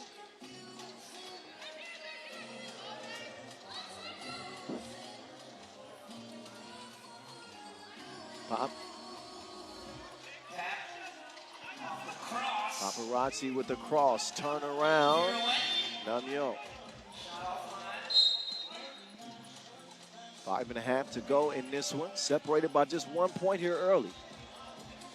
Yeah, close game. Both teams aren't able to get to their spots due to team offense, so it comes down to individual creation so far. Well, most of that creation early has been via Pop and Vaimane for her team. Latvia have a decided advantage, I think, on the inside. When you look at their two tallest players, you're looking at 190 and 193 with Mashenko and Strautmane. Yeah, in this case, I think Strautmane should try to post up more, right? She's got the size. I know she's more of an outside player, but Mischenko is usually going to get matched up by Budaksik. And then Strautmane has a slight mismatch with her size. Good hands, quick hands there. And right on cue. Strautmane Getting diggy with it. Na na na na na na na na na. I look over and Boz is dancing. Hey, look, I'm into it, Her man. nickname is Diggy. Is it? Yes, getting diggy with it. Don't those look like dance moves, right? Na, na, na, na. All right. Okay. So you heard this from the Latvian delegation then? 8-5. Oh, Talk got out of there with the quickness. Laimani. She couldn't put it down. Monyoki going right to left, left to right. Oh, tough attempt right there. 8-6 on Mashenko. This is the definition of mismatch. And Pop, no choice but to foul.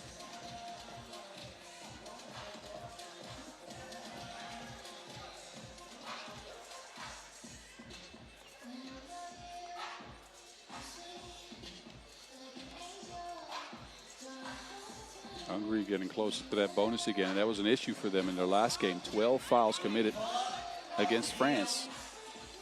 Yeah, a lot of times left. Oh, Pop served up that dish like fish soup. Phenom. 8-7. This dish straight out of Saget with it. That had some paprika on it. There's a lot of Hungarian references that you're using there. Hungary's playing. I speak the language. Not really. Kind of. Taunt. Way out there. An ill-advised attempt from the logo will cost Hungary the possession.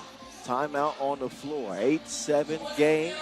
3:56 officially left.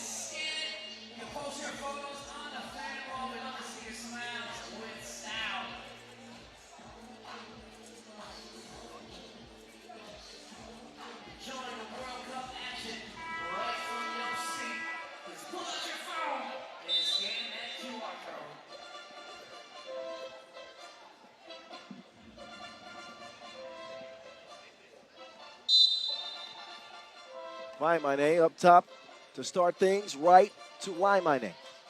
Strafmane outside, 2-ball. Not enough protein on the release. Over to Hungary now instead.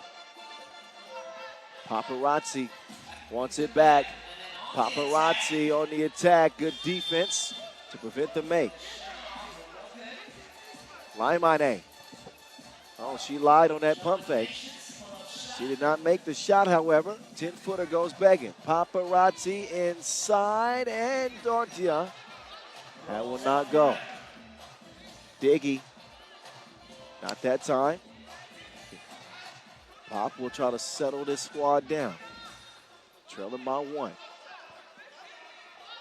On the interior. His play is, bound for failure. With Dortia hitting the deck there.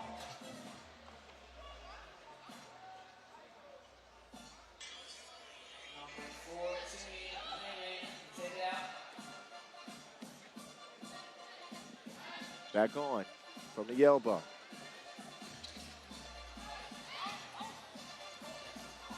Mashenko. Oh, got to convert that. She does on the second chance.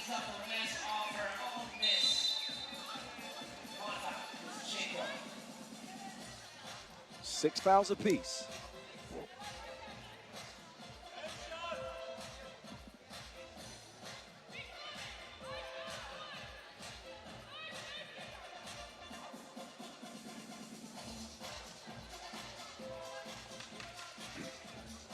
Paparazzi, ISO, Manioki.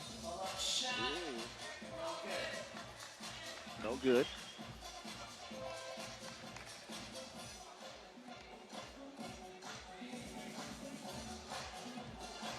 We cannot foul defensively now because of their penalty situation. That doesn't mean you got to let shooters shoot freely. That last 2-piece from Vaimane. Tolt trying to answer right back from the same spot. Vaimane. 2-1 advantage. Pop swats it away. A lot of contact on that one. Now Pop on the attack. Speeds from east to west. Took her on the scenic route. You like the views? 11-8.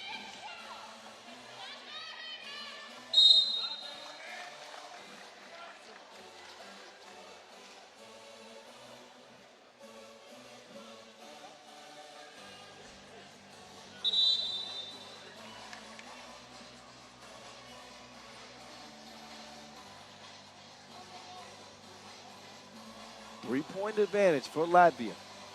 Both of these teams looking for their first victory of the tournament. So score 11-8, 2 minutes remaining in the game. Total of 4 group games will be played. 3 from each pool advance.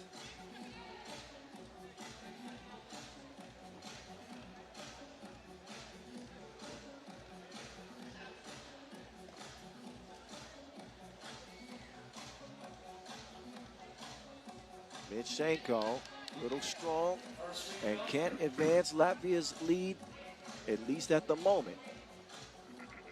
Another opportunity, and still the same result. Hungary find themselves in yet another game where they got a shot, but also the fouls in this one, a familiar story. Paparazzi, oh, dribbles it.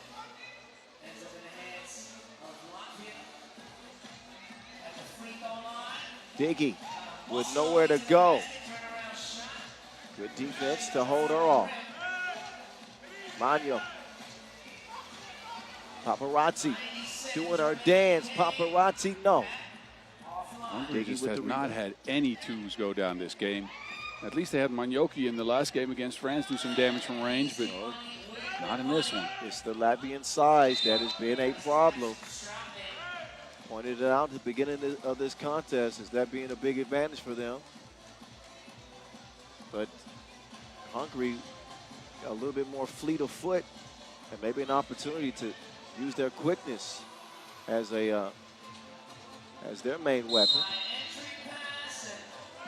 Has not quite worked out that way, but also not out of reach.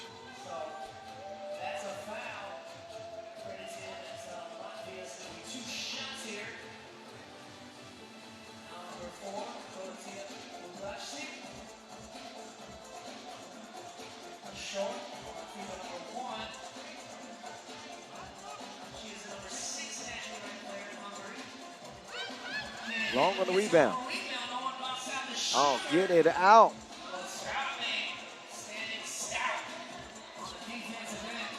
Mane's defense turned into offense. The crossover left her cross-eyed. That right to left. Oh, wee. Tolt, no. Mitchenko. Oh, blew it. 44 seconds. Just a little more patience on Mitchenko, and she would have really closed the door on this game. Now, there's some free throws coming up for Hungary, and they might pull it in 3. Got to make them both. Arsonia Tolt. Oh. First one's no good.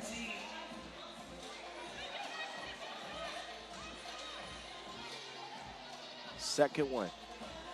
That is.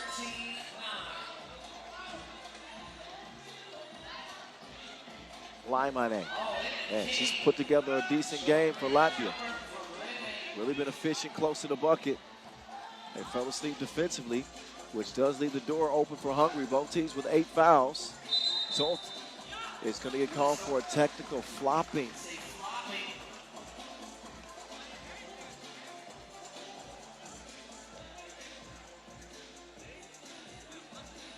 What do you think? Is that a flop? I was more paying attention to the body language. I didn't see the screen. Was it, though? What do you think? Okay. Egan. Diggy converts at the free throw line. That probably will put this one out of reach for Hungary. with 24 seconds left. And they have possession. Time on their side. 23 seconds remaining in the game.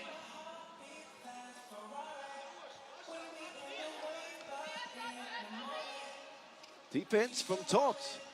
2 ball. Manyoki, not good. Jump ball is called. Looks like Pop is somehow shaken up. And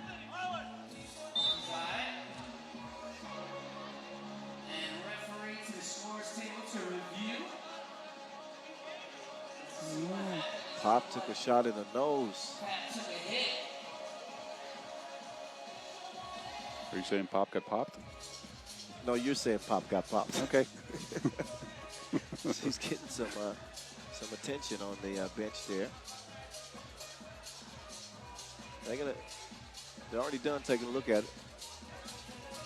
I don't think there was anything egregious, or at least the officials have decided so. They trail by 5, 8 seconds remaining in the game.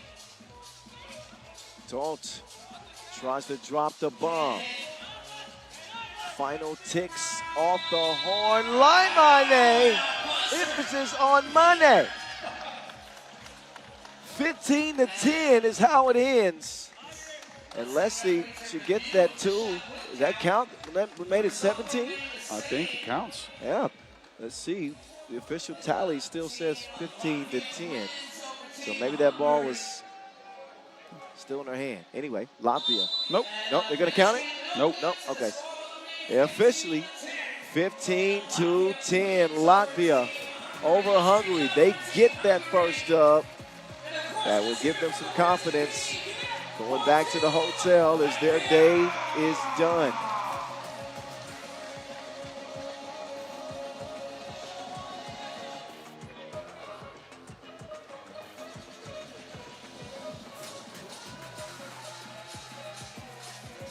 Enjoy the highlights of this one. We got one more women's game left on the day. Of course, we stay in Pool C. France, Austria, getting ready to go toe-to-toe. That's coming up.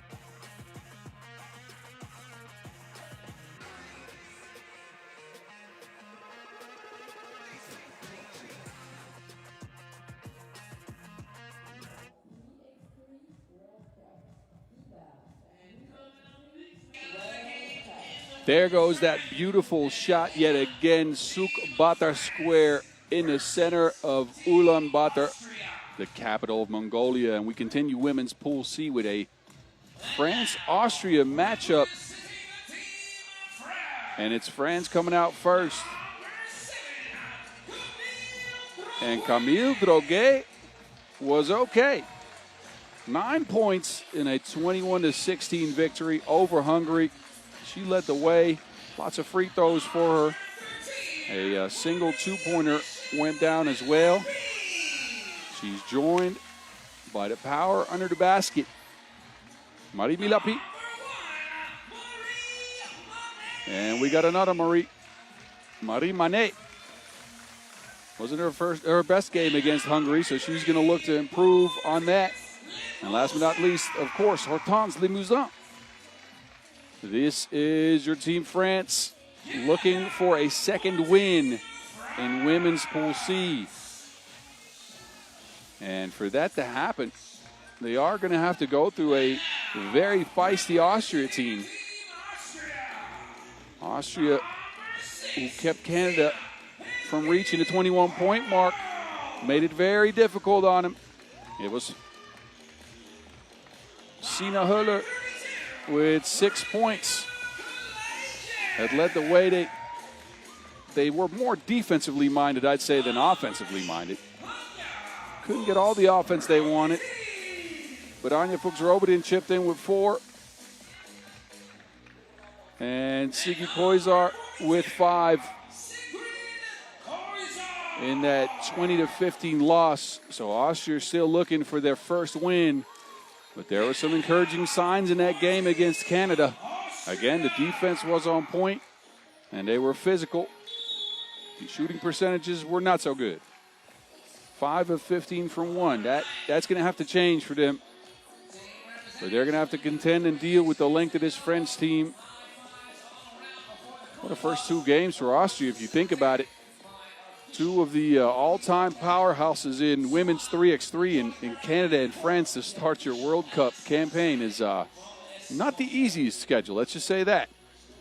But this team came to play, showed out in that game 1. Didn't lead to a win. They get a second shot at it here. There's Marie Manet. Again, kept the 4 points, not by the Hungarian defense, but mainly by her shooting woes. Only 1 for 6 from range, but don't get it twisted. She's a bucket, as is Anja Fuchs-Robertin. A versatile player, can shoot from range, rolls to the basket as well. And these teams have met up in the past. And it's been a one-sided affair. It's 6 wins France, 2 wins Austria. Last one came at the Europe Cup last year in the quarterfinals, where France ended Austria's hopes of staying alive in front of their home crowd. So a bit of a rematch here. A revenge game, so to speak, for Austria, and it's Fuchs-Robertin starting things off. Höller on the move. And a foul committed. First on France. The French got the 7 fouls in their first game of the day. So not too much foul trouble. But it's Austria on the board first. Fuchs-Robertin drops one in. And then an offensive foul called on France. Turnover right away. And a second foul. And also, my friend and colleague, Kyle Montgomery, has returned and is dancing right next to me. I'm back. I don't know why you're dancing, though. You must be cold. Yeah, I'm getting us some hoodies delivered. Really? Limousin. Down to the block. Limousin using that speed. Zoom. But there's a hand in there. That's out of bounds. Leaves 2 seconds on the shot clock as Kyle is borrowing a sweater.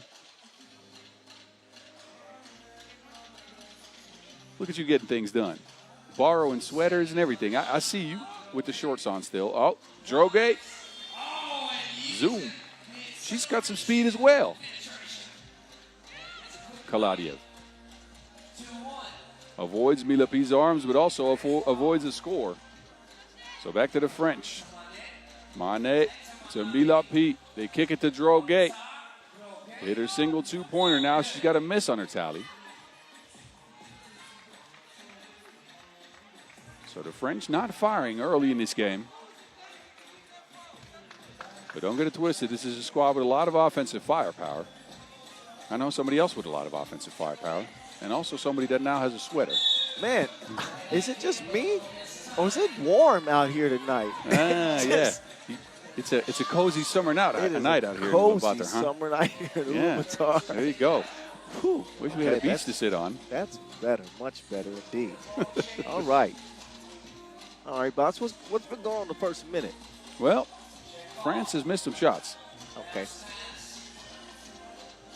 And Austria have not? They've also missed some shots. 2 ball. On target. Manet. trying to wipe away a poor performance, offensively at least, in game one. Limonson with the fake, kick out, Droguet. Also, the fake and the runner. That will come off the iron. Inside quickly, nice awareness on the entry pass from Becky. Oh, Droguet and Manet not on the same page. A turnover for Le Bleu. Three-time European champions and former world champions trying to get back to the top.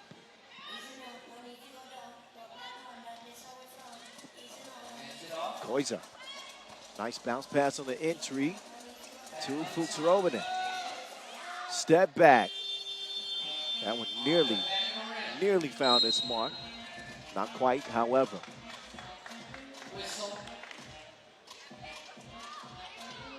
Last ladies game of day one.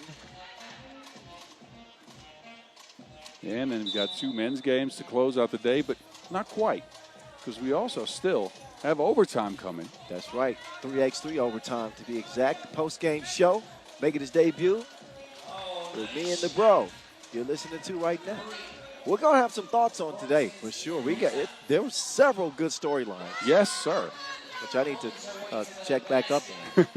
I've actually gave my input already. Well, that's because you've got the time to. You want me to just get it together in one message for you? No. Okay. Go figure it out then. Don't worry, y'all. We'll be ready. Be some infotainment as we see who comes out on top in this one. Manet. Struggles continue. First a miss and then the errant pass. Manet's just not had a good day today, let's be honest. Shocking. She's one of the players to watch before this tournament for sure, and she might end up still being one of the players to watch, but so far. I still stand by what I said in terms of her ability, pound for pound, being the most dynamic offensive player in the league. Just out of sync.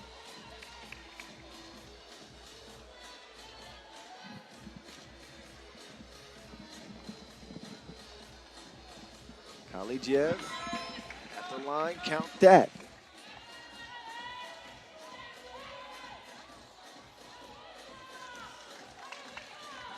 Five-3. Becky to the crib, missed the point-blank layup attempt, but Austria still remain in front. And man, France are having an issue taking care of the Wilson. Another turnover from France. This game looks a lot like Austria's first game of the day against Canada, where they picked up a slight lead. They kept turning Canada over, forcing them into difficult shots. Again, the defense for Austria is looking good. It's just that their offense is not really following suit yet. Well, they're in front for now. Good offense or bad offense has been enough to outlast France through 3 minutes. Limonson wants it back. She's got it. ISO game up top. She's a tough guard, two guard. She decides that there's a better advantage. Milapi is hacked on the shot attempt. She will shoot that free throw after our first media timeout. Game C finale.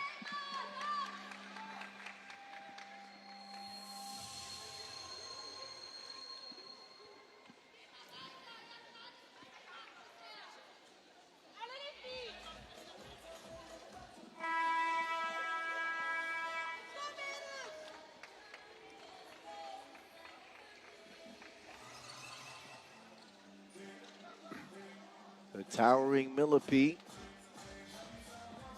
to the stripe.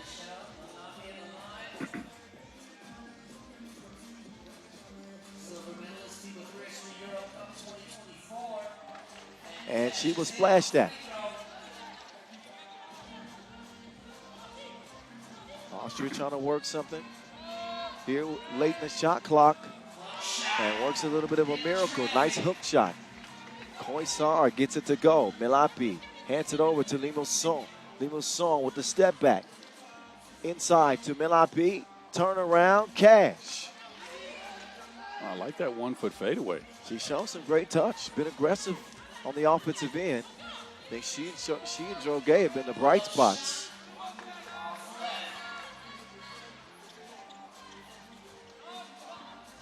And there's Droge turning on the burners. Those long strides straight to the rack. Ties the game at 6 apiece. Kalejiev swings it over. And Tina Fuller is going to draw the foul.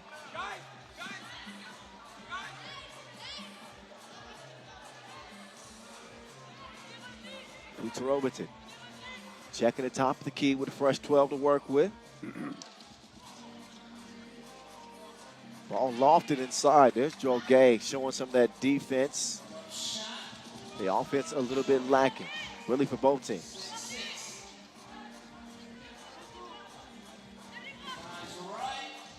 Fuller, nowhere to go. Oh, look at that. Just clamp down defense. But Joe Gay does make a mistake there, committing the offensive foul. No more to give for France. So I thought that might have been their 6th. Instead, it's actually their 5th. So they do have a foul to give. 5:34 to go in the game. Ulaanbaatar streaking left, hands it off to Koiser. Koiser with Limousin defending. Koiser attacking. Drop step. Koiser locked up. Limousin put her in cuffs. Limousin's motor is just incredible. I've seen her play all the way down from the Nations Leagues to the FIBA 3x3 youth competitions.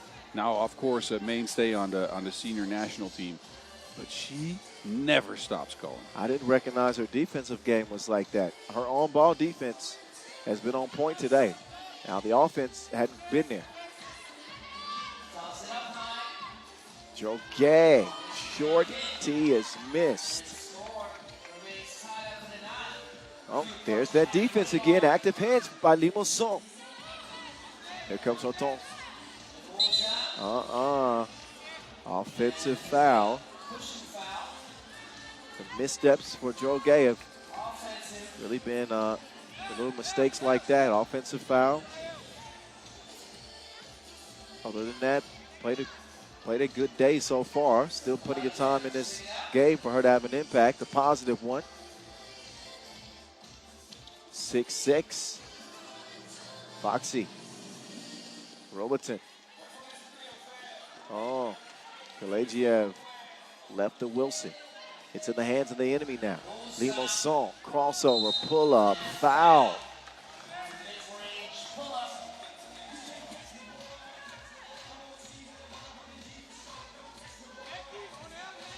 Again, another way to induce some confidence is at the free throw line.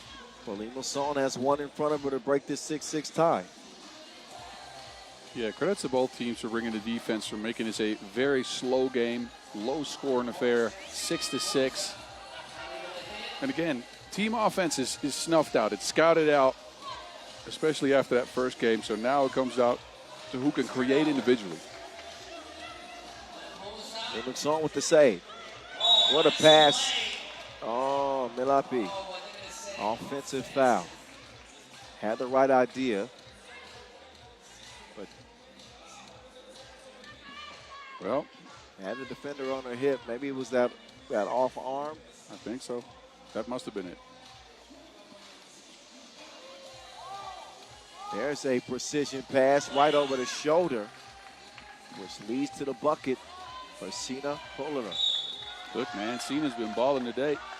Led the team with 6 points in that first game. And again, you said she's 18 years old, so not showing any signs of fear.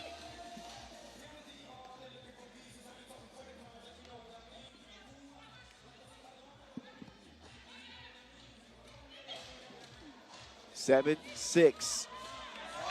Some glass work from Fuchs Robertson. Oh, and that's another one of those turnovers for France. That's the same play they tried to run earlier, and Mane wasn't ready for that pass. Maybe some more practice time is needed on that particular play, because it is not working right now for France. Fuchs Robertson going back to work. 2 is up. It is catching some wind. Yeah, it's still going. This will be a low-scoring affair. I'd be shocked if somebody scored 21 in this. But don't you think in a low-scoring affair like this, France should have the advantage with Mané, but Mané looks a little bit out of it. She's thinking too much. You can see the wheels turning. Not confident offensively. She understands that She's been sitting for a while. mistakes have been made. She said coming into this timeout, and now she's sitting going out of the timeout. So I hope everything's okay. Yo, physically, yeah.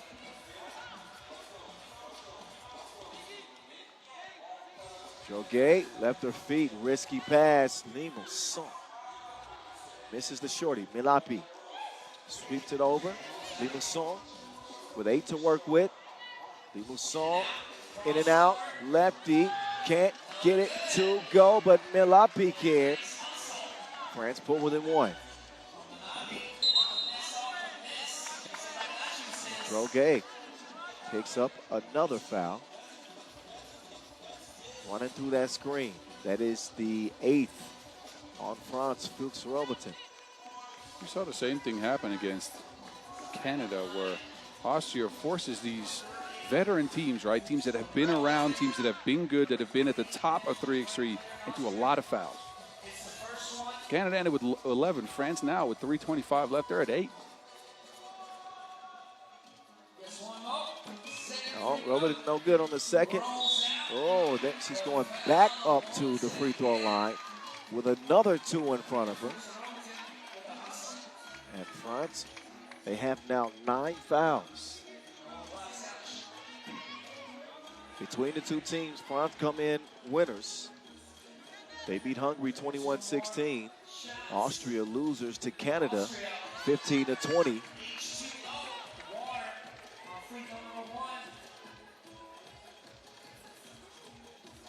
Another one coming for Anya Fuchs Robertson. And the same thing, splits a pair. So 2 of her last 4 free throws go. 3-point game. Ain't nothing out of Droguet's reach, but she couldn't convert it into a score. Koisar wants to use the Fuchs Robertson screen. Maybe not. Instead, they swing it up top. Sina on the move. Tough shot. Great defense from Droguet.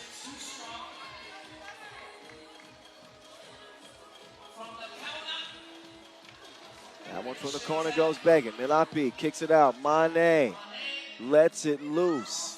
Misfire right back to Mari. Mané. She will score that one.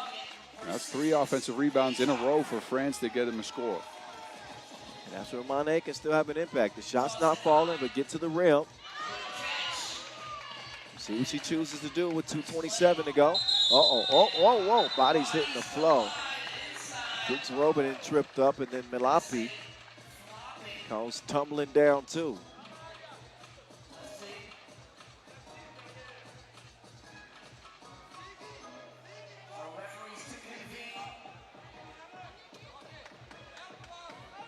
That's the 10th foul on France.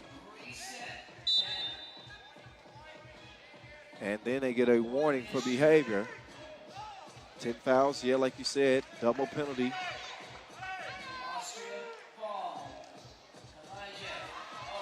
Mané. Gets the steal. And a trip to the line. That's the 7th on Austria. Penalty situation, but double penalty situation for France. They are much worse off when it comes to the foul situation. Mané. First, yes.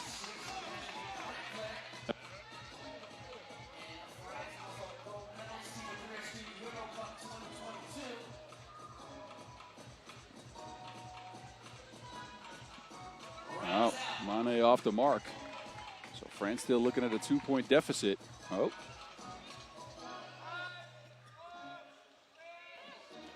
From the logo, touches nothing. Limusson. Mané thinks better of it. They reverse it up top. Milapi. 2 seconds to shoot. She doesn't do it, but nice offensive rebound. They'll give Milapi another chance, and it's the same. And then she defends in the semicircle.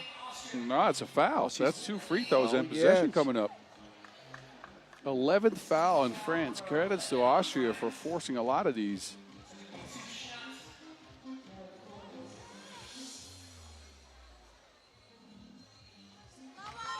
And Fuchs Robertson with some very valuable points here from the free throws. Tried to put Austria up by 3. Under 2 minutes here. Be a big win for the Austrians, who are considered one of those middling teams. Good, but still growing. But maybe not good enough to beat the big dogs. I think France would qualify as a big dog. Minute 45 to go. Fuchs Robanen in the foxhole. Droge turning on the burners. Turns the corner. 14-10. Mane, Hezi, skips it. Droge inside. Shots deflected. Mane sprints straight out to the 2-point line and throws up a brick. Oh, miscommunication. Ruins relationships. Becky will take a seat. The Austrians still encouraged. They should be. They got a 4-point advantage, and they got France in all kinds of foul trouble. If they can alleviate the mistakes, take care of the ball, they're going to have a good chance to pull off a shocker here over France.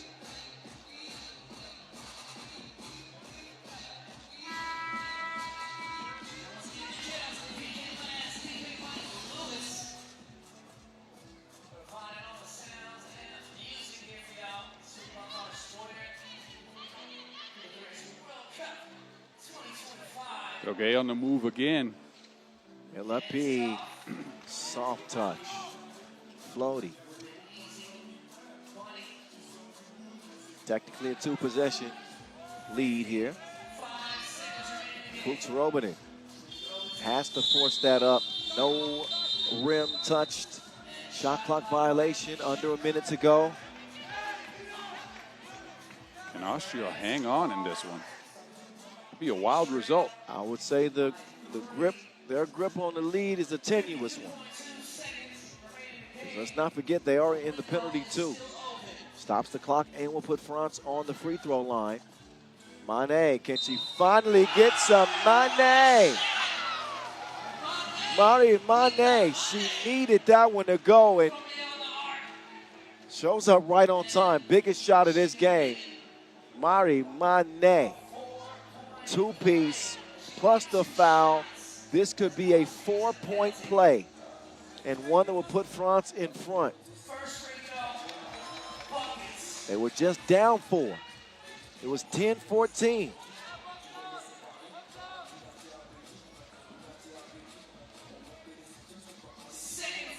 Second free throw, good. Mane breathing a sigh of relief. A sequence like that could shift her whole mind frame. Despite the struggles of the day. France in front and with the Wilson in their hand. It is Miss Mane delivering in crunch time for France. 25 ticks left up top.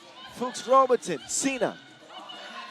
Making her move. Haller will convert. 15 seconds left, so a couple of ticks separate the shot clock and game clock. 3 seconds in between. Limassol using the time. Limassol with the drive off iron. Rebound to Austria. They will get a look. Sina lets it fly. Does it go?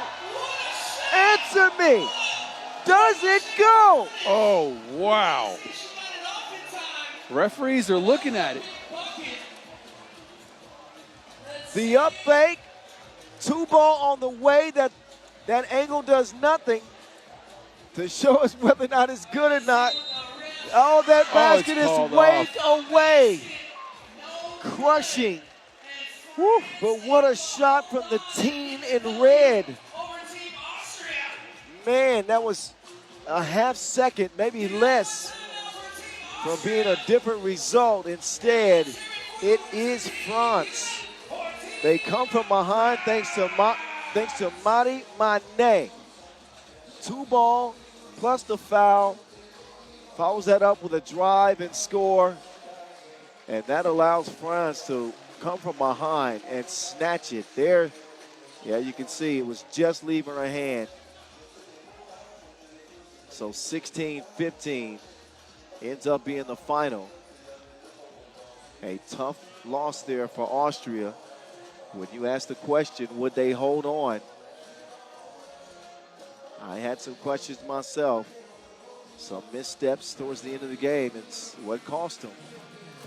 I think it's mainly that foul on that Mane 2-point shot, right? That's the one that got him. Those 2 points hurt badly. And then what a way for France to get some confidence for Mane at the end of that game, right? She had looked dead in the water for the first 18 minutes of today's action, right? First 10 minutes, not great.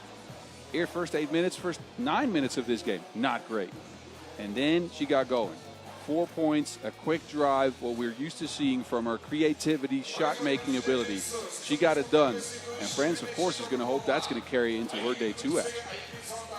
We will see, but we won't see them for 48 hours at least. That work is done today. Ours is not. A couple more men's games coming at you. So stick around. After the highlights, we will start getting ready for those.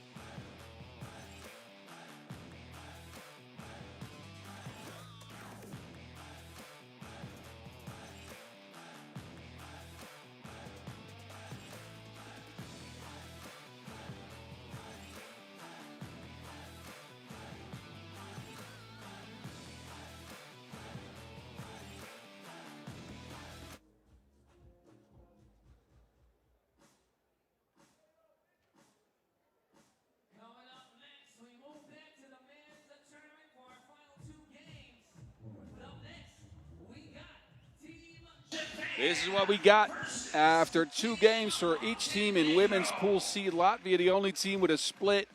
Canada and France, as may have been expected before today's action, both at 2-0. France, they needed a little bit of luck to get there, but we're shifted back to men's pool B action to close out the day. USA is already done playing. They're at 2-0. The rest of the teams still have to see how things shake up. It's Japan and Montenegro up first. And now, representing Japan. And Japan is on deck. They had an incredibly hot start from their superstar, Ryo Ozawa, who scored their first 9 points, but then went completely dry. Actually, he might have scored their first 13 points, but 2 of them were discounted. 2 twos, that is. Nakanishi and Dewa to the court first. But that game against USA ends up a 21-14 loss for the Japanese. And they're going to hope for some more fireworks from this man, Ryo Ozawa. 3 of 6 from range, 3 of 6 on his free throws. And if they win, it's going to come at his hand, the system, the Japanese system. The speed, the pace, it's all built for him. And now, representing Montenegro, number 26, Here come the Lumberjacks. Well, Montenegro, they committed a ton of fouls, 15 to be exact, and then lost against Latvia a game. They started out in the lead, then got a 14-2 run put on them, only for them to fight back but lose the game to a big Batman shot Vujadinovic got a couple of bangs, and there's Milos Jovanovic. Led the team with 6.7 rebounds, but he was also one of the players to commit a lot of the fouls. So they're going to have to clean up their act, especially when they have to contain these speedy Japanese players. Montenegro, of course, qualifying from the World Cup qualifier in Baku. That tournament held just a month ago.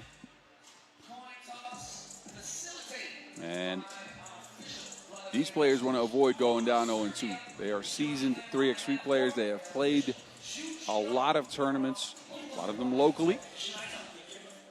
And have featured on the pro circuit in the last few years as Podgorica Kodio. Milos Jovanovic, of course, making the move to Team Hangzhou as of this year. And both played powerhouses pretty well in their opening games. Japan was hanging right in there with USA. Yes. It wasn't until late that the United States pulled away from Montenegro. A couple of those mental mistakes late. It was that flopping call on Jovanovic. There was a lot of calls on Jovanovic, let's be honest. Yeah, there were several there late. Opened the door for Ulaanbaatar to hit that big two, and they suffered a defeat.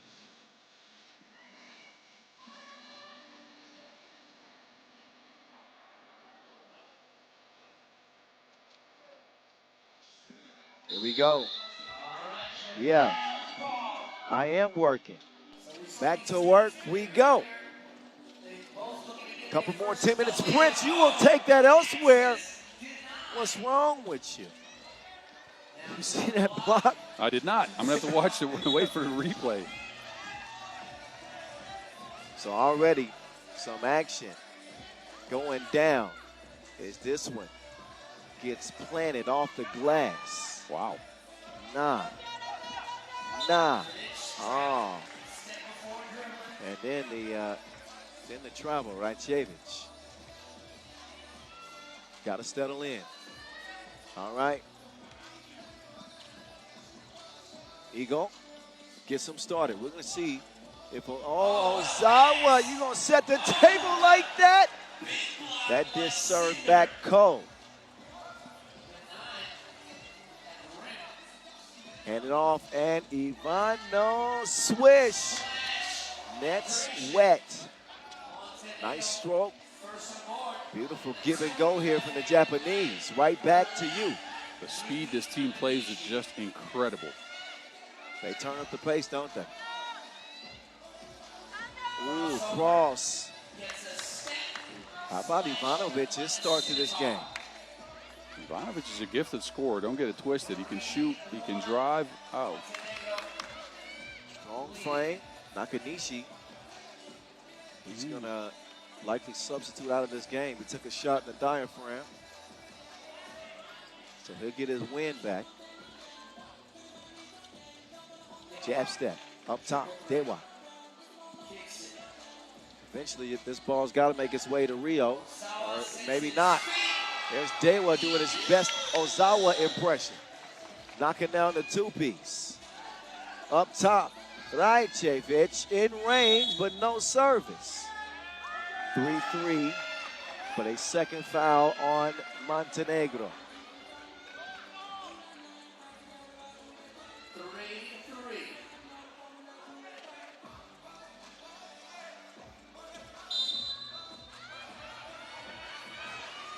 Well, here we go again. The Lumberjacks back at it. Hacking? Yes.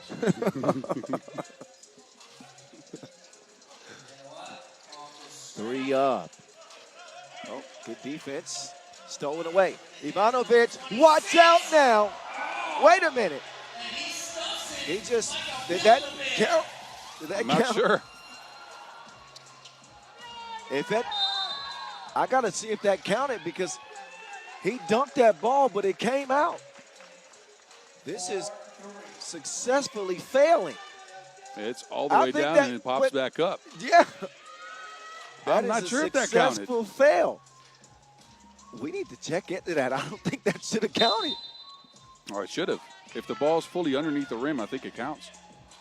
And it looked like the Wilson was fully underneath the rim and then got caught at the end of the net. All right, we're going to have to call in some reinforcements on this.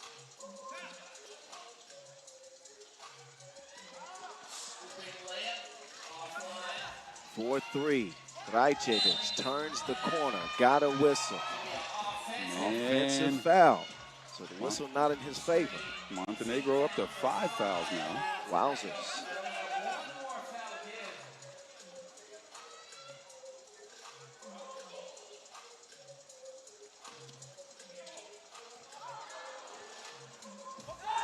The Wizard of Azawa. Oh, he left him on the yellow brick road. Rio. He's an ISO nightmare.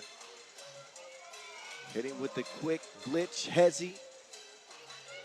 And the reversal.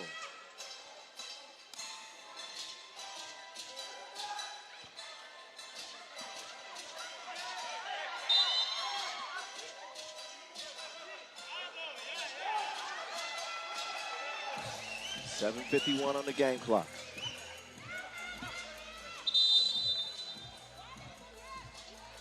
And a warning for Montenegro for behavior, so they are, again, at war with Japan and the referees.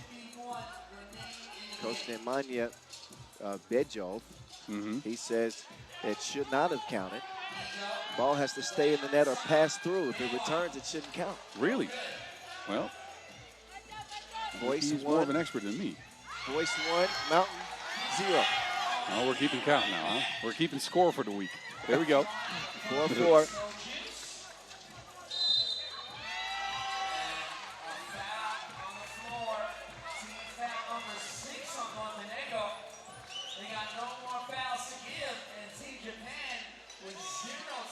.44. Scores 4-4.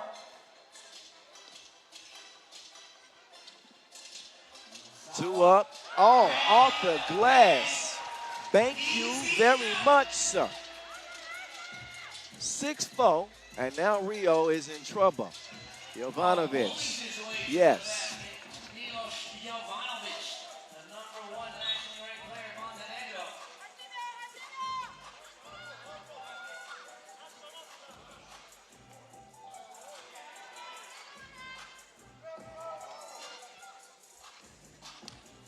.65. Screen, pull-up shot. Deep check. Quick move from Dewa. Dewa. Spin move nearly. Got him a look. Oh, Zawa. He's that gifted that you think that's going in. Yes. He's getting hit. He's leaning sideways, just chucking up a prayer. And you're still waiting for it to drop.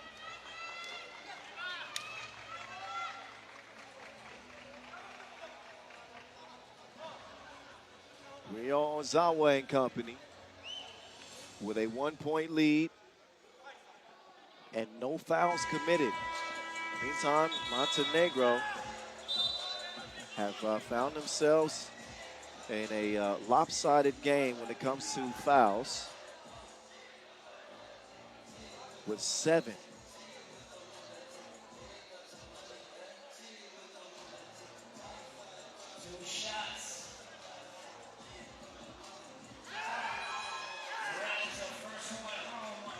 First one will make it a 2-point advantage. Rio Ozawa. And that one splashed as well. Japan. Oh, Ozawa, no argument. Trying to pull the chair inside. He gets caught and called for Japan's first foul.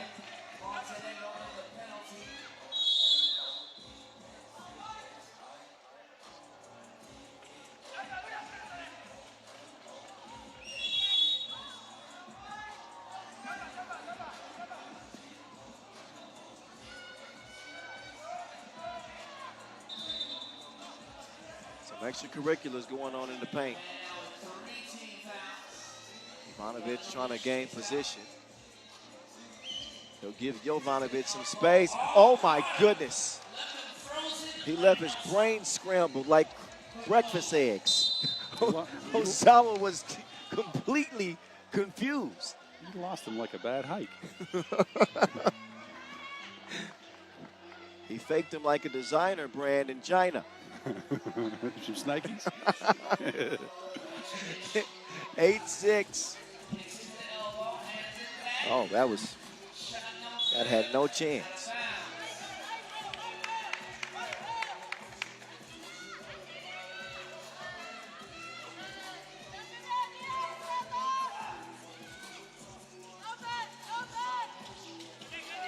Oh, Ivanovic.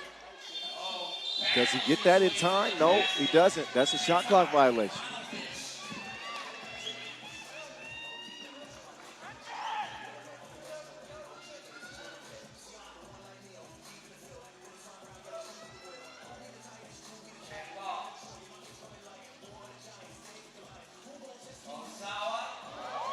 Oh, that's the Wizard of Ozawa again. Not big enough to defend, but he got plenty of offense. Nakanishi, no. 9-7, still one possession ball game. 5:56 remaining in the game. Still a lot of time. 56 seconds away from the halfway mark. Turns the corner and hands it off softly. And easy money with the money for Jovanovic. Ozawa. No good.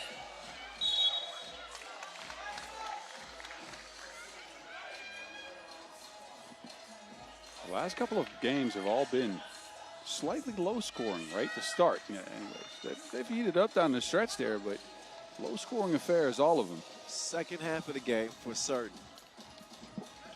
It's been a rough go at it. Dewa lost it, got it back, and then got packed. Oh, that's the mismatch. Well, credit Ozawa for defending. Oh, Ivanovic did not forget to flush. Now put the seat down.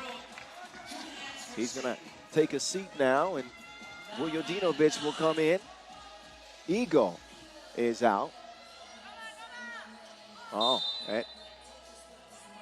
Rajcevic is going to get a warning for not giving a clean check.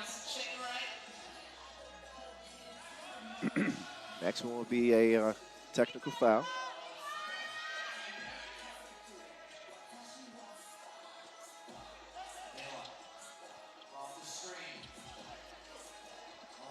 Ozawa.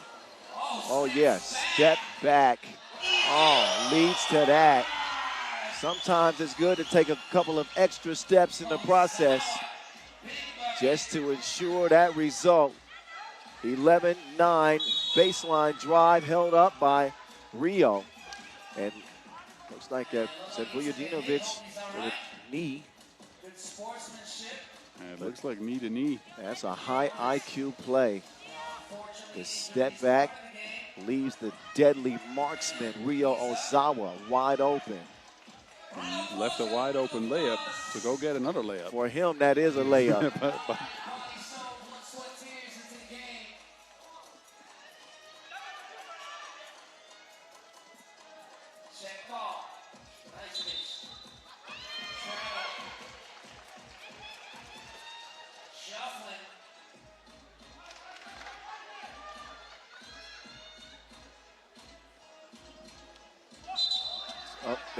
There's the technical. Rajcevic just got warned for giving a poor check ball, and he turns around and does it again. It's these mental mistakes that have been plaguing Montenegro all day, right? Stupid fouls at inopportune times, technical fouls for no reason. Come on. These guys have played the game at 3x3. At some point, you got to stop playing on the edge. You got to be better than that. 12-9. Oh, Ivanovic is just leaving them behind like chemtrails. No matter who is defending them. Oh, here we go. Conspiracy Kyle's back. But how many open dunks have we seen the man get? At least 3. Uh-oh, the Wizard of Ozawa. No, Rajcevic, big rebound there. Ozawa's got the keys. He's the franchise. Whatever shot he wants, he takes. I don't think I would argue with many of them. You're right. I think this whole system that Japan plays is built around Ryo Ozawa, right? He has the perfect complementary players for him to try to take all the shots, for him to be the main guy. And look, I'm with it. They did well at the Asia Cup this year.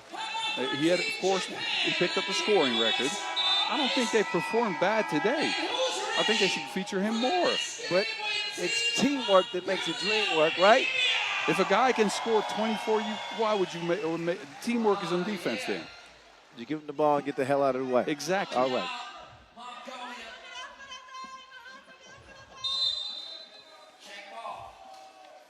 Ball's been checked. Can anybody check Ivanovic? No. Sets up Montenegro's 11th bucket. Oh, Ozawa with a clever move. Misses the layup, though, so it was only almost a play worth talking about. Meantime, Ivanovic actually finishing his. Putting together a strong game. Beat on the back door, Ozawa. Just too fast, too furious. 13-12, Japan.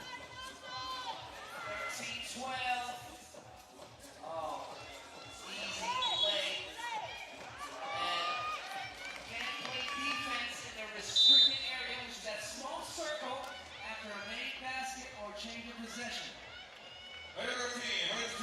13-13. Another one seemingly going down to the wire.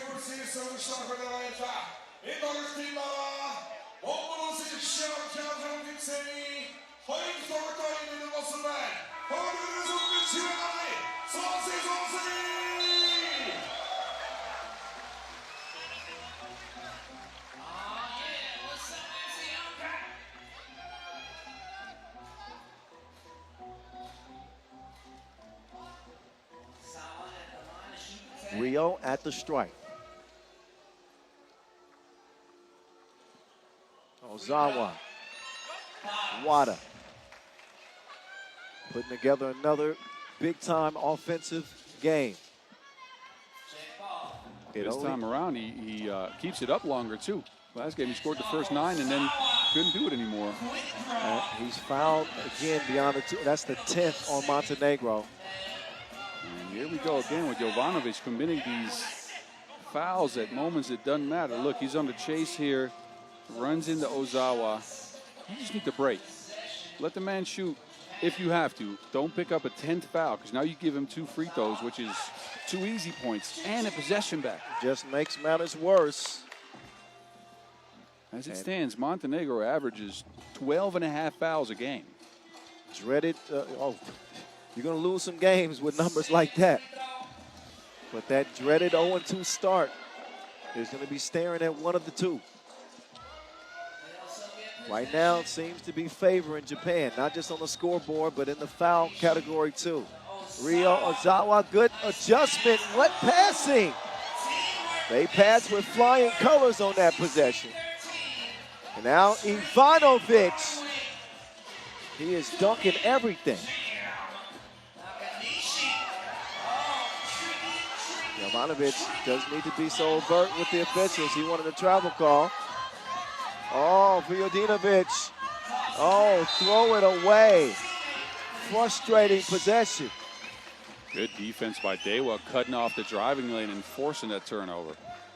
Japan ball.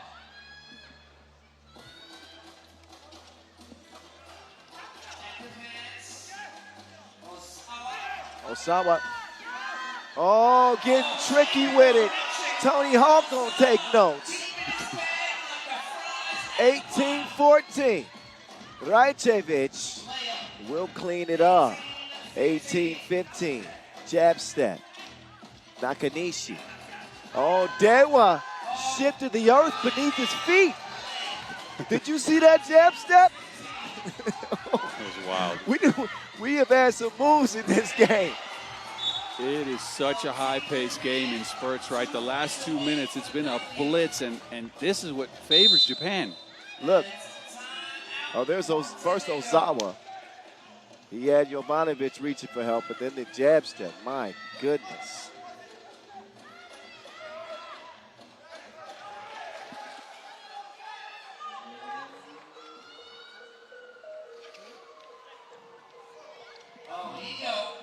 Here you go to Ozawa. Ozawa gives it up.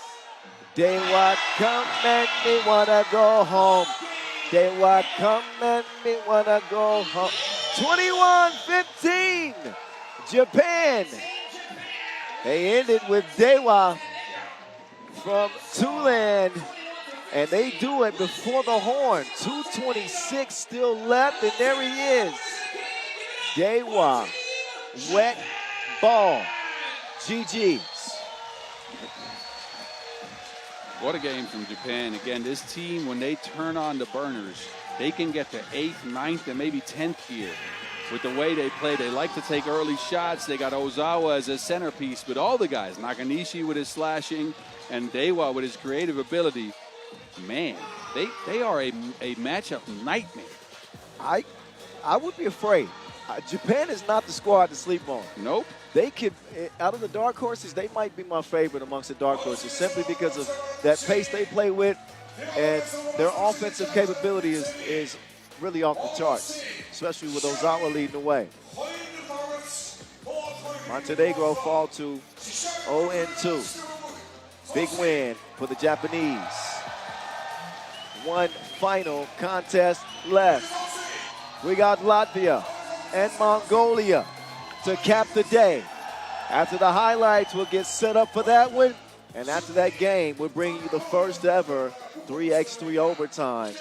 Get ready for that.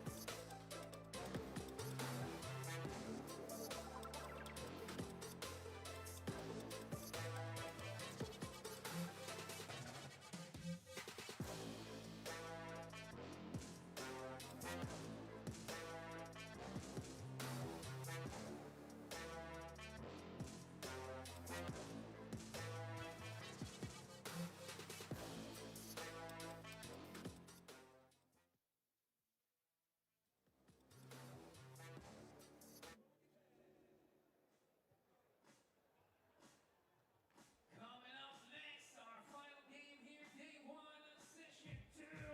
And we got Team Latvia versus Team Mongolia.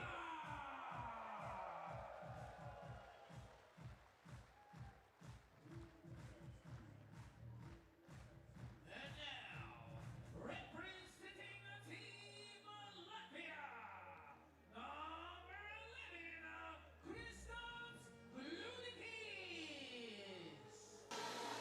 Kristaps Gludaitis. If the nickname Iceman wasn't already taken, I might give it to him. He got into a nice little shooting rhythm in their last contest. Latvia emerging victorious, eyeing a 2-0 record. Their first game against Montenegro. They pulled that one out late. It was not a game without its flaws for the Latvians. They come back and they're hoping for a much cleaner performance, but this one's not going to be clean. It's going to be physical as the Mongolians are desperate for a win in the home crowd, for the home crowd. So expect this one to be a hotly contested 10-minute sprint. Trust and believe me. I'm Kyle Montgomery, a.k.a. the voice of 3x3 in your ear. Buzz Rosendahl, a.k.a. the Mountain, here as well. Let's do it. Let's do it. Last game of the day. That's the music. Okay, that's kind of hyping me up. I can hear it. The Mongolian music. intimidating as they come out of the smoke. They want all the smoke like a hookah lounge as they set their sights on the Latvians. The Bull, the Archer, the War Horseman, and Groot. Team Mongolia came up on the short end of the stick against the Americans, USA. And they certainly do not want to start this competition 0-2, but this is a tough matchup for them. It is a tough matchup, especially if Latvia can start knocking down some shots from range. They were 4 of 20 in their first game. That is frigid. Look, they got a good Carlos Lasmanis look at the end there to get the W. But 2 of 7 from Gluditis, 0 of 6 from Miezes, and 2 of 7 from Lasmanis. That is not going to cut it. Yeah, an uncharacteristic shooting performance from Norris Miezes. You could see that frustration, but you know, still coming out of that game with a win should provide plenty of confidence for the Latvians coming into this contest. And, you know, we talk, well, at least when I talk about Latvia, the offense is always fun to watch, especially with Miezes kind of directing the show. But they are not afraid to be physical, especially Raimo and Lasmanis. They've always been physical players. Raimo is more than physical. That man's an enforcer. I'm telling you. And my question is, for Miezes and Gluditis, how will they match up with that size and that power of the Mongolian team? I think if Mongolia is smart, they will try to test Gluditis, right? Yep. The man is known as an offensive weapon, not a defensive one. Well, we're going to find out, won't we? It's the last one, game 20 of 20 to start pool play. Here we go. Gluditis got range like a Rover owner. He puts the keys in the ignition to get Latvia started. Man, that was clever. 2-zip. Did you give yourself a compliment there? All right. Gluditis to the lefty. Batman, no good. Oh, Raimo, give me those. Give me those. Raimo on the attack.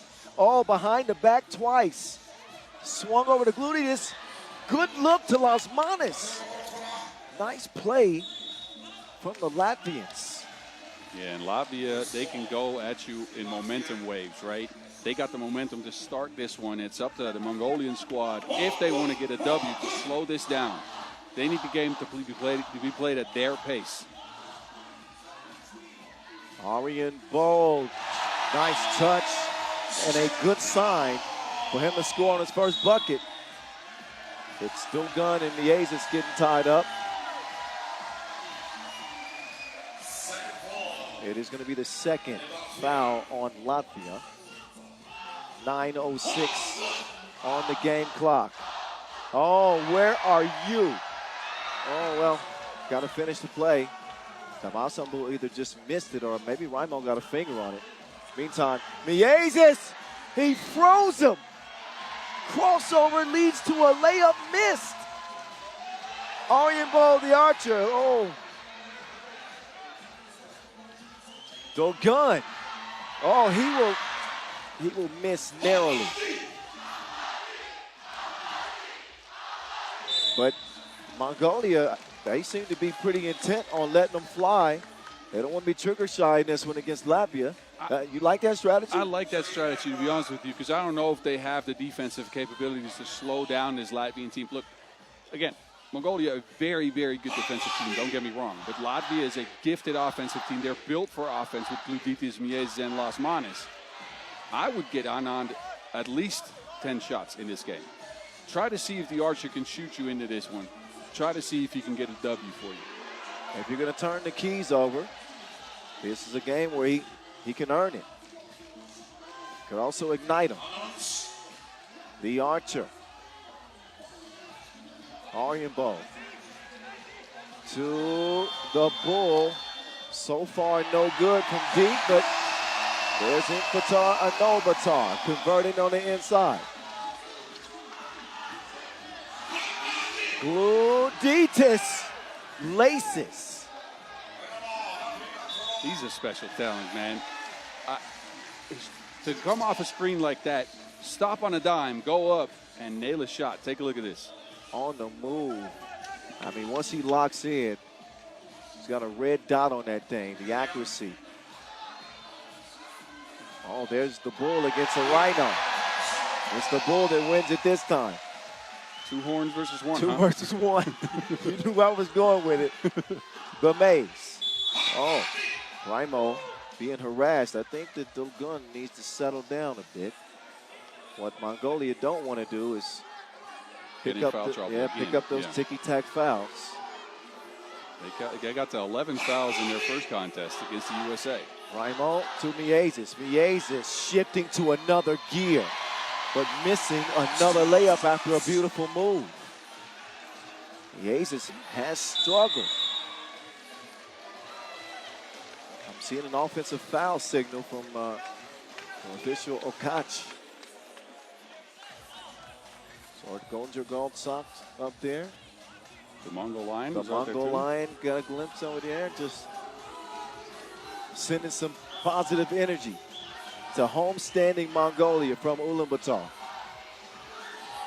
Las Manas, his stroke ain't stroking. Rimo is a no at the rim. Las Manas will get reset. The Olympic MVP from Tokyo misses yet another. Both teams got some broke J's right now, except for Gluditis. Ulaanbaatar, he's going to get called for that. And out come the Boo Birds. But you'll see shooters get penalized when they try to sell a foul by kicking out that leg, extending, or being overt with their actions. And that's exactly what we saw there with Ulaanbaatar.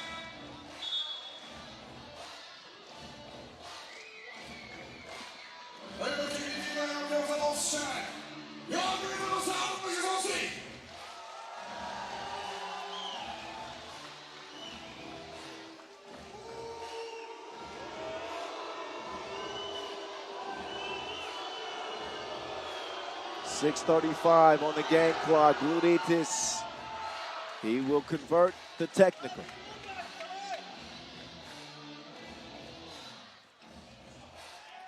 The new face on the Latvian national team this year.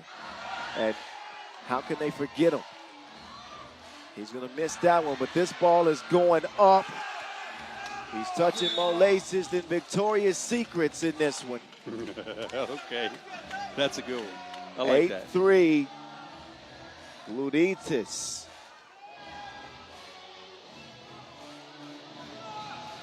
Ulaanbaatar, no!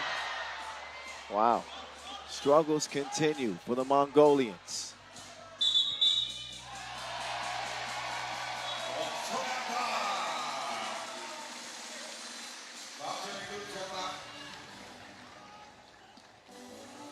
Look,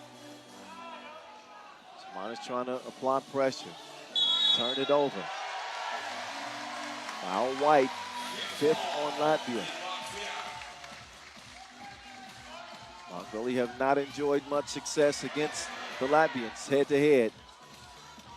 Gluditis, he is automatic. 10-3 contest.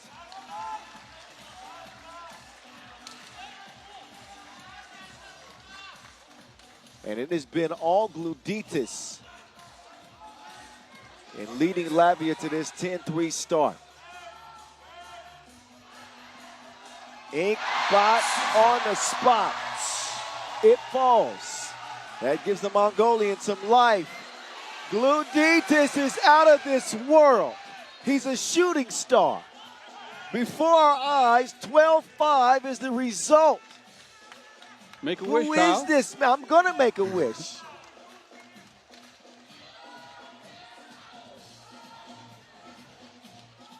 Seven-point contest. 5.5 to play.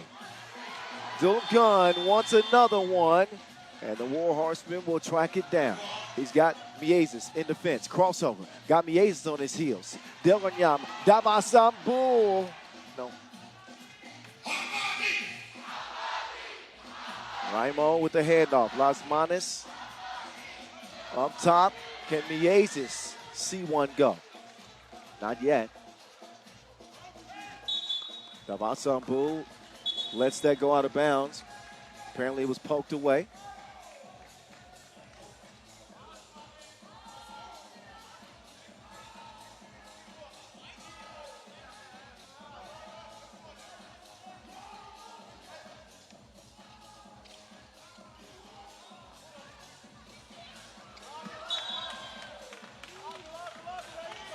Past the midway point.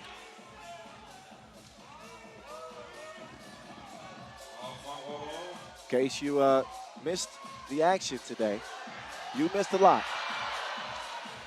First day of 7, as the first 4 days of this competition are going to be pool play. We saw the men in B and D, the women in A and C. Tomorrow we will do the reverse. It'll be the men in A and C, the women in B and D. Another 20 games worth of action and hopefully no rain delays. Let's hope so. Once we got back to it, man, it heated up. Another 2 from Glutitis. Are you kidding me? What is he doing? Are you kidding me? Who was the dude at the Olympics that was in the shooting contest? Oh, this guy. Yes, that guy. Yeah, I don't know his Oh, name. I got to find his name. Glutitis might be better than him. Count it. Plus the foul. There's some life for the Mongolians.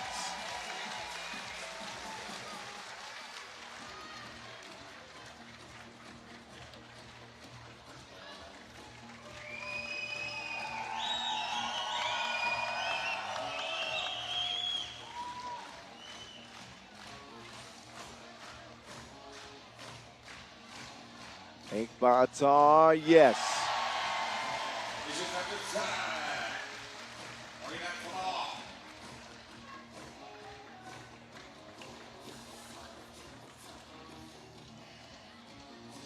Ulaanbaatar, oh, no.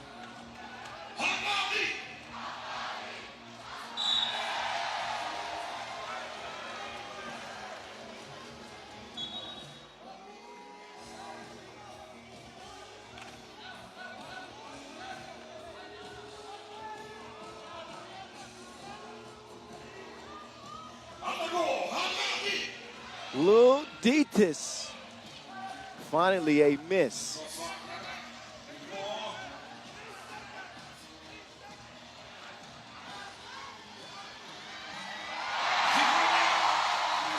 (14-9). Mongolia gonna fight tooth and nail. Oh, look at the lockdown defense. Bill Gunn paid for it as he knocked noggins with Miezis. But you never see Norris Miezis get put on punishment like this. Agreed. Go to your room.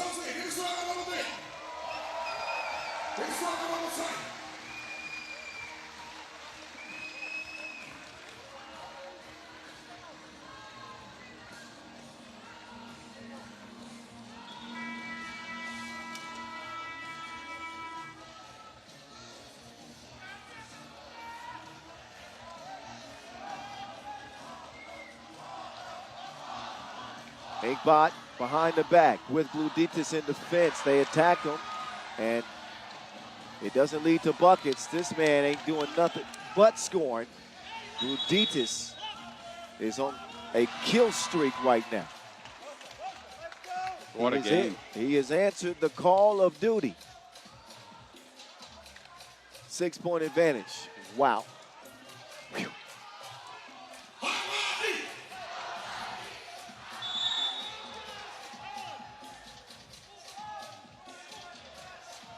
Eighth foul on Mongolia.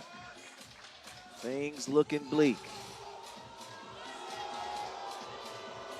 They can't keep up with the speed that Latvia is playing at right now, especially with Glutitis knocking out all those twos This Mongolia team's more comfortable shooting ones, and ones just don't beat twos. 14 points for Gluditis out of 16 Latvian points. That is incredible. That is nuts. Latvia up to 17. Gluditis watching. He's done his job and some. Now Miezis trying to cross the socks off of Ulaanbaatar. The ball fake. And that was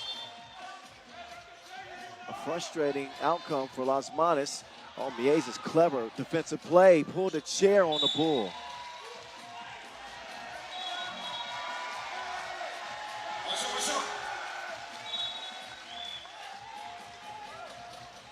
Warning for behavior here. Right away, a technical. Well, that not exactly going to hurt Latvia with the current gap, 17-10, but we've seen weirder things happen in 3x3, yeah, right? true, Momentum can true. shift very quickly. This Mongolia team has the crowd on their side, but this free throw is a miss. And Las Manas is letting us know that ball don't lie.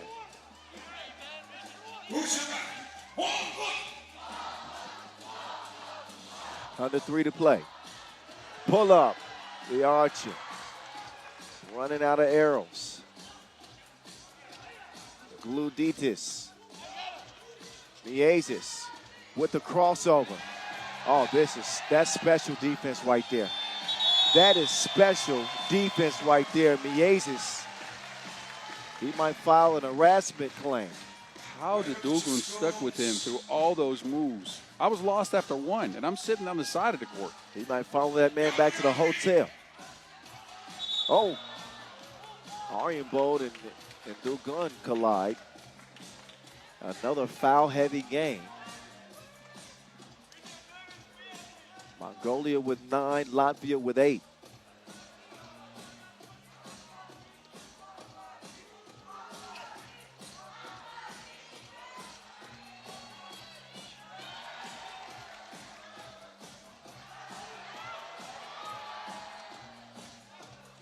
.222 left.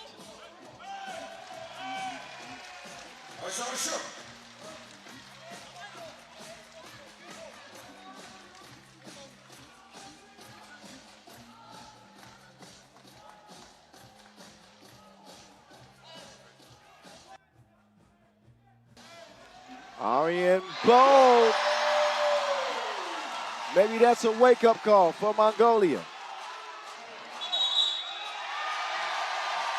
Uh-oh. I told you about momentum shifts now. 2 minutes to go. A big 2 by Ulaanbaatar, and then a turnover from Latvia. Still 2:09 left. Gluditis is back in.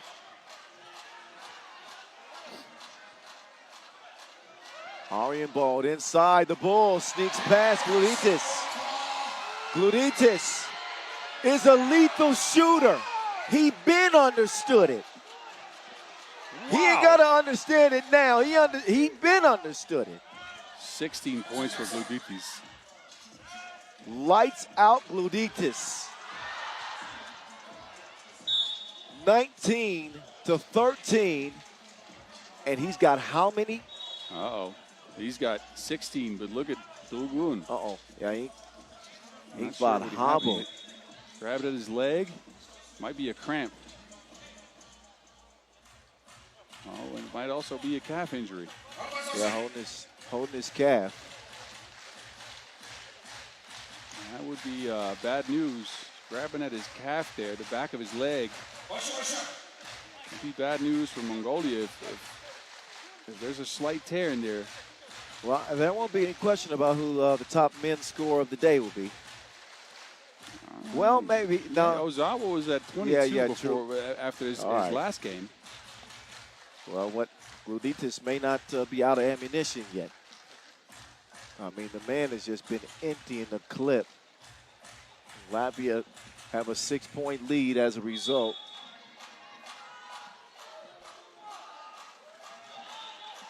But a crazy crazy performance. Damasambu put him in the blender. Spin move leads to the bucket.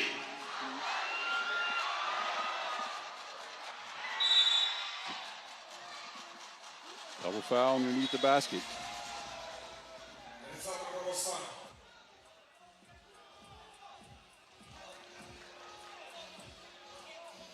10 fouls apiece. Norris conversing with official Vesco. Trying to make sure he's clear. Raimo will come in. Gluditis is out. Latvia 2 points away.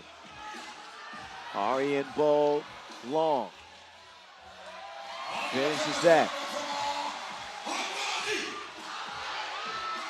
Miezis can't find the shot for nothing.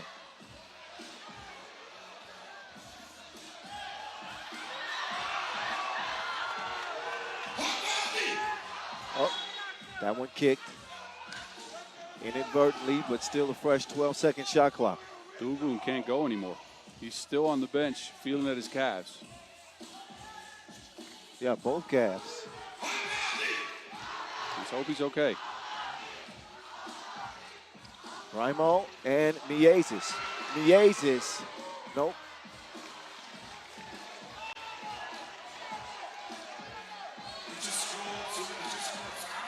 Aryan Bowl, crossover. Aryan Bowl to the cup. 30 seconds left. Mongolia within 3. The maze to the crib. He will miss it. It'll be white ball. Yes. Yeah, white ball. Mongolia challenge.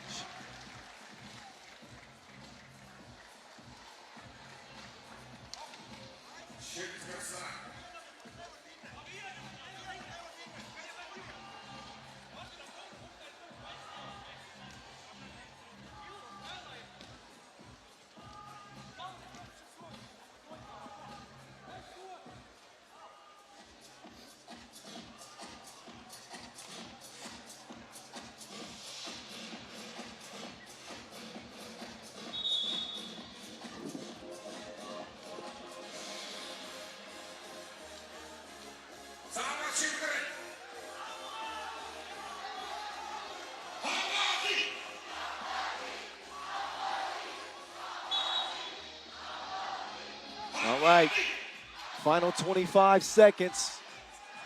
Day one's finale. Latvia in the driver's seat. Gluditis, the man is on fire. Flames coming out his ears. 18. 18 of Latvia's 21.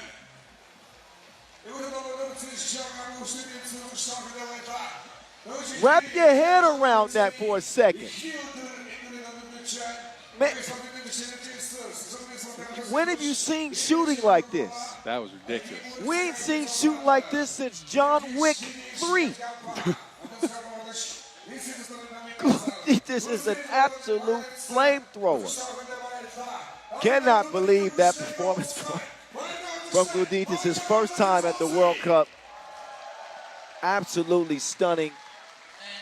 We're doing a send wishes to Dogun Inkbot as well. We don't know how seriously he's injured, but we do know that he's hurt. He was not able to complete that game. But what a performance. An individual ISO performance for the ages. Gluditis getting the job done.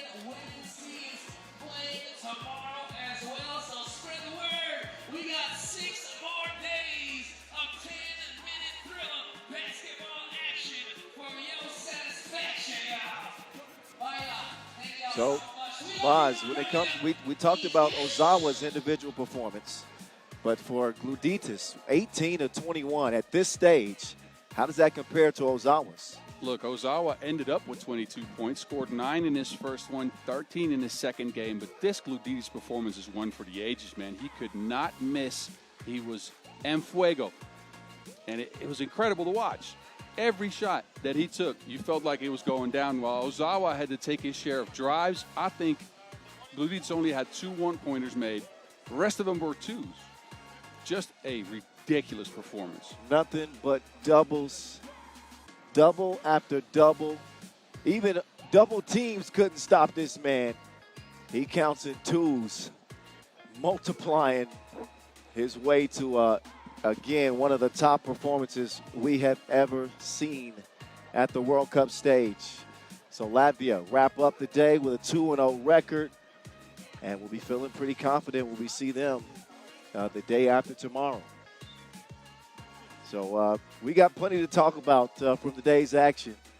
Some iconic performances, both individually and team performances, as we get ready to debut our new show, 3x3 Overtime. Top storylines, top players of a very busy and festive first day of action from here in Ulaanbaatar, Mongolia. So stick around.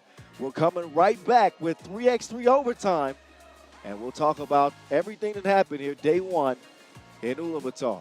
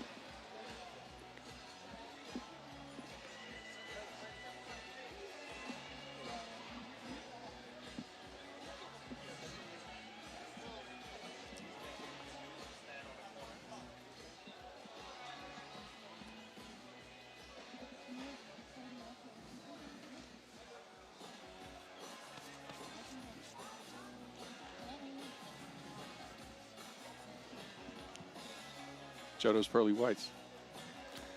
I was afraid.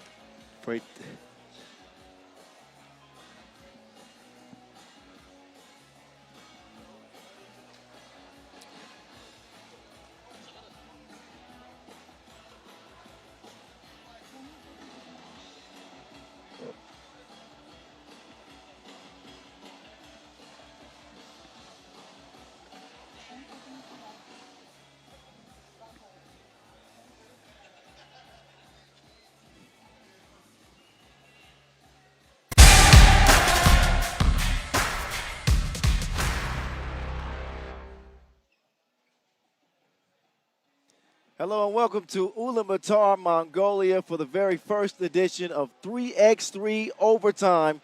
I'm Kyle Montgomery, a.k.a. the voice of 3x3. This is my partner in crime, Boz Rosendahl, a.k.a. The Mountain. We just wrapped up an unbelievable, incredible, heart-stopping first day of play.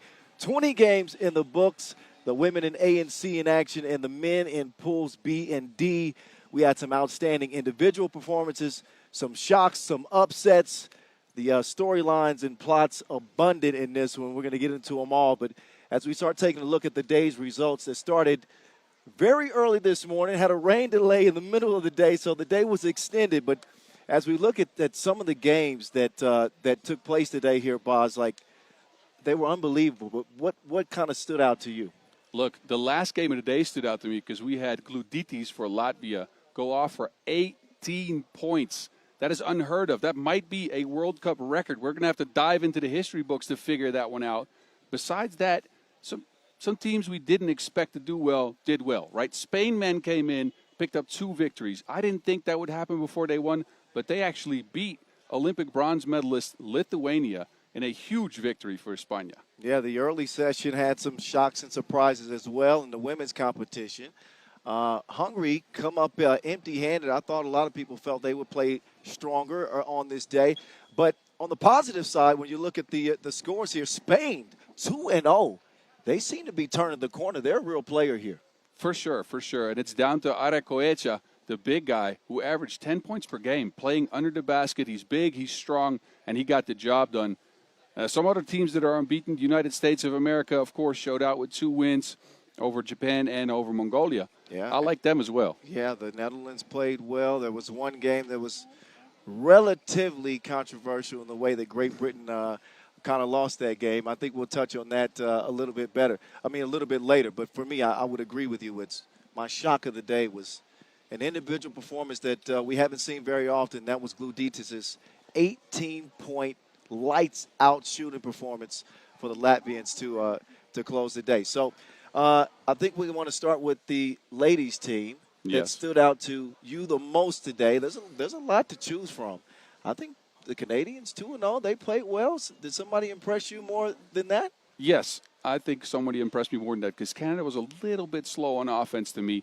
I'm going to throw it back to about 12 hours ago when we saw the Australian women play. Kangaroos. The Kangaroos went 2-0. They played great offense. They had all 4 of their players involved in the action. They also combined that with good defense to get W's, and especially the one over Poland. That was a gritty victory, a Poland team that came back late. Australia still got the job done, though, and they're on a roll. I think the Aussies are the epitome of balance. They've got every ingredient you need to make that perfect meal, and they're off to a heck of a start. So these teams that were in action today, they'll be back in action the day after tomorrow. When it comes to men's teams, also long list of squads that we can choose from. He's from the Netherlands. I don't know if that's who he's going to pick, but I wouldn't be surprised if that was it. I got a surprise for you. Who's that? It's the Netherlands.